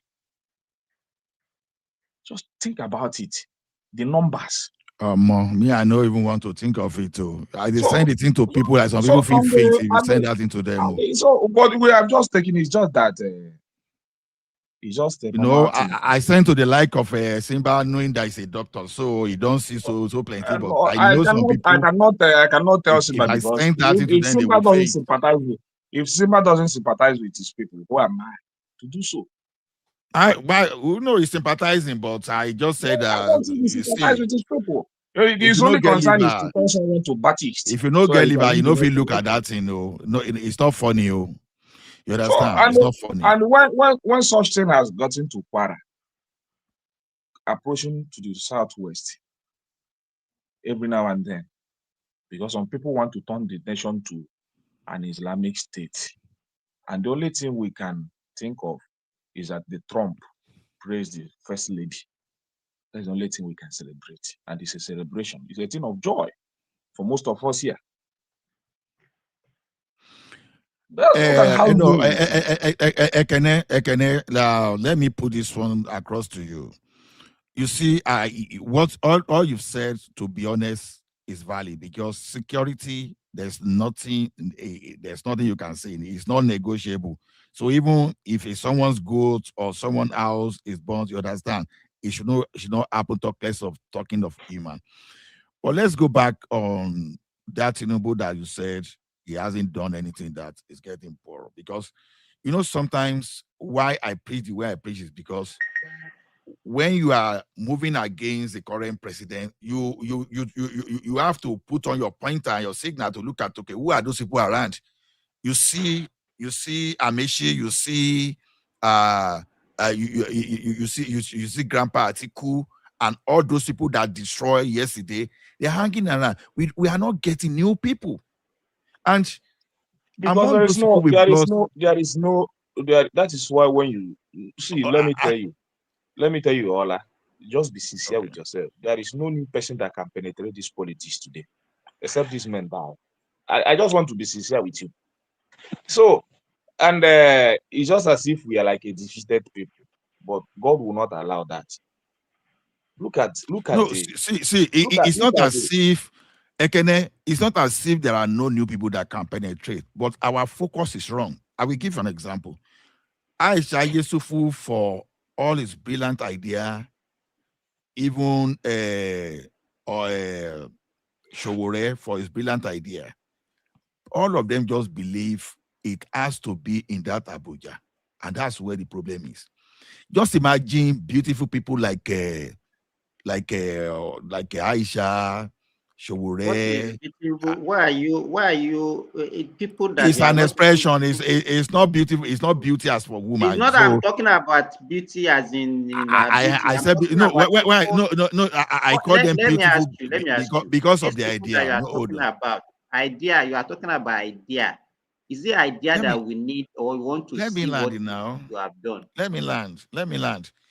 In the Second Republic, we used to even see colonel, brigadier, that will be fighting to become the chairperson of the local government.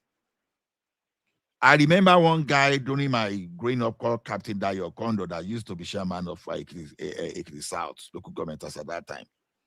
But today, someone that has not even been the class captain of his class, you understand, want to become the president of the country because everybody, when I go to that place, I will even do better than God that created the entire universe. That's all they are promising. Do you have an example? Do you have an example in mind? I think you're trying to insult the prince. Let me just finish with. Okay, go ahead. You like trouble. I don't want to fight anybody, but the point is still remains that for a fact, what these people are doing is, anyway, you just want to shift the blame to the governors, and it's still okay. The governors are not improving, but they're all majority of them are all APC, and they're still okay. I think we hear you. Okay. You're saying today you are not Buhari's fan today, right? No, it's not as if I'm a Buhari fan. Considering what is happening today, you can say that what you did not tolerate under Buhari, you are tolerating it more under Tinubu. Like what? Like give an example. Like what? Like even see, let me tell you, let me for the past 2 weeks, there's no electricity here. I'm not lying. Maybe there are other places you might have, but let me be brutal with you. Let me be brutal with you. You are not going to get constant electricity in the next 8 years. You may not like it. I don't know. Hold on. You will know where I'm telling you. You understand? Even telecom, even when all those GSM started, you understand? We didn't get stable telecom until around 2008. I wish you understand. This is why you are not going to get it. And Tinubu is putting why you will get it in the future in place. See, for us to have electricity, okay, look at it this way. Do you know minimum megawatt we even need in Nigeria for us to even start the conversation? We need at least nothing less than 60,000. But does it take 1,000 years to get at least 2,000 or add the megawatts? He has more constant electricity in his village. Didn't you see that? No. He said it. I think I believe him. I'm talking about Lagos. Ekene, you are not going to get constant electricity in 8 years. You may not like it, but I have to be brutal with you. Let me tell you something. You see, we failed over time to address the proper policy and structure. And this is why I say people that are not appreciating Tinubu, you have to appreciate that, because the blockage, all those fraudulent exclusive lists, Tinubu is beginning to demolish all those stuff now. So it's going to take time for the investor to gather and do the right thing. And you know, they are still paying subsidy to all these crooks that hijack the disco and Genko. You understand? But they made sure that they left that transmission to the federal government. We all know that. Even looking at that structure, you know that this thing is not going to work, because that's transmission there. But now they are just removing all those obstacles. So you can come from Abia now and decide that, okay, city of Abia electricity, you do everything, you transmit, you generate, you transmit and distribute. That's what we have now. And when you have all those now, it's going to take time for investors to start gathering themselves, to start doing feasibility study. Okay, now they want to look at what is going to happen in the next 2 years. Okay, will Tinubu be there? Will there be policy somersault? It is only maybe after 2 years they are convinced. That is when they start moving their billions of dollars to go and invest in your country. Investor will not come today and rush to Nigeria and say, okay, I want to go and invest. Okay, They have to look at stability. Okay, Well, so if yes, that is so what you're saying, consumers are by feelings. The price of gas goes up, they complain. There's no electricity, they complain. They don't have time for all this detailed analysis of why we don't have a constant electricity. So I understand where Kenneth is coming from. It's what we see is what we go with. I mean, nobody has that time to go into what the government is not doing right or not. It's like, you know, the price of gas is going up. That's what I care about today. Okay, Prince Daddy. Ola, let me say this. Do you know that Go this ahead, is go 4 ahead, years? This is 4 years already. You are still telling me these stories that you started telling me when this government took over. Well, it's well. I'm not against Tinubu. If you say it's going to take him, are you to sure? when, You say you are not against Tinubu, you are for yes, I'm not against him. Since Ola says that everything is the man is doing is okay. Since he said it's going to take him the next 4 years, maybe to fix the electricity, or 8 years, or even let me after tell you, Ekene, let it be like that. if you are expecting electricity to be fixed in Nigeria the way it is now, you are joking. Let me tell you, other people we are criticized for not doing it, but Tinubu on his own, everybody will be mad. Everybody is mad. Let me say this: everybody is mad to expect Tinubu to give us electricity, but under Buhari, under good luck, under Obasanjo, they did not do well to give us electricity. So Tinubu now, I for one, I never criticize Buhari. This kind of hypocrisy is in the highest order. You have to understand. I for one, I never criticize Buhari. What I've said here over and over is that electricity should be moved out of the exclusive list. If you've been listening to me for the past 5 years, I've always been consistent. That's what Oshibanjo said the other time in 2014, that they are going to supply electricity off the grid. I said that's the way to go. I was citing my experience as someone that look at the bad government that is existing in Nigeria today. Go to our major road. Just travel from Benin to Ore. Nothing is happening. So we don't have any government.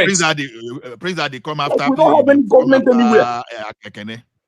Come after Ekene, Prince Daddy. Everything is just upside down. Travel from Benin to Ore. You cannot even drive your vehicle back here. Okay, see Ekene before you round up. Basically, Ekene, hold on now. Ekene, I know you are right to be angry. You understand? But you know what? If you ever notice, if you know this song, Ilu leo kosowo lode, ọkùnrin kígbe, obìnrin kígbe. I believe that song was released before I was even born. To know that one. No, that song was recorded before I was born. And probably, if anybody was born during that time, maybe probably Bishop and the Baba, before when they released that song. You understand? Maybe I see Kojo. You understand? Because we are Simba, that should be very early 70, right? Hold on. Ekene, hold on. What I'm saying is this: Hardship, you understand? Hardship, you understand? Oh, there's no food, though. Food is expensive. We were born into it. Even as I speak to you in Canada today, people are still shouting that food is expensive. You are not Even going if it to is only have. food, let me tell you, like if it's only food, I will tell everybody to go and work for what they will eat. But I'm talking about the major things that the government are supposed. You know that I cannot build roads for myself. Many people cannot build roads for themselves. Many people in this country cannot But they use are constructing the road. Which construction? Which road are you constructing? Hold on. Lagos, Calabar, Coastal Road. Lagos, Calabar. Which road Lagos, are you? We are talking about major road that have been existing. That is so all the focus now is there. Then other major transport in this country should just die. Hold on, Baba. They are doing the existing road. Maybe now won't be on the if all those our own southwest zone that some people are cutting the road where they are using to do the concrete. The road to his own place now, even from Benin to Asaba, is not under construction. Which Benin to Asaba is under construction? Just be there, just be there. I don't even know what to tell you guys. Maybe I think there's not pictures on this because you don't even recognize the propaganda of this government because you love them because they are your people. If you understand the propaganda of this government, hold on. Some you will of not us even say this thing you are saying. What you will just need to do, because you say you come back to what you just need, drive your vehicle. Hold on now. Drive your vehicle to no. Ekene, hold on. It's simplistic to say this propaganda. I have Google Art Studio and I have Google Art. See, all those things are free. You are encouraged to download. When someone lies to you, go on your Google Art Studio, and fly to all those areas. You will see whether they are telling you lies. See, it is easier. Sorry, give me 1 minute. When Ekene is shouting, Ekene, if you have your phone there, just go on YouTube. Check, you will see so many people. I don't need my phone to tell me anything. I just need the now travel. Let me tell you, all the vehicle traveling to east now. All the vehicle traveling to east now go through Benin. Inside Benin, nobody use the major road again. They use inside Benin. And that's the route we pass, traveling for December. So if you enter Benin, so you will not get to Asaba before you get to Onitsha. Okay, no, I'm just telling you the route. I'm just telling you the route we are. Many vehicles are operating today. Many vehicles are using Benin inside. Okay. I have the data here. See, Ekene, this is the problem that we don't know. Currently, there are over 220 federal road, bridges, and infrastructure projects ongoing.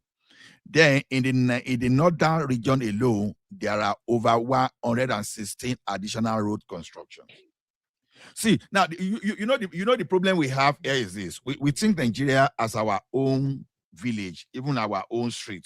That everything. So when it's not happening on your street, that means it's not happening everywhere. Whereas many of these things are going 420 plus federal road only ongoing. You understand? And many of these roads are concrete. They include the old road. At least we know the one they are doing in the southwest. That some road are cutting the road. They are cutting the road away. So see, it's good for us to show our grievances where the government actually goes wrong. Not when we start saying the truth and we start mixing it up with things. Like I told you, if you are talking of electricity, you have every right to be angry about electricity. If I were to live in Nigeria today, I tell you, I would be going to Nigeria with my solar. Even after a while I was in Nigeria, I was using 2 inverter. Despite the fact that lights was relatively better in Oregon that time. You understand? I was using inverter. You cannot even compare inverter where you are using your electricity. Those things are just manageable, just to manage life. So no, I understand, because inverter that time was for me to, when lights went to off, have fun. I won't even know.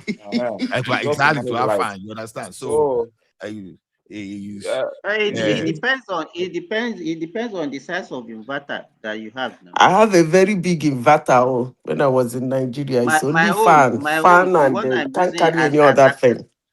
as we are talking, the Simba, one I'm using.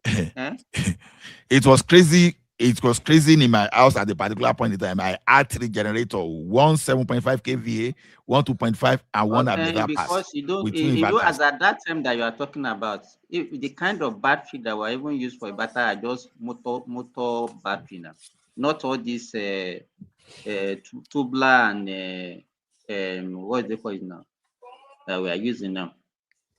You know, so In fact, anyway, I you know, say have me a na lot correct of one that they use anyway. a lot of my colleagues now, they are even off grid. They don't even use NEPA again at all. So it Yes, depends on. my friend that works with MTN, at least he uses inverter and solar with his own inverter, everything. So you don't even know whether you don't even know whether the guy is using electricity.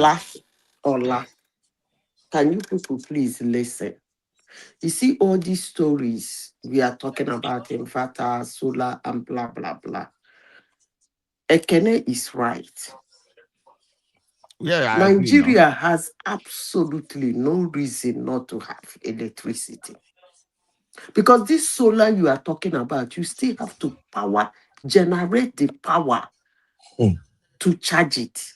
Come on now. Come Madam on. AI. You can Madam AI. hold on. If you have, don't cut me short, please.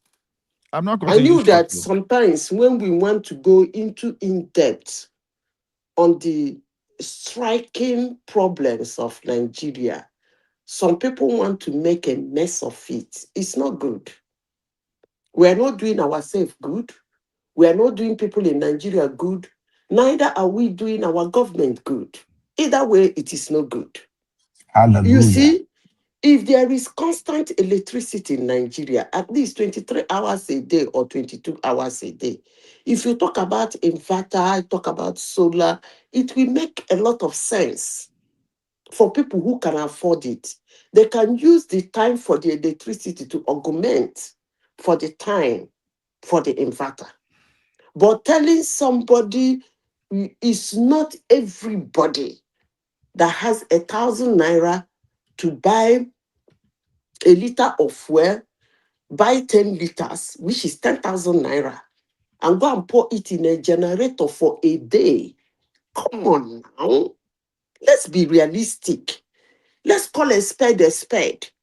Where it is hotting, let's say it is hotting in this area, and let's hammer it. Madam, it's only Please, let me that. finish. No, wait, Ola, let me say this. Zita, we are not saying that we don't have problem. You understand? But you know, the problem that we have in Nigeria is we politicize all our problem. Okay, go take for example, we know that insecurity that we are having now. I can bet you the rate at which we are having killing after the election, you will see that everything will die down. Why is it like that? So is it a self-inflicted insecurity that we are inflicting on ourselves in the name of politics? Okay, hold on. Let me come in there. Simba, it is actually wrong for you to say this. Okay. I just have to be very honest with you. It's actually wrong for you to say it. An incapacitated institution is an incapacitated institution. It doesn't really matter when you hit them or when you need them. Whether it is an electioneering period or it is not an electioneering period, if they are incapacitated, they are incapacitated. So there is no excuse whatsoever to say it is so much now because of politics. You are being very, very, very, that's quite dismissive of the mayhem happening in Nigeria. See, And I Madam will take Zita. exception to that. No, Madam Zita, Because that's not let it. me finish, please. People should not You cut me didn't short. listen to me. That's why you are talking this way now. No, we are not I'm dismissing it. addressing what Simba said. Please. It's actually been very dismissive. Because whether we are they are trying to politicize it, or they are not trying to politicize it. A weak institution is a weak institution. An infiltrated institution. Let me finish. Simba, I don't want us to shred this one so that Prince Daddy can come in. See, Madam Zita, this is what we You are want saying. to you want to cut it off? You want to shut it down? I'm not shutting it down. No. You want to shut it down? That's fine. If you want to shut it down, that's still fine. He said I'm not shutting it down because you were not here when I accepted this thing that you are talking about. See, I told Ekene, I said, if you think we can have even 40,000 megawatt of electricity in the next 8 years, you are deceiving yourself. Because do you know why? I have an idea to be conservative of what we need to generate 40,000 megawatts. Other countries that have it, they have two heads. Hold on, Ekene. See, sometimes we talk as other countries that have it, all those stuff. Okay, if I told you that for us to generate 60,000 megawatts of electricity, that we need $350 billion. Now, tell me how are you going to get $350 billion? What was the total direct Ola, last year? Ola, that thing you said is absolutely wrong. They argue with me now. I have experience of electricity industry. I will challenge you on that. Madam, Let me say this. Let me say this. Don't even try it. No, so I'm not, let me say this. No, based on what? There is one thing I noticed. When you are trying to hit a particular area that some people think you are going to tweet the politics, they keep attacking you and keep shutting you down. But you people know me. I am not that kind of person. I will still say what I want to say. Anyway, that thing you said is actually totally wrong. There are several ways Nigeria can give their citizens electricity without spending so much money. If they want to. You didn't listen to me. Because because if Madam Zita, Simba, hold on. And without making it 100 years you are talking about. If Madam, let me give you a typical example. Okay, go ahead. In River State, there is a place called Omoko. When I finish, don't ask me questions. Go and do your research because I'm not a professor. There's a place called Omoko and its environment. They have 24/7/365 electricity. How did it happen? It was Ajib. The field, the wells, the sites there were being over any. And what did they do? They did what they call multi-phase pumping. Multi-phase pump. Multi-phase pump is what you have to go and read about because I'm not a professor. So what did they do with the community? Leave this thing. If you touch it, the whole complete community will go ablaze. But as long as you leave it, you have your 24 hours, 365 electricity. Period. Now, let me make reference to the time of Obasanjo. Madam, let's just concentrate it to this so that Prince Daddy can come in. You want to cut it? You can cut it. When it gets to my turn again, I will still speak on it. Because what you are trying to do, what you are trying to do, you are trying to push a narrative that is absolutely wrong.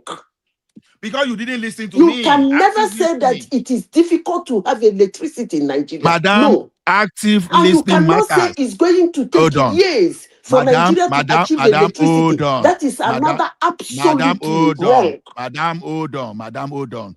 You understand? Me, I'm not a kid in that country too. You understand? I'm not a kid, and I work in that city. I work in those industry. At least I work in power industry for at least 7 years. Then I've seen what happened around the world. I've seen what they've even done in advanced countries like Canada. I've seen what India did. I see what China did. I know exactly what I'm talking about. So it's not as if I told you there are several ways. The way people talk, sometimes they think it's the federal government that will generate. I'm telling you that for us to even meet our infrastructure challenge, we have to bring foreign investor. I said how much foreign investment even came into Nigeria last year alone. Talk less, of raising about 350 billion to generate over 40,000 megawatts. That's what I said, because if you are expecting federal government to the generate, government cannot do what they should Allowed do that to. so that we can now analyze whatever methods. Prince Daddy, sorry, no, so that Madam Sita can come later, so that we can drive this one very well. Prince Daddy, if you are is there, not ready speak. to Otherwise, talk now. Okay, Prince Daddy is not ready to talk. Then let's Isaac Ojo talk, because Isaac has talked already. Okay, who is set to Uncle Nobody. Ola, can I give my own final take and leave, No, please? please, let's Zita. No, Simba, let him give a final take. He said he wants to give his final take. Let him give his final take. So that if Madam Zita is still on, I can wait, sir. No, I know, Madam Zita, no, Madam Zita, I've we are going to spoken, drive for 1 hour. we are just Give your final take. Back now. So, Uncle Ola, what Madam Zita is talking about. No, that is not even about that. I just wanted to push back on one argument you usually put forward whenever we spoke about the plight of the common man in Nigeria. And anytime I came here and I said, for me, I don't think Tinubu is doing enough for the common man, you always push back. And you're not the only one. I think a couple of brothers here, they also use the same pushback. And that is to throw this education fund in front of me all the time. No other argument. Anytime I say, hey, the people are suffering, I don't think Tinubu actually focus on the need of the poor masses. It's always, he give them education, net fund. They are borrowing the money, they are going to school. So, Uncle, I just have a question for you. Tax reform. People went home with a net money. Uncle, leave all those things. Uncle, we leave those things. Especially, we that we live in the diaspora, sometimes I think we are doing those living in Nigeria injustice. We live in a country where everything works. And when we see few things that the current government can do to make the life of the people better, if we point it out, it's always an attack from the supporters of the current administration. I'm not all about that. I've told you here before, my brother, I was once in the street just like everyone else. I had to literally sponsor myself through school from 12 years old. And I know what the majority of people are feeling right now.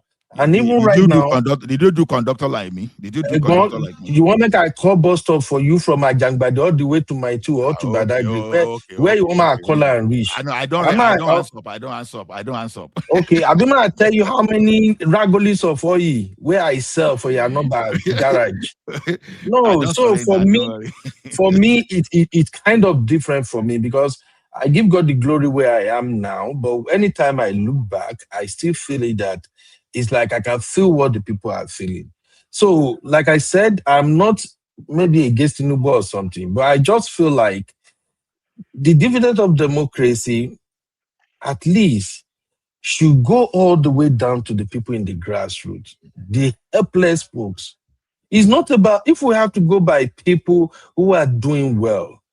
Tinubu, we will say he's doing great now. If I go to Nigeria right now, I don't need the government for anything, just like many people here. But how about the people who the kids are sick, they can't even get quality health care or something? So I have this question for you, Uncle Bello, before Ola. you go, before you conclude, whenever we are talking about what government can do, is it not good for us to say, okay, let us give advice on how it can be done rather than just mention, they have to come on? Because what you are saying that, okay, how do you want the federal government to affect the common man? What can they do for the common man? So that maybe some of them are listening to us, so they will know, instead of just mentioning common man are suffering. What do you want the federal government to do for the common man? Will you let me land my point first, sir? If you follow my narrative, I started by saying anytime I spoke about the common man on this platform, Uncle Ola and many of my senior brothers and sisters, they usually throw the net fund in front of me. Oh, net fund. No, I've added another one today now. I said net pay from the minimum, from the tax. At least the workers know. I've added one. Anyway, Uncle Ola, this is my question to you.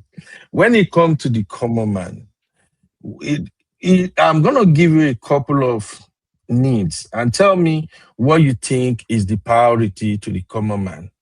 So don't give me Maslow. Food, Maslow not wait, theory. Let's do I'm practical. not, it's around that area. That means you already know that you are defending the administration the wrong way, sir. Because I just want to ask you, food, shelter, employment, healthcare, and education. What do you think is more important to common man in Nigeria? Food, shelter, healthcare, employment, education. Okay. So why do you now choose? Because even the way I said it out here, food, shelter, employment, healthcare is more important to the people than the education we are throwing on our faces. Is it not? No. I said it. Even the I said education it the Allah is last talking. time. Even the education Allah is talking. Any day I will have chance, I will debate him on this. This is nail form. This camp. Please. This camp. I said it the last time, Mokola, and the conversation stretched. In fact, they cost me tired self. Like I said, this is the only place where I get abused most time when I come around, but it will not take my love away for the platform. So, Uncle Ola, as a common man in Nigeria, even how many people want their children to go and borrow money to go to school? You just mentioned food, shelter. Okay, what do you want them to do about shelter? What do you want to do about food? Sir, do you live in Nigeria? Hello, Simba. He's not even talking about free education. He's talking Mr. about Simba, do you live in Nigeria? Borrow money that you will not even get work to pay the money back after okay. Okay. Let me respond to Uncle Benno if you don't mind. No. Ola, don't shift. He's asking me a question whether I live in Nigeria. I ask, do you live in Nigeria or you live abroad, sir? He has businesses in Nigeria. No. Just let me ask him. I just relocated to Saudi Arabia, so I live in Nigeria before. Okay. I live in Nigeria until 2022. Sir, if you say you just relocated to Saudi Arabia, then you really don't understand what I'm talking about here. Because you have money. You have money. Poor people don't relocate to Saudi Arabia. What do you mean by I have money? Has that one answered the question I asked you that? Okay, if you what that is the answer to your question, sir. The answer to your question, I just give it to you. If you can relocate, if you live in Nigeria and you have the ability to relocate from Nigeria to Saudi Arabia, you don't fall into the category of the people I'm talking about. That is not the answer. You said government should. That is my own answer to you. Okay, based on what you asked me. Uncle Benno. Yes, sir. You know why I say you should not quote me Maslow hierarchy. You see, it's easier to say than done. Now we ask you. We take Maslow outside the context. Okay, when we say food and shelter, it is not expected that government will start doing hands out. Okay, poor people, come and take food today. No. The thing is this, you have to train people on how to become the fisherman, not you don't give them fish. So that is why education is to resolve poverty. And when we talk of education is not necessarily mean that you have to go to university. Or Uncle, don't do this, please. Uncle, hold on now. No, I know exactly what I'm saying. Education thing on my face, sir. Education do not solve the question you're supposed to ask him. The question you're supposed to ask him: how many number of Nigerians are getting the education first before you even talk about this education? Because even as I'm telling you, we have more out of school children under this government. Let me tell you something. Many local governments are closed down today because of insecurity. They cannot go to school. Hold on. Is it the loan you are giving to people that they don't know what to how to pay it back? You don't know anything about net funds. Don't even go there. But let me tell you what is net fund? Those things are scam. Whenever you are talking to me, I can prove it to you. Hold on. Whenever you talk about the primary students today that cannot access education because of insecurity, that's what you talk about. Okay. Not the net fund. Okay, I hear you. Those are the basic education you should be talking about. One topic at a time. Don't just do. Don't bring up things that doesn't exist. As if we in Nigeria don't know what is happening. When we are talking of this thing, you understand? You are not talking to Prince Daddy. You are talking to Ola A. I know I'm talking to Ola. The only Southeastern I hear. You are talking to me. You understand? You are not solving any problem. No, you are not the only starter. I'm not solving any problem, but I'm trying to bring it to your face. I'm giving you what is happening today. That we have more close school. The major This same Ekene that is shouting here, wait, did not see anything wrong in the IPOB that is preventing children to go to school in the Southeast. The same way you cannot even talk about more than people that are being killed in your state today. You cannot even open mouth to talk about it because you are very ashamed to say it. You don't even have mouth to. At least I comment on my people. I comment on the iPod. Question about it. I say my opinion. You say opinion raising voice. Because of your hypocrisy. Hold on. You raising voice it's not getting at me. I wanted to know. Just let us calm down. Let us educate But by the way, Ola, why are we not discussing that killing in by people in Para State? No, Madam Sita, I just want these people to go. We are still coming back to power and this pie now. We still get this session now. I want this body people like Ekene to just do their own angle so that we that get the after hours we come back to our own. Even a German we see will also coming. So Ekene, let me tell you this thing. Why I told you that you are not talking to Prince Daddy, you understand? I use this my hand to clear farm, to clear bush. I use my hand to make ridges. I use my hand to plant to plant yam, cassava, and all those things back then. You understand? You don't talk all this thing when you are talking to me. You understand? Despite the fact that my parents were civil servants, we did farming even more than the core farmers. So don't come here and start telling me as if you are talking to one body person. I'm a wrong person to talk to when it comes to that. You understand? Like I was telling you the other time that even when I lost job, the first thing I picked was Uber. Yeah, you understand? And they sent car to someone in Nigeria. Car was 6 million. He sold that one. It was too big to drive Uber. And that kind of person will be telling you that the country is hard. So let's talk of the solution and let's just face the reality. See, as I speak to you, I have many cousins, you understand, that are in Lagos, in Ibadan, looking for a job. And these are the people that we grew up together, that they knew how we're going to farm and doing all those stuff. Even, I'm not saying that's what you should do, but sometimes you need to survive for you to be able to build your career. You have to get that thing. If you are saying insecurity is a major problem that is not allowing people to go to farm, me, I understand. Because when we say people think electricity is about everything, no, electricity is good for small scale business. But where there's no electricity, there's always the alternative. You understand? If we are going to complain about electricity today, banks will not operate, telecom company will not operate, Dangote will not start anything in that country. There'll be no business in Nigeria because we'll be giving excuses about electricity and electricity alone. That does not mean that we cannot get cheaper alternative to electricity. But as we're speaking, you understand, you need education for you to even know what we are doing. Bible says people perish because they lack knowledge. So even if the scripture can be emphasizing, you understand, the importance of knowledge.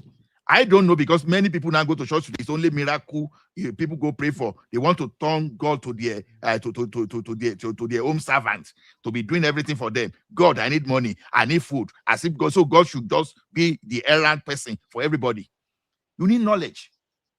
So when you are saying education is rubbish, then I don't even know what to say. I don't even know what to say. Education is rubbish. I'm not saying education is rubbish. Nobody said Ola. You can just let me tell you something, Ola. Let me tell you something. Let me respond to you a little bit. Nobody say I'm an advocate of education, especially basic education. But the point I'm trying to tell you is what you are relying on. No phone. But I'm telling you that even the education you are trying to say or praise, we have more out of school children today than what we used to have. The numbers are there. How is that one negate? So you cannot say you are doing anything about education. Why under your watch we are having more out of school children? That is what I'm trying to tell you. That's the point. So they should cancel it. So what are you improving on? Where are you improving on the education when you're having more out of school children? Okay, let me hear Uncle Beno. You know, say Uncle Beno doesn't know how to bully in his way. So Uncle Beno, you were going to say something. And please, Daddy, you became quiet. I don't know why. Thank you, Uncle Ola. So Uncle Ola, please, I just wanted to plead with you. Don't use NEP fund to defend the government lack of, can I say, lack of provision for for creating enabling environment for the common man to thrive. Please, NEP fund, yes, we applaud it, but NEP fund is far, far, far away from the problem confronting the people right now.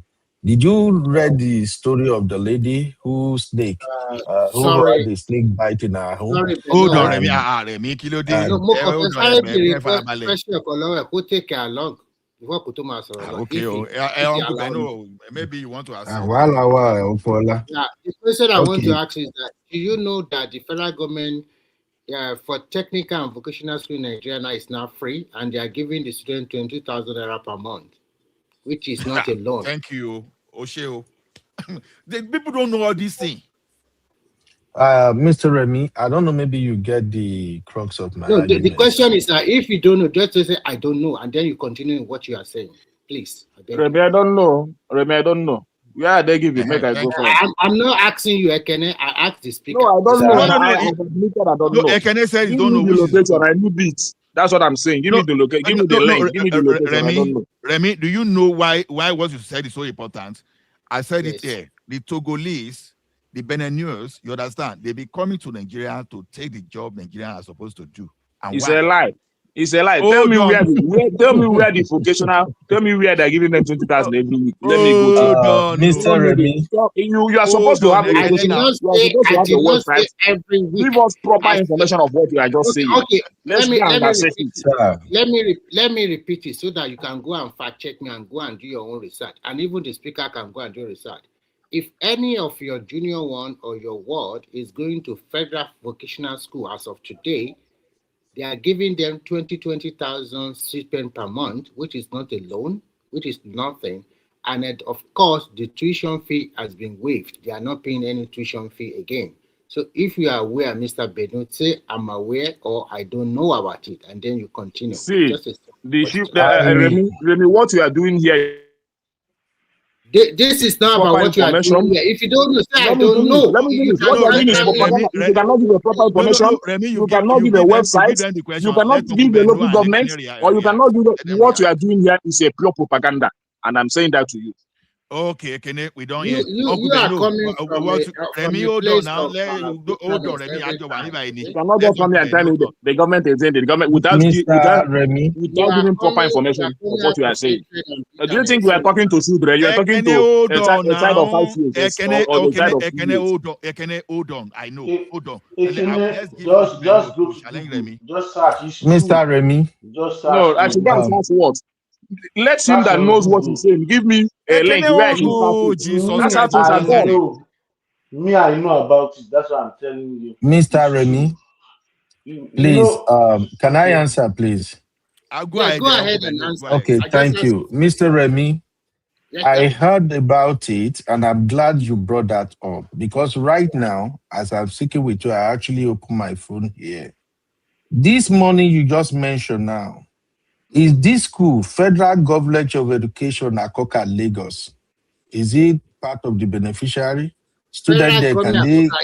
This is not federal government. This is federal technical schools. So if you this is a technical school, sir. Sir, you can Google it. Listen, sir. Sir, please Google it. Google it. The school is Federal College of Education, Technical, Akoka, Lagos. No, it's not. What you say, this one is like a secondary school. It's not a federal government. It's not a college. It's not a. It don't they change again? Is the narrative changing now? Information of what he doesn't know. Because, sir, the reason I'm asking you, Beno, please. I think, I'm sorry to say this. I think you are not aware and you don't know. It's better you say you cannot be doing check one school. How can you check one school and then you know? Why can't you go and Google it and say, is the federal government institution waiver free for federal technical? Sir, I want to debunk this education thing that you guys throw at people's faces all the time. As I'm speaking with you right now, I have 4 people I'm paying their tuition fees in Nigeria. So when I'm getting all of this, when I'm hearing all this information, it's actually listen, please. Okay, thank you, sir. Go ahead. Go ahead. Sorry, what I'm saying is, me when I go to platform, I'm equally learning. I tell my people all the time to come to this platform to learn about politics. If you give me this information tonight now and it's accurate, you're actually doing me a favor. By tomorrow, once I verify that it's true, I will be singing a different tune. We have people that need it. I have a boy in this school now that I just called for you, that before 28th of this month, I have to pay his tuition. I'm looking at everything the guy sent to me now. Whether I like it or not, I will cough out nothing less than 450K. So if you say, oh, technical school, they are all free. I'm not fighting you. But no, in Akoka, it's a federal College of Education Akoka, or Yaba, the one that is Akoka Yaba. Is that one you are talking about? Yes.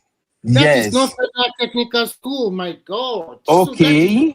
So now, sir. That is sir. NCE. That is NCE qualification that we get. We are not talking about that one. Oh, God. So you see, why is there an exception to Federal College of Education, sir? No, what they are doing, the program no, Remi, no. Why is that question that why should there be exception to Federal College of Education? That is a tertiary institution. We are talking about technical colleges. Technical. That's what I said. I'm lying. Okay, let me just finish. Tell us, I mean, score one school, please. Maybe in Lagos, or anyone that anyone can access. Please, let me just finish my information. Hold on, guys. Hold on, guys. Let Okubeno land. You don't know it. Just give us proper information now. Energy poor. Please, let me just finish my submission so that we can continue the conversation. Mr. Beno, please just go to Nelfund on Twitter. You can just send them a message. Stop, please stop. Please let me finish. You won't let me land. We've done this before. I've been here more than 5 times. We have had this send them a message. conversation. Reply you. Give them the name of the school. If that school is under Nelfund, they will let you know. Because those people in Nigeria, they won't tell you they are collecting the money. That's what has been happening. These students, they collect the money, and I've interviewed many of them. They say, they won't tell you. I don't want to tell my parents because I don't want to collect money from my parents. And besides, I have business in Nigeria. To get worker na wahala. And let me just be looking at everybody. To get worker na wahala. You tell them I'm running a micro finance in Nigeria. You tell them come and work, I give you good salary. They start making excuses. Let's just be looking at. If you want the name, let me call the names of the school for you. Anybody that wants to know the names of the school, let me call their name. Can I just finish my submission? Let Okubeno finish. Technical College. No, Simba, hold on. Let's say Uncle Beno finish. We are already obedient, they've lost. Anyway, Uncle Beno, please round up. So please, I'm not even doing obedience or no obedience right now. I'm just dragging you. You already had my point when I came. I've told my own, make Obi forget election, Tinubu don't win, case closed. But let's come to what we are saying, sir. I don't want us to be using Netford as an excuse when we are talking about the common man in Nigeria. Why would he That's just what I'm saying, bro, Mr. Ola. Let's not use Netfund. Let's be honest. Those of us who live in the diaspora, many of us don't even want our children to get anything closer to student loan. And beside in a place like Nigeria, where is the job you're going to do after the student loan? Where the job did. So that is not it. I'm just more concerned about at least let Tinubu government, through the state government, local government, let them work together in a way that life can be easier for the poor people. That's just what I'm saying here, sir. Now, person we don't chop. You are a big man, no. You say you don't want. Now, person we don't chop. You are a big where man. Roof they in head. Person we get work. Student loan. Sir, bro, now student loan is normal now. Wait. You must be Sir, very rich for your it's student not not to get matter, student loan in Nigeria, in sir. Canada, or in US. Sir, let me True be now. honest with you. Yes, there are student loans Oh, here, so now student loan but most they go do parents, 2027 campaign for you. sir, God, most oh. parents will prefer for their children not to have that student loan, sir. Of course, Let's be honest. everybody prefer that one, but Okay. nobody. Me where Most they people follow they you take am. talk now, I they carry the loan waka. I even tell my wife one day, say, be like say I go run, carry this loan, go sit down for Nigeria. You Please. get loan reach me, so no even Sakarami. Which loan you get? I won't run come out. So please, No, Okola. I won't even run come out. I will pay them, but then student loan will be Okola, so honestly speaking, I agree Tinubu is trying, but I think Tinubu does not factor the poor masses, let me just say the welfare of the poor masses into his programs, and he can do better anyway. We still have 2 years to go, okay? But please, if we continue to defend what the government is doing, I say they give us to the load, they build coastal road, people go buy finish before you go even say you want enter for 2027. Let's just get the government to put measure in place that life can be more easier for Nigerians. Did you even know right now that housing in Nigeria now is a big deal? Ask people who live in Nigeria. So thank you. That's just my submission. Thank you. Okay, Uncle Ben. No, no, Remi, hold on. Remi, Hold on. People don't die in Nigeria. People are not dying there. Oh my God. Now, I see people now say now student loan they take me Canada. See, guys, don't just go there. You understand? We know how student loan work. See, without all those student loan you are talking about in terms of education, in terms of university system in Canada and in America, United Kingdom, it's not going to work. Let's just stop pretending that. See, if we must criticize this government, we must take something that is cogent to hold. Let me tell you one thing.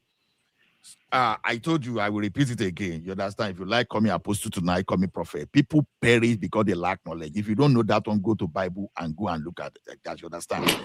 Teach person to know how to fish. Don't give us. So, like what I've been hearing, listening to people now is this: you don't expect the federal government to go and be knocking door. Okay, take this bag of rice. Take this bag of rice. No, it's not going to happen. We cannot sustain that economy. And when we start behaving that way, we open door for fraud, like we witnessed in fuel subsidy, and that fraud is still ongoing in electricity now because Nigeria is paying subsidy for electricity not available. You understand, in that country. So the best thing you can do is to teach people. When I told you the other time, people come from Togo, they come from Republic of Benin to come and be doing ties, to come and be doing artwork, to come and be doing bricklayer in Nigeria. And when those people work, they work better than our own people because they have that skill. Now, when we are saying our technical school now is free now for people to go and learn now, that technical school is where you can learn. It's where you can learn perfect carpentry, perfect mastery, perfect building technology and all those. See, Nigeria artisans, they cannot compete with people from Togo how to lay ties. Is that not shameful? Nigeria bricklayer, they cannot build fence. You call Nigeria, say come and do fence around my house, so the fence go bend. You say let they help you build. You go see the wall go bend. But you will see people from Republic of Benin, they put string, everything, they make everything straight because they learn all those skills. That is what that technical school is for. If you don't know how to become a carpenter, you went to technical school and they teach you how to become technical. That is going to motivate you and you keep having job. Now, if you are saying education this loan doesn't make sense, for goodness sake, northern people are even the one assessing that alone more than the southern people, which I'm very happy.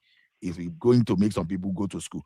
Now, look at people in the north that refuse to take their school, train their children, take them to school. What's happening there today? You see the level of insecurity. And you are now seeing education. Now, in they go shop in the north and in the south. You can see the difference between the two regions that give the people education and those people that not give the people education. You see today, if the southern part of the country lack education like another part of the country, man, nobody here will want to travel back to Nigeria. Because even with the level of that education, there is some places you cannot work in the night. I bet if those education are not there for people to even be useful in the south, I bet you won't be able to work on the street of Lagos. You won't be able. So that net fund that people just look at, it doesn't matter. Or last some new people just come in. Let them speak now. Haba, what kind of moderator you Who are the new yourself? people? You know, Madam Sita, you know what funny thing? When we are talking, you will go away. I just come back. I say, who are the new people? And when I come back, I attack you. Who are the new people? Peter, there is no new person on the platform now. Exactly, that's what I'm saying. You know, I understand what Madam Sita is trying to do. Don't worry. I'm new. I'm not okay, maybe she doesn't want to hear your voice again. No, I just asked question now. I'm new. Let me make my contribution. No, just give me a minute, Jare Remi, because I said my mission is to convert Uncle Beno. That's why I am always following up. It's not as see if you've not been to the session of Uncle Beno before, you need to visit the session. You understand? They are obedient. They are obedient. So he has obedient followership. So if I'm going there, I'm going to do my sermon there to counter obedience. You understand? Just because I have not had enough time this day to go there. So the thing is this: you see, that education that we are saying that we are just looking away from. Why we have Southwest today that we raised our shoulder, which I know you understand, just because of Awolowo. The Southeasterners, they were the elites before Awolowo gave us free education. And this therefore we are saying now, I saw someone on X. He said, if you like, you talk about Tinubu today till tomorrow. He said, if not because of the NEFON that I would not have finished my school. I can go on that X and bring that in. He said, if you like, say you go explain tire. And therefore, he said, you go explain tire. That's what the guy said. He said, I benefit from that. If you like, keep talking. I don't have your time. That's what that lady said. So all these little things, this technical school, they matter a lot. Then what I'm still saying is this: it's the duty of your state government and now, by the extension, your local government to reduce poverty. That is why we are talking of local government today. My preaching is this: let us stop focusing on Abuja. Abuja will not go and help you. When I say beautiful people like Shoboren and Co., I'm expecting Aisha Yesufu, since you have money in your local government now, go and become the local government chairperson in your listing and make your life better with the little you have. That's why I'm talking to Showore. Go to your local government. We are not going to get at Abuja. You are only creating Nollywood for us to watch. Why don't you go to where you can make impact? That's my preaching. Thank you, Remi. You may come in. Then after you, then we go back to our session. Actually, I will start from the educational aspect. Like you said, the primary education in Nigeria is 100% free. If you want to send your children to public primary school, you don't pay nothing. It's zero. And secondary school too, public secondary school, at least I can use some states in the Southwest as an example. If you are going to public secondary school, you also pay nothing as a tuition fee. The only thing mandated for you to pay, is when you want to do your NECO or you want to do your WAEC. And as we stand today, if you are going to technical school or vocational school in Nigeria, or you are going to the university in Nigeria, if you don't have the money, you can ask for NEFON loan. For those one in the technical school, they don't need to ask for any loan. It's tuition free, and they can also ask for stipend of 22,000 every month, in which you don't need to pay back. Of course, in most of Nigerian universities, some students are also collecting 20,000 stipend every month, in which they don't need to pay back. So when you come here and you are talking about government should do this, government should do that, all of us we live in Western world. Except for this country I'm living, education is free in primary school, secondary school, and the university if you are a citizen. But behold, the people living here, we are paying a hell of a tax. So it's the money they collect from the parents and the people that are working here, they are using to augment or provide free education. If you want to copy European standard, how many Nigerians can even pay up to 30 or 20 something % of their income per year? How many Nigerians can do that? Even the new tax they just introduced that favor the poor people, it's even the poor people that are crying. Look, how many Nigerians, they check it. No, more than, not up to 75% of Nigeria does not have 500,000 naira in their bank account. So when we talk about education, it's not that the government will just provide everything for you. If you want them to provide free education for you, are you ready to pay the tax? And if you mention that, a lot of people say, hey, are we going to see the impact of the tax? Are they not going to steal the money? Come on. Can you pay? A lot of people in this platform, business people, they are not paying, they are paying zero tax. But now, whether you like it or not, there's no hiding place anymore. People must also pay something on the table so that to make that country to develop. So politics sometimes is very funny. Today or yesterday, Trump was eulogizing Remi Tinubu. I wonder how people that go to America to demarket Nigeria, how are they feeling now? How is the market? So that is politics. I said it's called politics. Yes. It's very funny, really. If they know that this thing will turn around like this, maybe they wouldn't have done what they are doing. Because sometimes if you demarket your country, you are also demarketing yourself as a Nigerian. That is the way I see it. Because people will see you that, okay, if you see Nigerian as scammers, they are terrible human beings. They played their last card. I mean, they started this politics too early. Yes, it's just too early and it's unnecessary. It's He started with what's his name? Herufai. He started all these political shenanigans.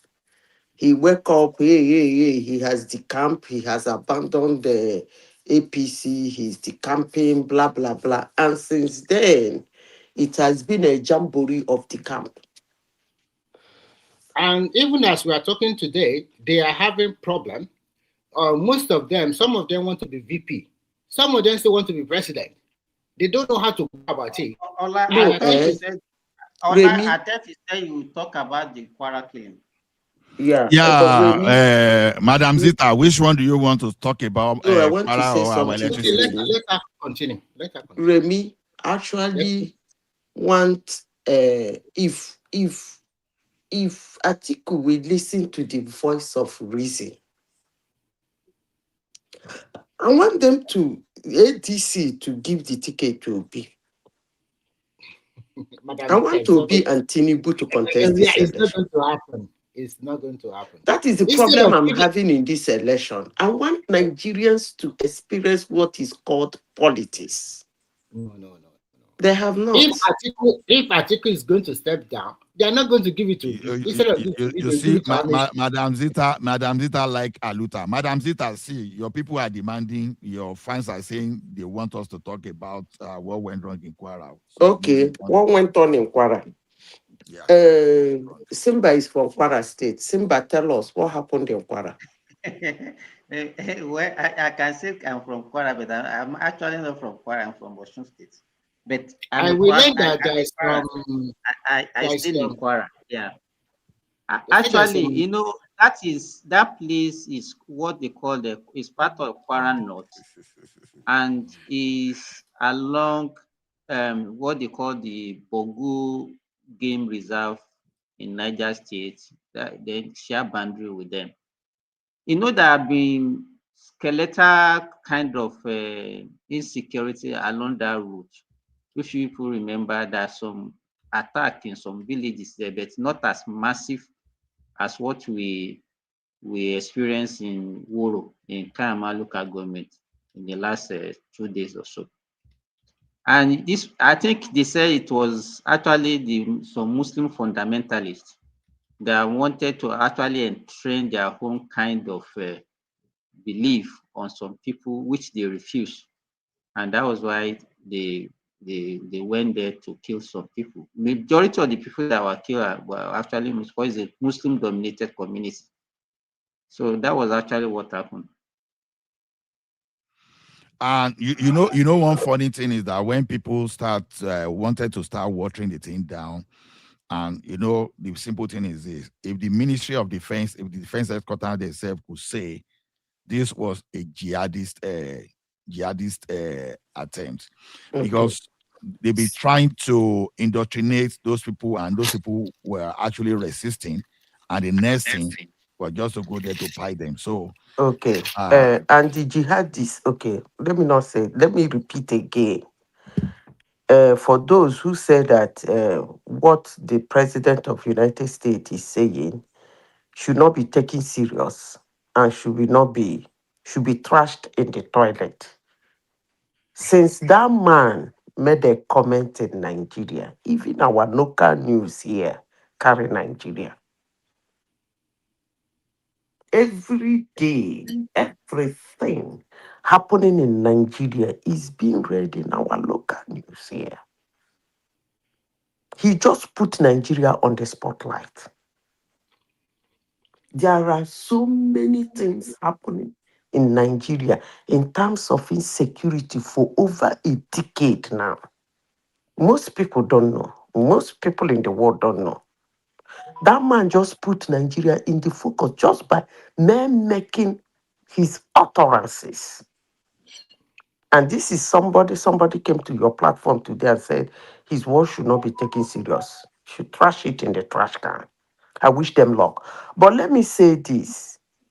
Saying that it's Islamic jihadists, you are still portraying Nigeria as a place that jihad wants to take over. And that has been the concern for over 30 years now. I have said it here severally. This Nigerian Christian Muslim madness is not a Trump thing. Right from the time of, what is it called? Pope John Paul II. He virtually in 2001, is it 2001 or 2002, he came into Nigeria. He virtually was begging for this madness to stop. And today, we are still saying in a global platform that is jihadist. It doesn't really matter whether it's Muslim killing Muslims or Muslims killing Christians. The important thing is that a particular religion is working towards having dominance in Nigeria. Are we all going to agree on that? Huh? They nearly saw me. They nearly tear me down yesterday. So me, I no go talk today because I think, Madam Zita, I think you are right. But what I see that is going on in Nigeria is because, unfortunately, for years we have not done the right thing, and when you left a lot of people on necessary ideology, and I'm talking about ideology on both sides of the religion. Let's assume that these two religions were not brought to Nigeria. Do you think we even live in a more safer environment than today? Because I don't see any reason why, because of one religion, then you want to fight the other person. Remi, no guarantee those days too. Now you know your empire was just going everywhere. No, what I'm trying to say, at least you will know that you are using your shogo. You know you are using your shogo. Amadieha in the starting, we know they are using the Amadieha, and then the North will be using whatever. Remi, what is happening now happened before. So Simba, I have not finished my question with you. So the Islamic jihadists fell from the skies. Where did they come from? Simba, don't go ideal. He's under pressure now. No, I'm not. You are not serious, Ola. I'm here now. So the Islamic. I think the problem they are having in Kwara is because some sects in that Kwara, they are those they are too extreme in their religion belief. So what you are saying? I think they now have support from those one coming from the northwest or northeast. I think that's good. Good. So what you are saying is that it is Nigerians. Of course, it's Nigeria. Let me finish. We are still we are still live. You are saying is that it's Nigerians in Nigeria wake up one morning and say that the thing is that because you did not agree for us to go extreme in this religion, we're gonna wapapa you. Is that what you people are saying? You are right, but you cannot also rule out. But that's what the army headquarters just said now. The defense headquarters. Okay. So army headquarters. Back to army headquarters. So army headquarters is now telling us that they know. Defense headquarters. Okay, defense headquarters is telling Nigerians that some group of Nigerians woke up one morning and said that the religion in my environment is not haram enough, and I want to make it haram enough. And these people are saying it cannot be haram enough. So I wake up one morning. I mean, who is this person in Nigerian defense that said that bullshit? Are they not ashamed of themselves? Well, I don't. Why did you say that? Why did you say have they actually lost value? You mean Nigerian Defense Council woke up one morning, people in a particular region in that country, they didn't do it at night. Oh. That thing was done by 6 a.m. in the morning from the news we have here. They started around 6 p.m. and lasted till like 3 a.m. in the morning. What we heard here is that 6 a.m. because people were going about their normal business. They wake up to arrived around 5 to 6 p.m. and they were there till like 3 a.m. in the morning. Okay. So let's leave the time. Whatever. 5 p.m. is daytime now in Nigeria. It's not Attic Gate that this period see that daytime. So it was almost daytime that they came in, and these people are living in Nigeria. They wake up by 5 p.m. and then said the thing is that we have to erase some people in this community. Are you kidding me? And the Nigerian defense opened their mouth to tell Nigerians this bullshit. And up but that till was now, after the hold on, please, let me finish. And up till now, I have heard that there were papa everywhere. That's where we miss Obasanjo now. So, but those people were not from that community now. They are not from that community, those criminals. They are not from that community.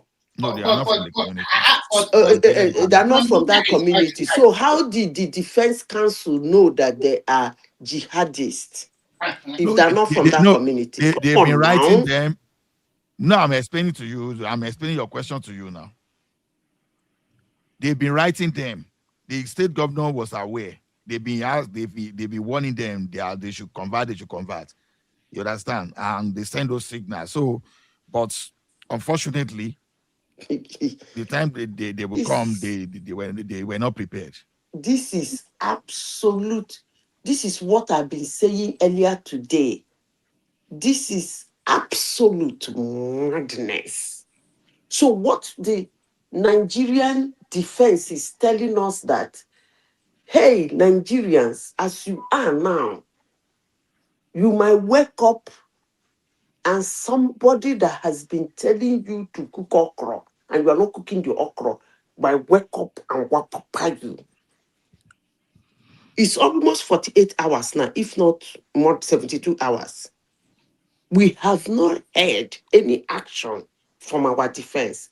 What is actually going on in Nigeria, if I may ask you guys? No. They've dedicated a battalion to go to that place. So some spare. They've loaded people to go. Excuse me. So we are just reactive. Hold on. This is more than 72 hours that can happen. Please.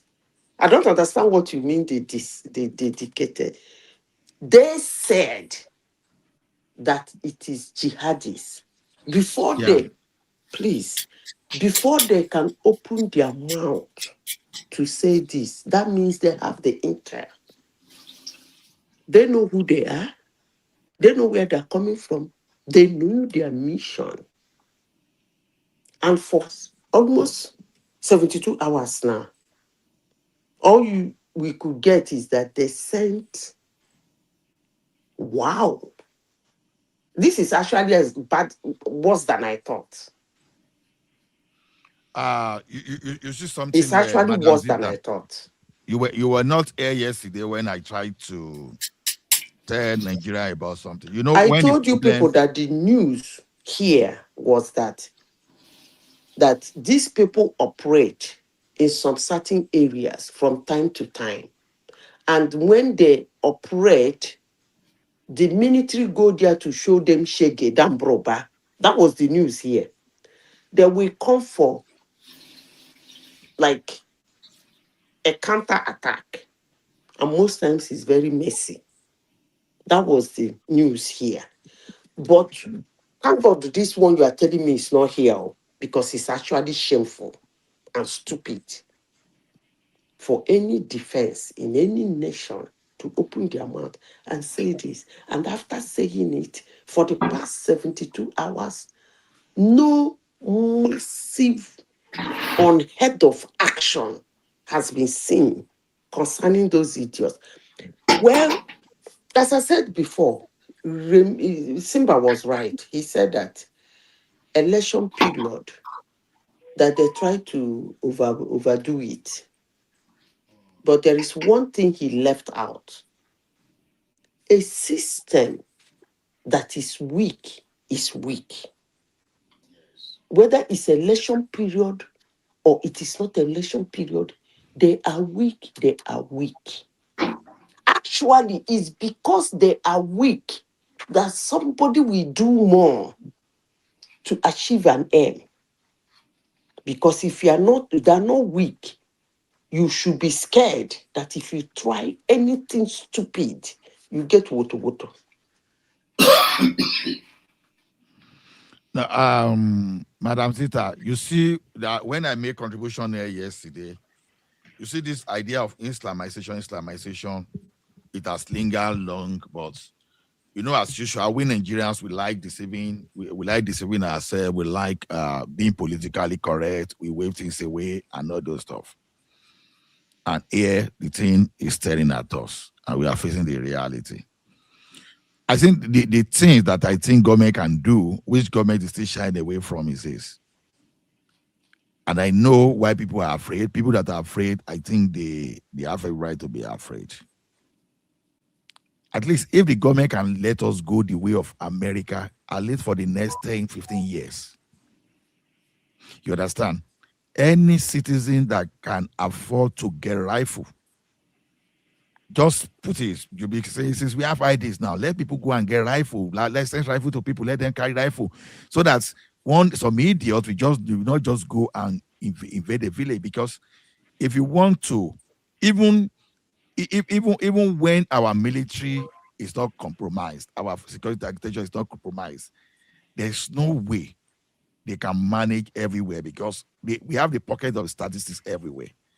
The Turkey that we are asking to come and rescue us, that they face insurgency for 40 years. And Nigeria has been battling their own for 17 years. I will not go that. I will not believe that thing you are saying. They can't. Okay. I'm not the one saying that. Let me tell you why I heard said it from they the can't. security expert. Hold on, madam. No. I heard it from the security expert, not me. If you are a security apparatus that takes decisive action when necessary, the first thing you do is to put fear on people, on the area you guard. That's why during the time of Obasanjo, they have very serious security challenges. But the man's action, come on now, the man's action, 1, 2, 3 places made them to calm down. But you know why this one is different from that of Obasanjo? Why is it different? Now, when that of OD and the Zekia, whatever happened, with those people are the villagers of they are the citizens of those states. You understand? But we are talking of criminal in the bushes, in the forest, that are not from Nigeria only, that are even from neighboring countries. See, what we are facing, Nigeria is not the only country. It's only OD that is the one that happened in the this state of this city of this former in Benue State, yeah. You understand? So it's not only audio now too. Zekia Bia or what? Sakim Bia. So the thing is this: you can't use that for all this one because we are talking of people that live in the that say they camp in the bush. Ola, I don't like it when you say Hold this. on now, madam. I Look at don't it. like it when you say this. You are Hold on. saying two different. You are saying two different things at the same Hold time. on. Let me give you the breakdown now. You know, they've employed 7,000. You know, they've employed 7,000 forest guard. And some of those people are in Kwara State too. See, the security people, they cannot stay everywhere. That is why we need everybody, OPC, everybody, just bring them in now. Ola, can you listen to me? Okay. You said. But I listened to you for 5 minutes, so you don't listen to me for 30 seconds. You've said you keep saying that they can't. Okay. Ola, you said that tell us how they can. Tell us how they can. Let me tell you how they can. From what Ola just said, he said that the Security Council in Nigeria has said that it is jihadis, that they have been telling them to convert to extremists. They're not converting. They've been sending letter. What does that imply? It implies that they know who they are. So you shouldn't be using the word that people in the forest. They know them. That account, Zita, is actually given by the villagers, so it's not as if it was the military intelligence. You use anybody. You can use anybody to get information. You can use anybody to trace. You didn't say you are saying the account is from the villagers. Ola said is from okay, fine. The villagers gave the account, and the Security Council believed it without making their research. Is that what you're saying? Come why, on, no, but why won't the security architecture believe the villagers? Okay, so if they believe them, that is actually sending letter, and they no agree. That means the villagers knew who sends letter to them. They're not spirits. And they know, please, let me finish. You said they can't. That is different from Odi. Let me tell you, I think I even said it, was it yesterday or 2 days ago. Even the bandits, they live among the people now. Thank you. So why is Ola saying they can't? That is different. I'm very sure that even this one that happened, some of these villagers, they will know some of these people. The only problem is that they might not be able to voice out because No.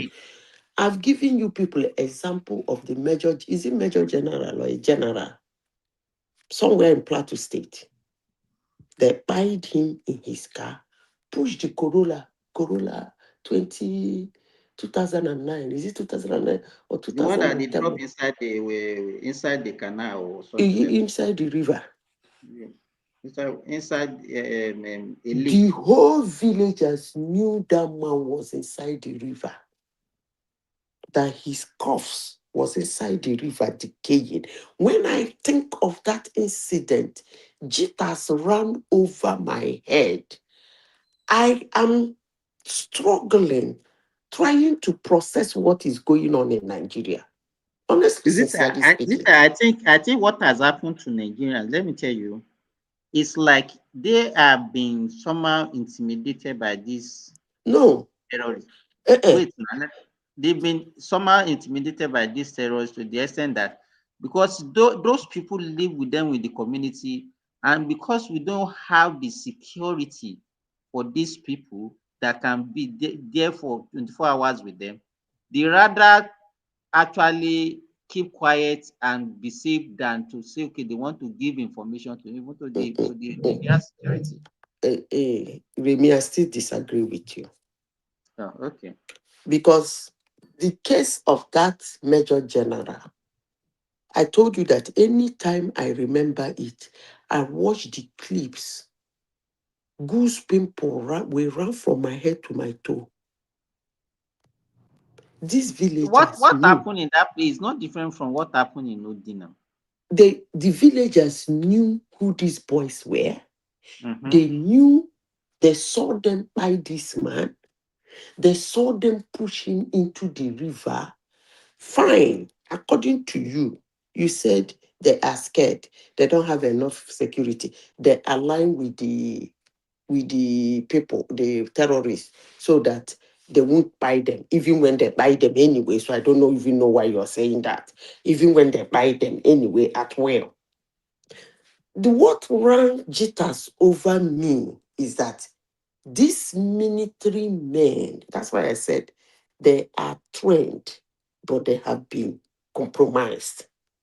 They ransacked the whole Niger state, ransacked some part of Kwara, the whole of Plateau, searched every nook and cranny the suspect, dig all fresh soils, excavate all fresh soils, looking whether they buried him in a shallow grave.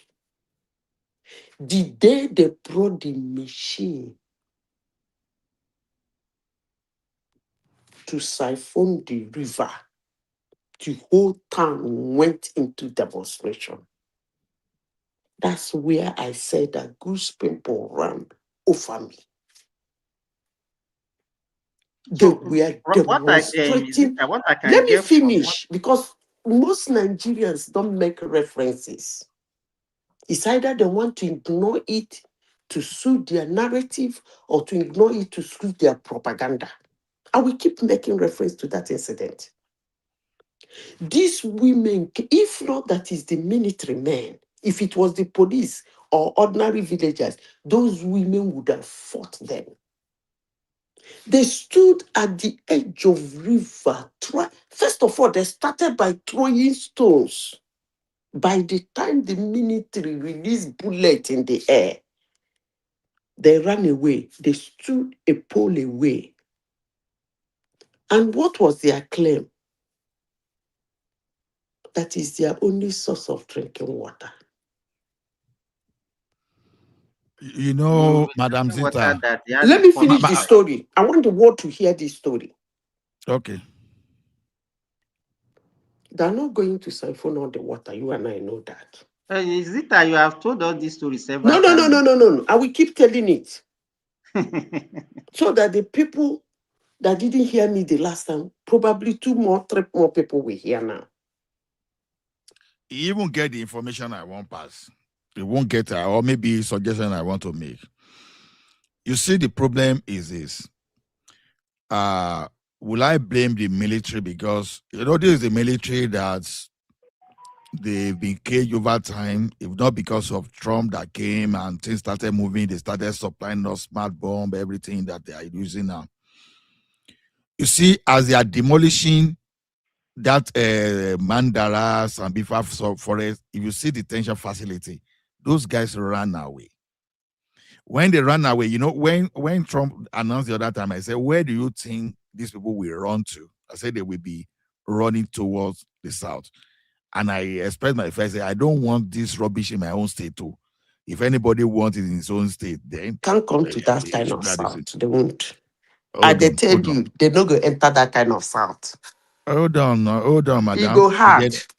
I hear you.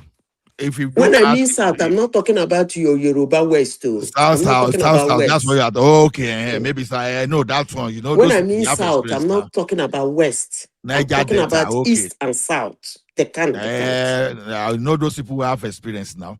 So the thing. So what I'm talking about is this.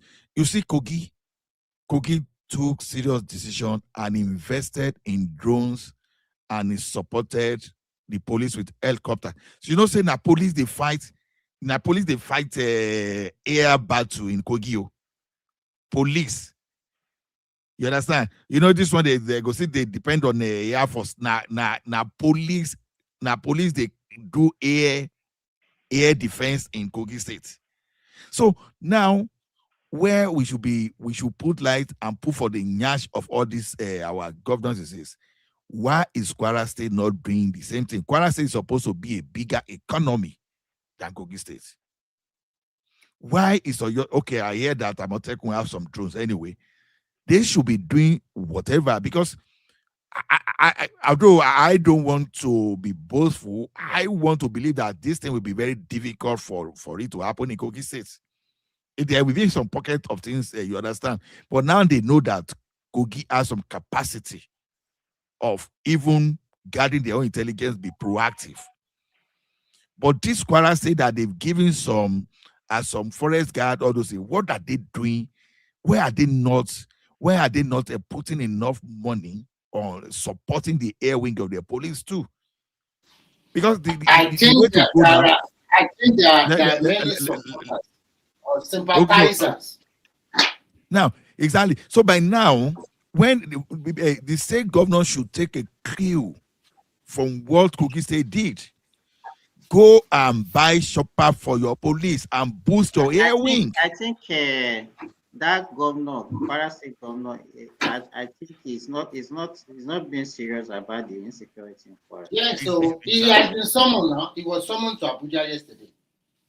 I think he's not serious about it at all. And look at that guy in Casina too, instead of them. Because you see, let me tell you one thing. Is he a Muslim? No, yeah, he's a Muslim now. He's a Muslim. It should not even matter, to be honest. It shouldn't even matter whether it's not correct. The one in Kogi that Allah is talking about is also a Muslim now. You understand? It should not even matter. So the thing is this. Now, when you know that, because see, me, I want the life of our police. See, because the only place I blame police, we say, because this thing, I don't even know whether it's even good to talk it online. As police, they ask those people, we are so please surrender. To me, what I was expecting, if it to be the type of Obasanjo, they were supposed to just give them bean banger there. Just give them love banger and let them, all of them, just go and become a manual immediately. But they were waiting. Now all those people that responded because you are the one saying this.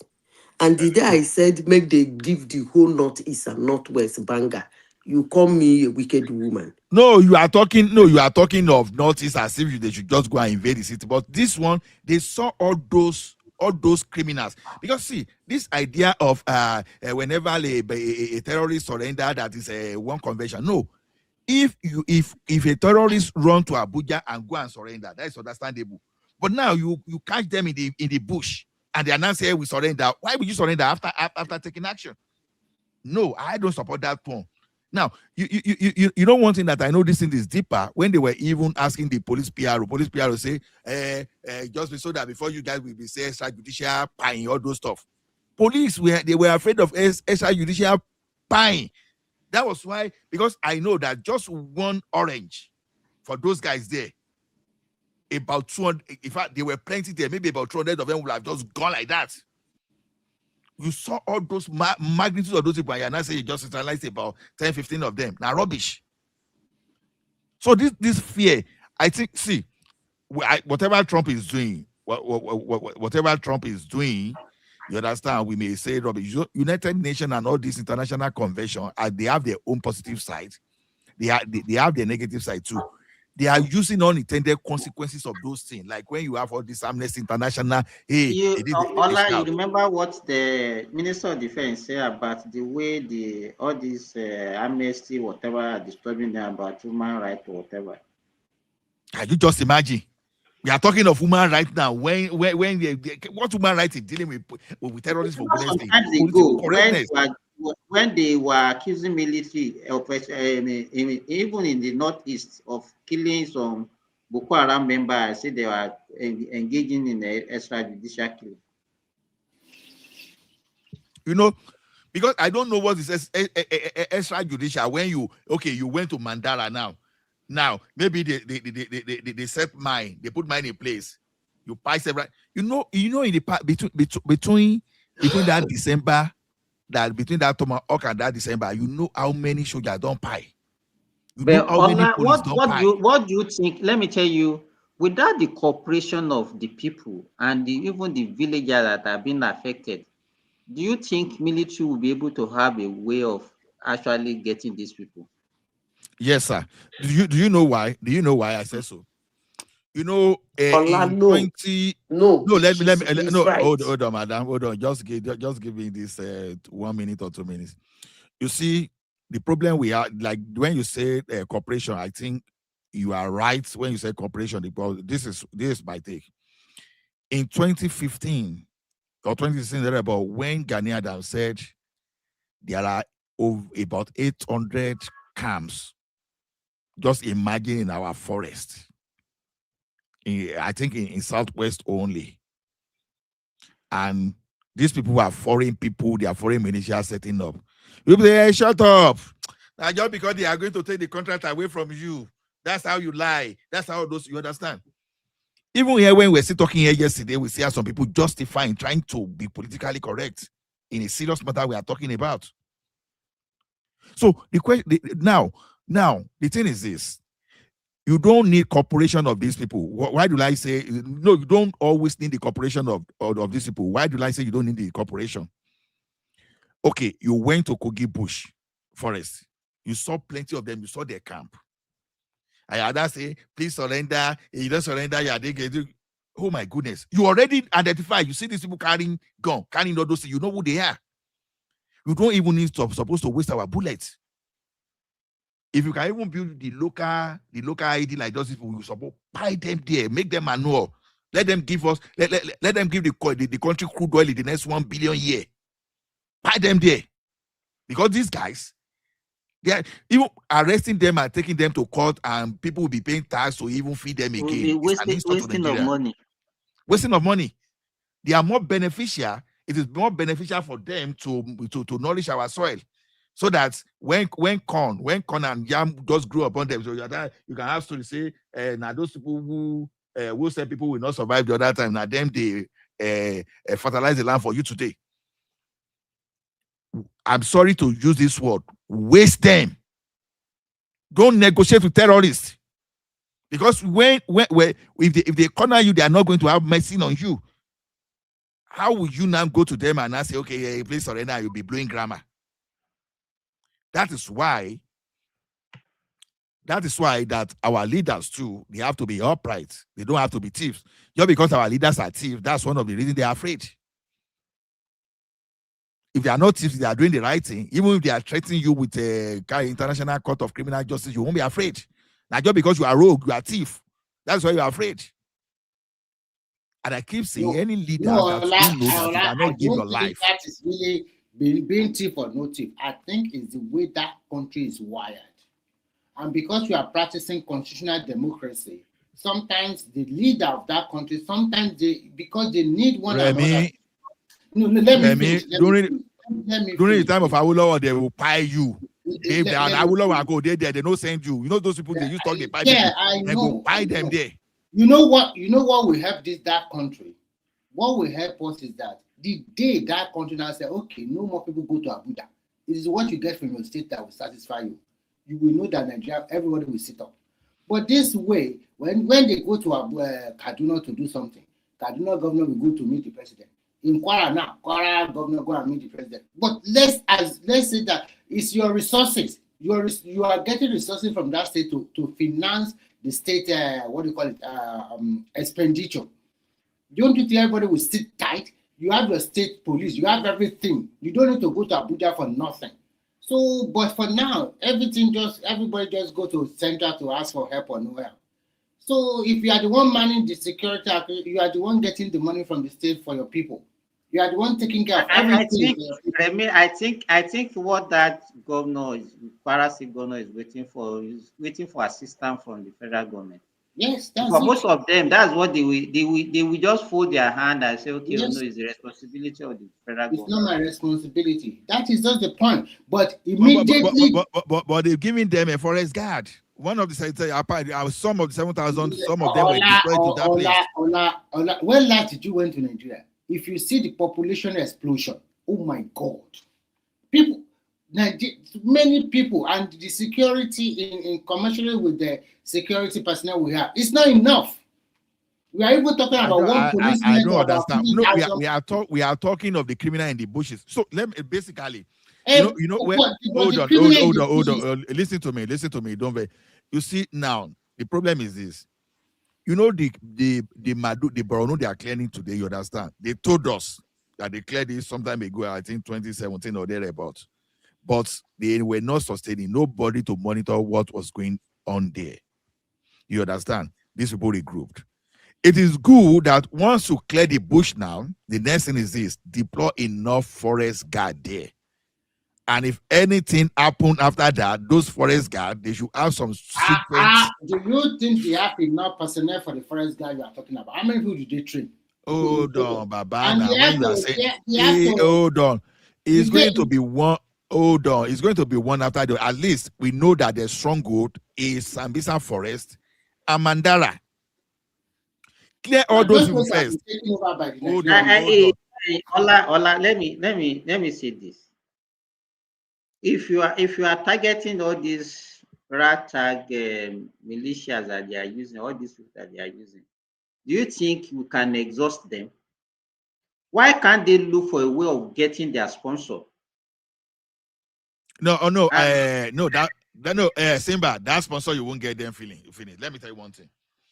You know, there was a time that Turkey was figured out as one of those able supporting terrorism in Nigeria. And that's why I don't even know why Nigeria is approaching them. But then someone now told me that it's just because Turkey too, they faced banditry for 40 years. You know, Turkey share border with Syria and Iraq. Yeah, you know they started months. They to be building fences. So you understand, like India they faced banditry for I can't remember, maybe for close to 30 years or thereabout. They started having peace after the fence. You understand? So what is happening in Nigeria when you see if our soldiers cannot really manage all those, it didn't happen some places before. So that is why sustainability. Because when you clear that forest now, don't do like what happened in 2017 again or 2018 or whenever they clear that place. Have you seen the detention center in all those areas? For goodness sake, they put replacing when these people are detaining all these criminals too. They have their own government entirely. They have their own civilization. Now, put forest guard there. I know that Remi is saying, okay, how many forest guard? The plan is to employ up to 150,000 forest guard. Instead, you understand? Now, they've employed 7,000 now. And I think they are training another set. As you are clearing, where you are clearing, you put them there. Now, how can we make Amotekun and Co to stop them from coming to the west? Like Madam Sita said, true. If they go to South, truly, you understand? We know what those people can do. They have experience. You understand? Now weary, then go see for that place for sure. But Southwest, trust me, we don't have. The only thing we have is grammar and political correctness. And to just use smart to wave everything off. Oh, it cannot happen. This thing to quote one book that we didn't even know how the author even come to the conclusion. But thankfully, we may say Amotekun is working, but the question is, if a law fall today, or you are not sure, they are in trouble. So this is my question now. This is where the lack of Makinde and Southwest governor, they should mount the pressure on the earth and heaven on that Kwara governor to do the right thing. Because if they conquer that place, do you know that Ola, do you know that a part of Kwara where we have the initial problem was actually the Kwara South, which share boundary with Ekiti and Osun. That place where I of course I know now. I know. When you are going to all those Muaran side and Ekina, exactly. Side, I know. You see, one thing is all this braga that you were not here yesterday, and this thing I said. I know, sympathy, you won't want to accept this thing. I did statistics. I tried to do the evaluation. I realized that the Muslim population in Nigeria may not necessarily be more than 30 to 35%. But the noise, the propaganda, the aggression to casual everywhere. You understand? And the acceptance, the problem I have with with due respect, I think the challenge I have with the Islamic space is that they are not on their people enough. Look at one crook that brought Gumi to Southwest. In this time, at this time in that country, is that where you should be inviting Gumi? Gumi for that matter. No, the question I used to ask people that, what does people actually benefit from religion? I was saying it yesterday that Saudi Arabia, they are using people to make money, because look, I say, how can you say among 8 billion people that people in Saudi and people in Israel are the one that are true God? So when you put the population of these two groups together, how many million are they among 8 billion people in the world? They know God, and you don't know God, and you believe. And that is what we now put on our head, and we'll be fighting for something that we don't even understand. You understand? How can someone say my ancestor do not have God? Now, this religion, they be the thing they be used to colonize people, because religion use fear. They use fear, and suddenly someone will be telling you of the story. Because okay, look now, because some people you can't doubt them, because if some people see that you are going to wear white cloth tomorrow, before you know, now white cloth you go wear tomorrow. True. You start wondering that how can they even see? Some people, they say that they know what is happening in your house as you speak today. Real life, you and I know that okay, they may look at what is in the life of Remi, and they will see everything that is happening to Remi. And I think from there, people now started start telling you story of Anjona, start telling you story of Evan, At the end of the day, they start bringing religion, they start creating fear in you.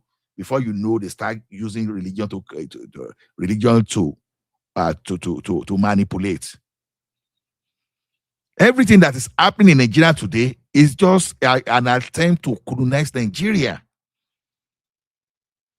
And I see people keep talking that when we used to have Yoruba, see, what your empire was doing is not different from what these Fulani are trying to do today.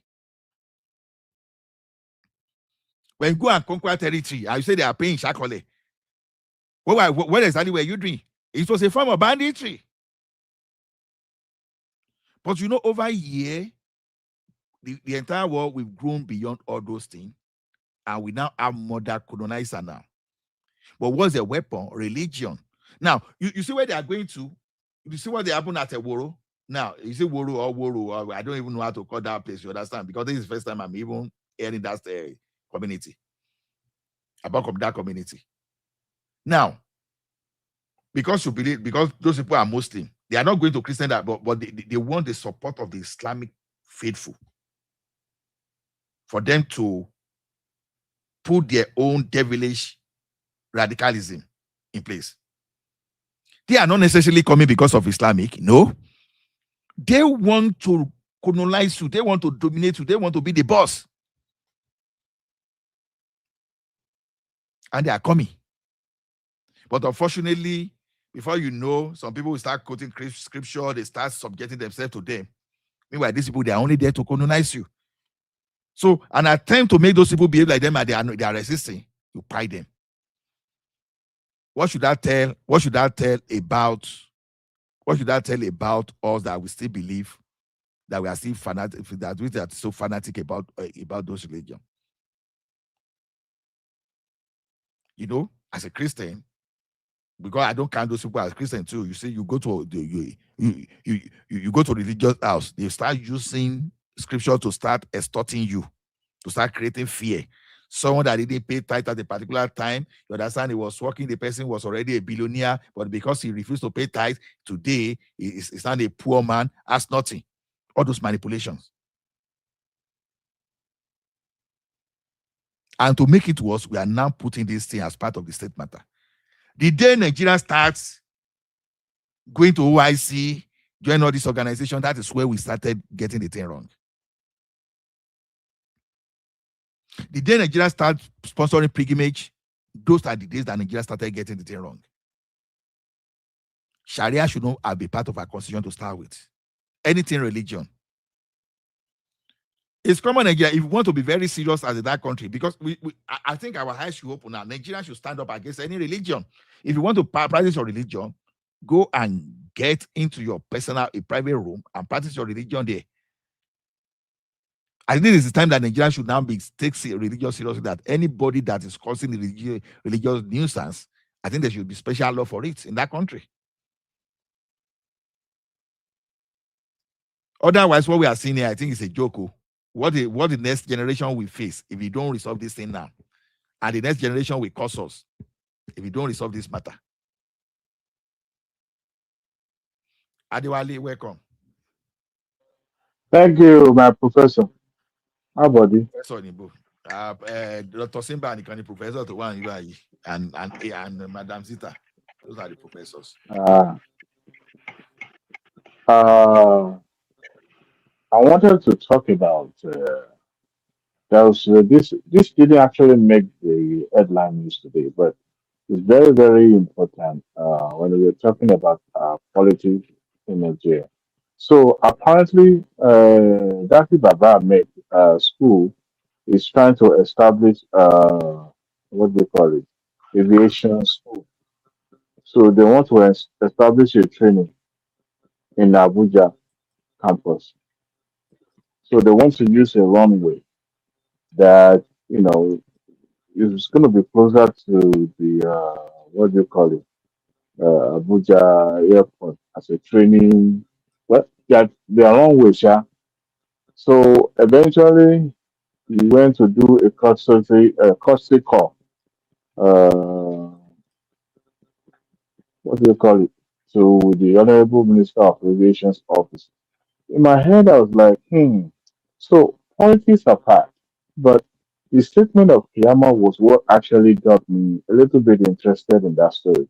Because Kiyama said they are going to give all the support to the school. At the same time, when it comes to bureaucratic what do you call it, approval and all those bottlenecks, that the government is going to make sure that everything out to support them.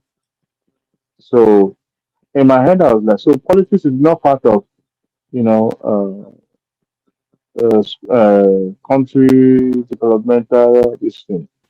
If we were to be some other people, we would have expected that if what the Tinubu is what it is, we wouldn't have lent that kind of support to a opposition figure.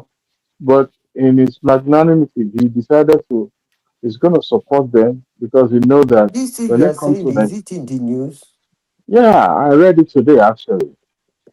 And it's not in Yeah, Channel and all those news in no, I read it Nigeria. in the newspaper. There's actually a picture, a photo to to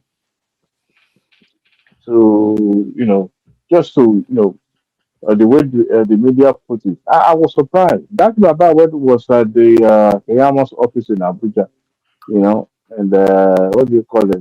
This is the director of civil aviation and all that. I just thought that it's politics without bitterness. Who would have thought that the likes of Baba Ahmed would be the one to pay a courtesy visit to uh, an office or a political figure who is also holding a public office. So, which is honestly is a dawn of new beginning in Nigeria because we don't have respect. If this were to be in the times of other figures, all these things would not, have happened. But here's a person who knows that he holds the big stick in government, and he still decided to use it to better and to lift the country up. So honestly, Kiyama deserve how do you call it, praise. So another thing I want to draw our attention to is But the. do you think that if Kiyamo has a boss like Obasanjo, he will accede to that kind of? No, it will I never mean, happen. well, it won't happen because the kind of person who Obasanjo is. And the fact that the federal government decided to support an opposition and its business. It's not just for profit making. After all, we're talking about an institution where everybody, whether you are from the north or the south, will benefit from. It's just that it didn't make headline that much, but when I saw it, I was like, hmm. Because every day I read dailies, I read Nigeria daily, so that kind of keep me abreast of what is happening in Nigeria. Virtually all the major newspapers that are online that you can easily, uh, you know, easily read and all those propaganda uh, media houses. I don't read it like the likes of the show or kind of media. This I don't. Another one that I want to draw attention to is that I get a little bit distracted here. Is the Baba Ahmed brother, the one that works in the office of vice president before. What is Akim his name? Baba. That loud mouth man. The Yeah, man that, because of so much infrastructure, decided to work for Tinubu. All of a sudden, he turned around and said, Tinubu's not work for him because they won't let him steal secret. Anyway, so he was interviewed by one of the northern channels. Yeah. So, and in that interview, you believe that this man was calling the coup, the recent coup, as a phantom uh, coup. cool. So the interviewer was like asking him to expatiate on that. Wait a minute, why would you call it a phantom coup? He himself attests to the fact that this is a sensitive uh, discussion. However, but he was saying that how come majority of the perpetrator are from the north? That something fishy is going on there. That this can't just not happen at the time where we are heading towards the election. So the guy asked me, I heard that rubbish show, to be honest. what is he insinuating? Yeah, and then it's like, oh, What about the place that sponsored them? Is it not from the south? oh. It's just that number one. I don't expect because Tinubu administration actually play and the military actually played this very, very safe. They kept it to their chest. Even when the media were probing them and expecting them to say something or tell the public when the investigation has not even yet concluded. That's the likes of Arise News and sometimes I'm listening to all these people. Some of the analysis are like when you hear a moron talking. And the next thing he was saying that, oh, how come majorities are northerners? See, northerners do not organize school. They are not capable of organizing school. You know, in my head, he's saying that, rumors in the mosque, in the market, that, what is being said, that there was going to be a repercussion. I said, okay, repercussion about what? That their son They will not vote is for being Tinubu. implicated, That is their their threat. son is being implicated. Who is worse between that guy and Gome self? He's worse. He's worse. That Akim Baba made is worse. He talked like a law. No, not And even Akim Baba made the law. What about this? Is it Yusuf? What do they call that professor? It's not okay. It's not the one I'm talking about now. The one we are talking about. Um, they are all religious leaders. I think what Tinubu is playing is just play it safe, play it well, get the second time. It will show them too now. It's not stupid. I figured that too because even now that he has gave them a lot of stuff, they have juicy position in the government, in both ministerial position, board, parastatal, pumping a lot of Did money they to that place. actually kidnap the Kumi? Did they arrest him? I just unnecessarily It's not true. It's pain not in the true. neck of Nigeria. So sometimes when Ola talk, I just say that if we cannot live together, just break the thing up and let everybody just go away. Because this is 2025. Some people want to progress. We are still talking about insurgency. We are still talking about North Electricity. South. sometimes it's a pain in the ass that you want to program, somebody is drawing you back. For what reason? Am I your governor not sending your kids to school? Prince Daddy don't drop. You will come If back. like say in Papa one hammer around, no. Who be Yes. Papa? But if you Oh, hammer it out, another wahala with that, you will hammer back. Wahala no speaking be of allow you. what's it called? Trump daddy's Papa Donald Trump. Mm. So people understand the language of this man. Pump money into his political machinery, and there you Josie, go. you see, The Iran next thing is we hear doing is what Tinubu Gaddafi is a and good man. Saddam Hussein did. I don't know why people keep making the same mistake. They know they point a hand for America face. So I will keep saying it. For now, as the world stand today, don't point finger at their face. Maybe in future, when people like you are praying for China or maybe Russia or maybe India or maybe I don't know where you people get all those ones from. But for now, don't poke eyes on their phone, on their But face. what will happen if you go there and start killing all of They them? go hammer And you. You see but what they do for after that, what next? nothing now. You'll be useless. It's another wahala again. Which Go wahala? The one way there, they do in Iraq, where is the wahala? destroy the country, do this, do that. No, I they ask you now. Because to Which me, I wahala? don't see violence as the solution to problem. I I don't like said, it. I asked you a question. You Yeah. say violence is not a solution to problem.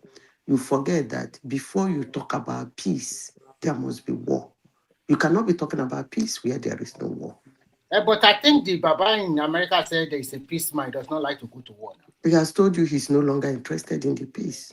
It's not like he's interested in peace. Remy, Remy, that Baba only Rosan, no send anybody. I'm beginning to like Trump, I'm telling you. You know, Sendo now. I'm beginning to like Trump. That man, a close man. I like his observation to Nigeria matter. Let me crack a joke. When you know that the America want to take Greenland, and our guy here come to make man say we get army, we go support, we get 1 million.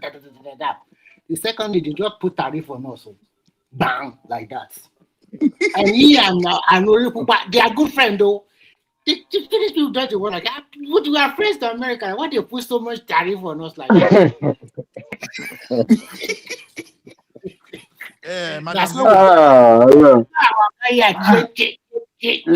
If you not approve before the end of February, Hold on, they should be Madam thanking Zita, their I stars. don't cash you. I don't cash you. When Trump put 100% tariff on Canada, guess what happened? Did you understand what happened? Okay, go and help me, Daddy. Suddenly, he realized that most of the materials they need for their military equipment manufacturing are coming from Canada. But he's still having a very Canada is having. I don't even know where you're getting what you're getting. Canada is having it hot. Let's see. Me say if I know even Canada is having it hot with them. It's not fun. In fact, your prime minister is busy looking for alternative everywhere. No, we are looking for alternative for sure. That's not what I'm saying. He hammer Canada 100% tariff. But now, he now look at most of the raw input you need for your military, for your defense are coming from Canada. It's so true. the guy was just like, especially uranium and the rest are coming from about 80% is coming from Canada. Can you tell me the raw material they need for their military that is coming from Canada? I be Trumpist. I said like my guy. No, tell me one or two. I did not even ask. Prince Daddy say, I mean, come online. I think they are getting a kind of metal that you use in your ship. They still. They too, they have steel now. Yeah. No, but they get okay. Ask yourself one question. Why is he no longer going on that 100%? Because that thing didn't even last. that trend did not even last for hours. When you impose tariff on goods and services, the consumer is going to be the one. The guy is playing what I call mind game. I agree. His guy playing mind game. He's playing a mind game. So when if Trump you came into don't take office, him serious, to your detriment. Let's hear Mike, I beg. Let's hear Mike. No verse. when Trump came into office, he said, "I'm going to end all wars." And then he changed the Department of War, Department of Defense. He changed the name to Department of War. So that guy, the mind game. But I would say one thing though, man, with this game, this tariff game, this game is played where if Canada and the NATO countries, if they turn against US, I think US will take a free fall. Okay. I'm sorry. Okay. That's one. You see, let me say this before I go. You see, for years, for decades, that's the right word I will use. For decades, countries can predict the next step of an American president. For decades, they actually do study them. The moment they start campaigning, they map the two front runners and they begin to study their antecedents, their everything, their behavioral patterns and everything. They start to study them. But this one there, Russia, they said Russia has the best behavioral wanted. In 2016, they told Putin that it be like say the man get magnet depression. You cannot say that he will behave like this at the point. And that's actually why I like him. I don't like the fact that a country like America, that a lot of things are in their hands, their president can easily be predicted. I don't like it. It has been like that over decades. I don't like it. It's not safe. Based on prediction, now allow. Is that what? At the end of the day, I don't believe in my eyes that the way they profile people on the street in America, all this wahala that is going on in the street over there, I never believe can happen that. Let me say, Remi, let me say this. Remi, let me say one thing. Remi, let me say two things that will make America fall. Number one, the day immigrants, it will become a country where immigrants want to come again. And then the present immigrants that are there, they all just leave. That one internally will destroy it will mess them up internally. And then number two, you are very funny. I live here and I don't live here. So someone that live here will tell you that. I'm telling you, because before I even get into explaining that to you, let me go to the second point. Secondly, the day that the American allies, like I'm talking about the European Union and those if they move away from capitalism, they will fall. If they hold on. The day, which I don't think will ever happen, the day they will all say, okay, you know what? Okay, we turn against you. We form more alliance with China and Russia. You stand alone. I'm telling you, man, America is done. I had this conversation with Americans. Some of them think America became number one on its own. No. After World War II, actually, those European countries came together to say, okay, let's form an alliance and let's make America the number one. That's how America became number one. They chose America to be number one. They gave America the point. Okay, you be your dollar will be the currency. They gave America that position among themselves. They had that meeting. And America was in a position to be the one they should make number one. Anyway, because they realized, because what was leading to war among them before that World War II was who would be number one in Europe. Between France, Germany, England, they were fighting and they ended up destroying each other where the Soviet came out of nowhere. And then after that World War II, they were battered, all those England. So they were in a position where, who's going to be number one? Soviets in the rise, and they had their union. They were like, we have no choice. We have to make America number one. Windows. I'm telling you that. Hold on, calm down. The reason why the dollar is who we all choose to be the trading currency globally and things like that is because at that time when they make that decision, the European countries were virtually they had a monopoly of industrialization at that time. You understand? So the global markets, trade, and everything, they were the ones. You understand? Back then. And at that time, they had don't forget the colonies where all of us, Nigeria, all these African countries and South America, we all pretty much just living by our colonial masters system. So we all have to fall in line to agree with them. So that's how most of the world just aligned that, okay, we agree that America currency will be the trading currency, their standard, they make the rules, everything. But today, if those powers just say, okay, we all align with, we just form partnership with China, because China is playing that game. It's playing nice to everybody. China is trying to play this. Oh, I'm not enemy of anybody. I want to be friends with everybody.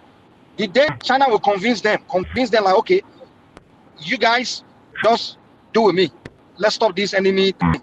And they leave America alone. I'm sorry, America will take a free fall because there's nothing really special that America really have that's not somewhere else. If you think it's because of the weapon that makes America number one, it's a lie. It's literally because those big powers aligned. They chose America to be the leader. That's it. And if they all turn against America, I'm sorry. And Trump, we all know that the next president will not be like Trump, but that's what Trump don't. He's attitude. Those countries are just looking at him like, okay, this thing this guy is doing is just him. He's only going to be there for 4 years, he'll be out. But if the next president continue with the same thing and they continue like that, they're like, okay, it looks like this is serious. And they all say, okay, let's have a meeting. Those NATO countries, all of them, with Canada. Don't forget that the head of state of Canada is the King of England. You guys know that. Canada still belongs to England. So if they all say, okay, you know what, thank you, Mr. America, okay, we'll turn to China and others for our, strategic trade and things, economic, America take a free fall. I'm sorry. That's a fact. Madam, and the immigrant part. Madam, think Canada that US can offer. That's one thing I don't understand. Another thing about if you live in US, Americans are the mercy. I'm talking about internally. Their company, industry, they are the mercy of immigrants and the first generation immigrants.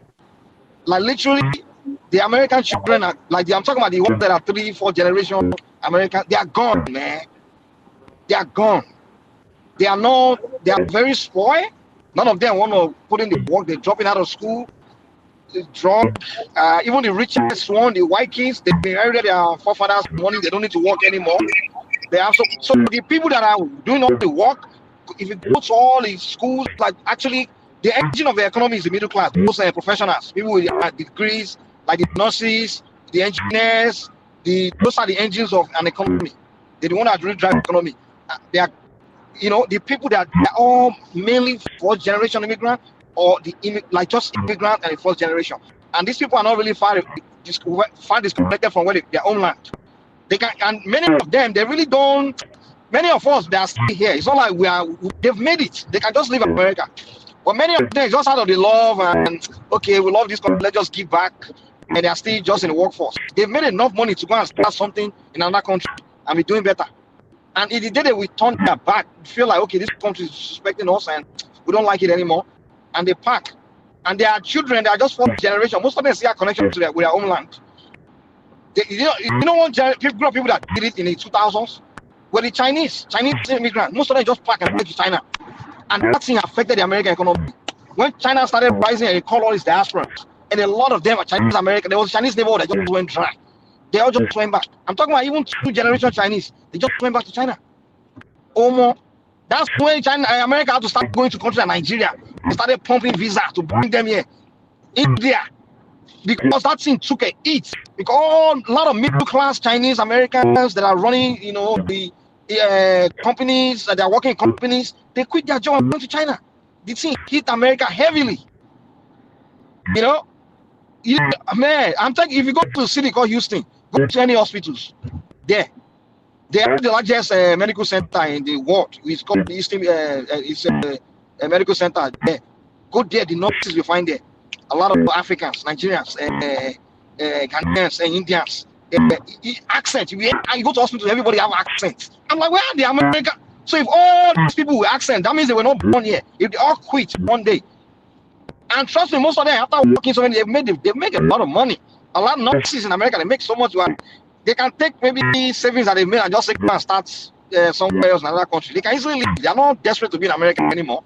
They've middle class. Even someone like me, I've made a lot of money where I can just leave America and go and. In fact, I'm even thinking about starting some kind of business in Nigeria where I'm not that desperate to remain here. A lot of the immigrants, the only immigrants that are desperate to remain in America are the ones that just came. The ones that have made it, they are not desperate to remain in America because they are enjoying. America is very boring, to be honest. It's not very a country where it's fun. The neighbors don't talk to you. If you don't have family, you'll be boring, you'll be depressed. If you don't have community like your country people, many people are bored. So it's not really a special place. And those that have made enough money can just leave. So if the people like Trump disrespecting immigrants, if they were just okay, we don't like this country, man, we are not happy here. People start leaving, start bouncing. It will take a hit, man. I'm telling you. Literally, their children have a lot of mess. Welfare, government assistance, they are banging on. They drop out of school. They don't. Many of them are single mothers. I'm telling you. So, two area America can destroy itself is one. So, turn against its immigrant community, its immigrant assets, and then turn against its strategic allies, those countries. If they all turn their back on America, I'm sorry, man. I don't know. Your military is not going to do the work for you. You can't bomb us to come back. You can't start bombing European countries to turn back to you now. They all turn against you economically. You are done. Exactly. So, good morning, everyone. Gidigba. Mr. Ola, can I first apologize? I think I might have been unkind to you the last day with my No, there will always be it. I beg you, that one don't go. There will always be out argument. That's not an issue. I've actually missed the last few days. I was trying to get on one man, and this is American people that they like to start in the middle of the night. Come on, Shanua. One man has turned the show to a North American show for you. Ola, it's at a point where even the American children, there are so many of them. Like, if you notice the Black Americans, they hate Nigerians. They'll be wondering like, you guys, because the Oyinbos, the Oyinbos, they give us more respect than them because they feel like they produce more money. But you understand how we are more. So the thing they pay them, man. I said, come on, put in work, man. Like you need. There's a reason why they respect us. They give us now because we don't come here to sit around and be. You understand? The Oyinbos they say, I want these people. Hey, we they contribute. Nigerians are an economic immigrant, and so they can't compare to the.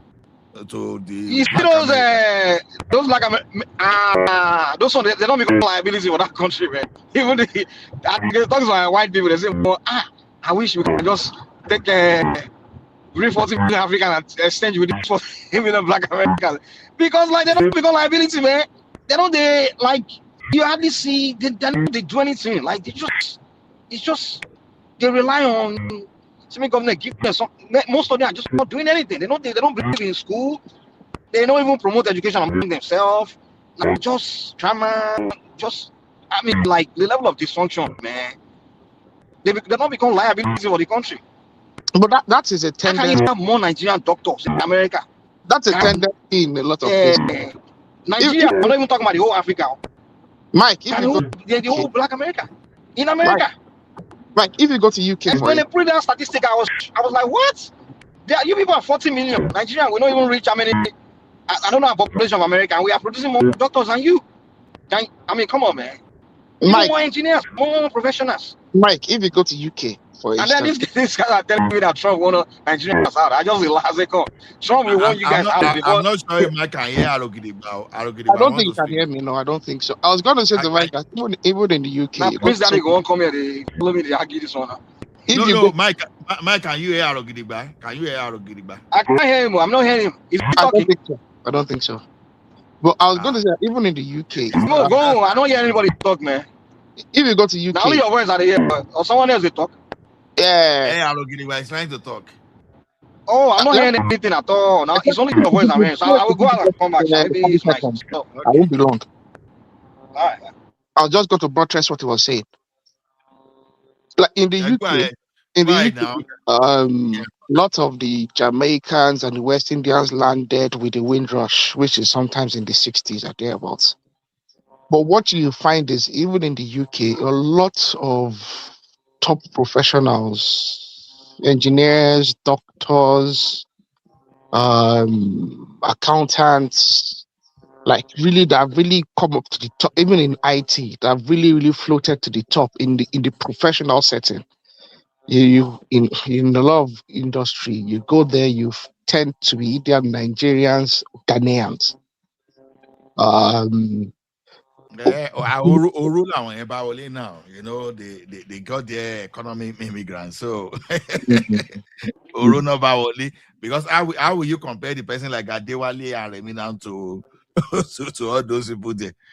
It's almost impossible, right? Yeah, So the Ghanaians and Nigerians especially, they really do. I mean, obviously the Indians and the Pakistani as well. The Indians especially, Indians have really made a lot of progress in the UK in terms of social political influence, and I think because of the nature of how they congregate themselves and they do and they cooperate and the Indians are very good at seizing control of a country. I have to say, even over here. that's what they do, to be They honest. are That's what very they good at it. In fact, even in my neighborhood over here, 90% of my neighbors are Indians. 90%, if not even, yeah, I say about between 90 and dear local cocoa. I mean, they really know how to coalesce and really take hold of an environment. Using You know, all. the funniest thing, they always come across as if they're white people. You know, they Oh behave yeah, like they're oh, white. to understand their society. Their societies, they have a caste system in their society, so you have to understand that as well. It is they have a caste system. And they are quite interesting. I don't know what to make of them. I have several Indian colleagues. On a personal, Aro, personally, can you explain that caste system? Can you explain it, please?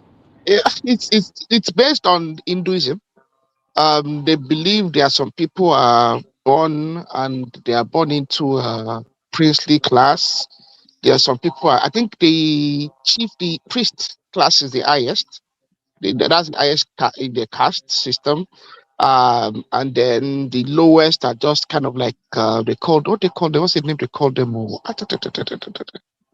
But essentially the lowest class actually are kind of like Aboriginal Indians. Are You you know, those saying people that come are you from the saying Punjabi they cut area. them? Are you saying they cut them out of ability to advance to become? I mean, Yeah. what Everything economically? from economic migration to the kind of jobs they can access to even going to school.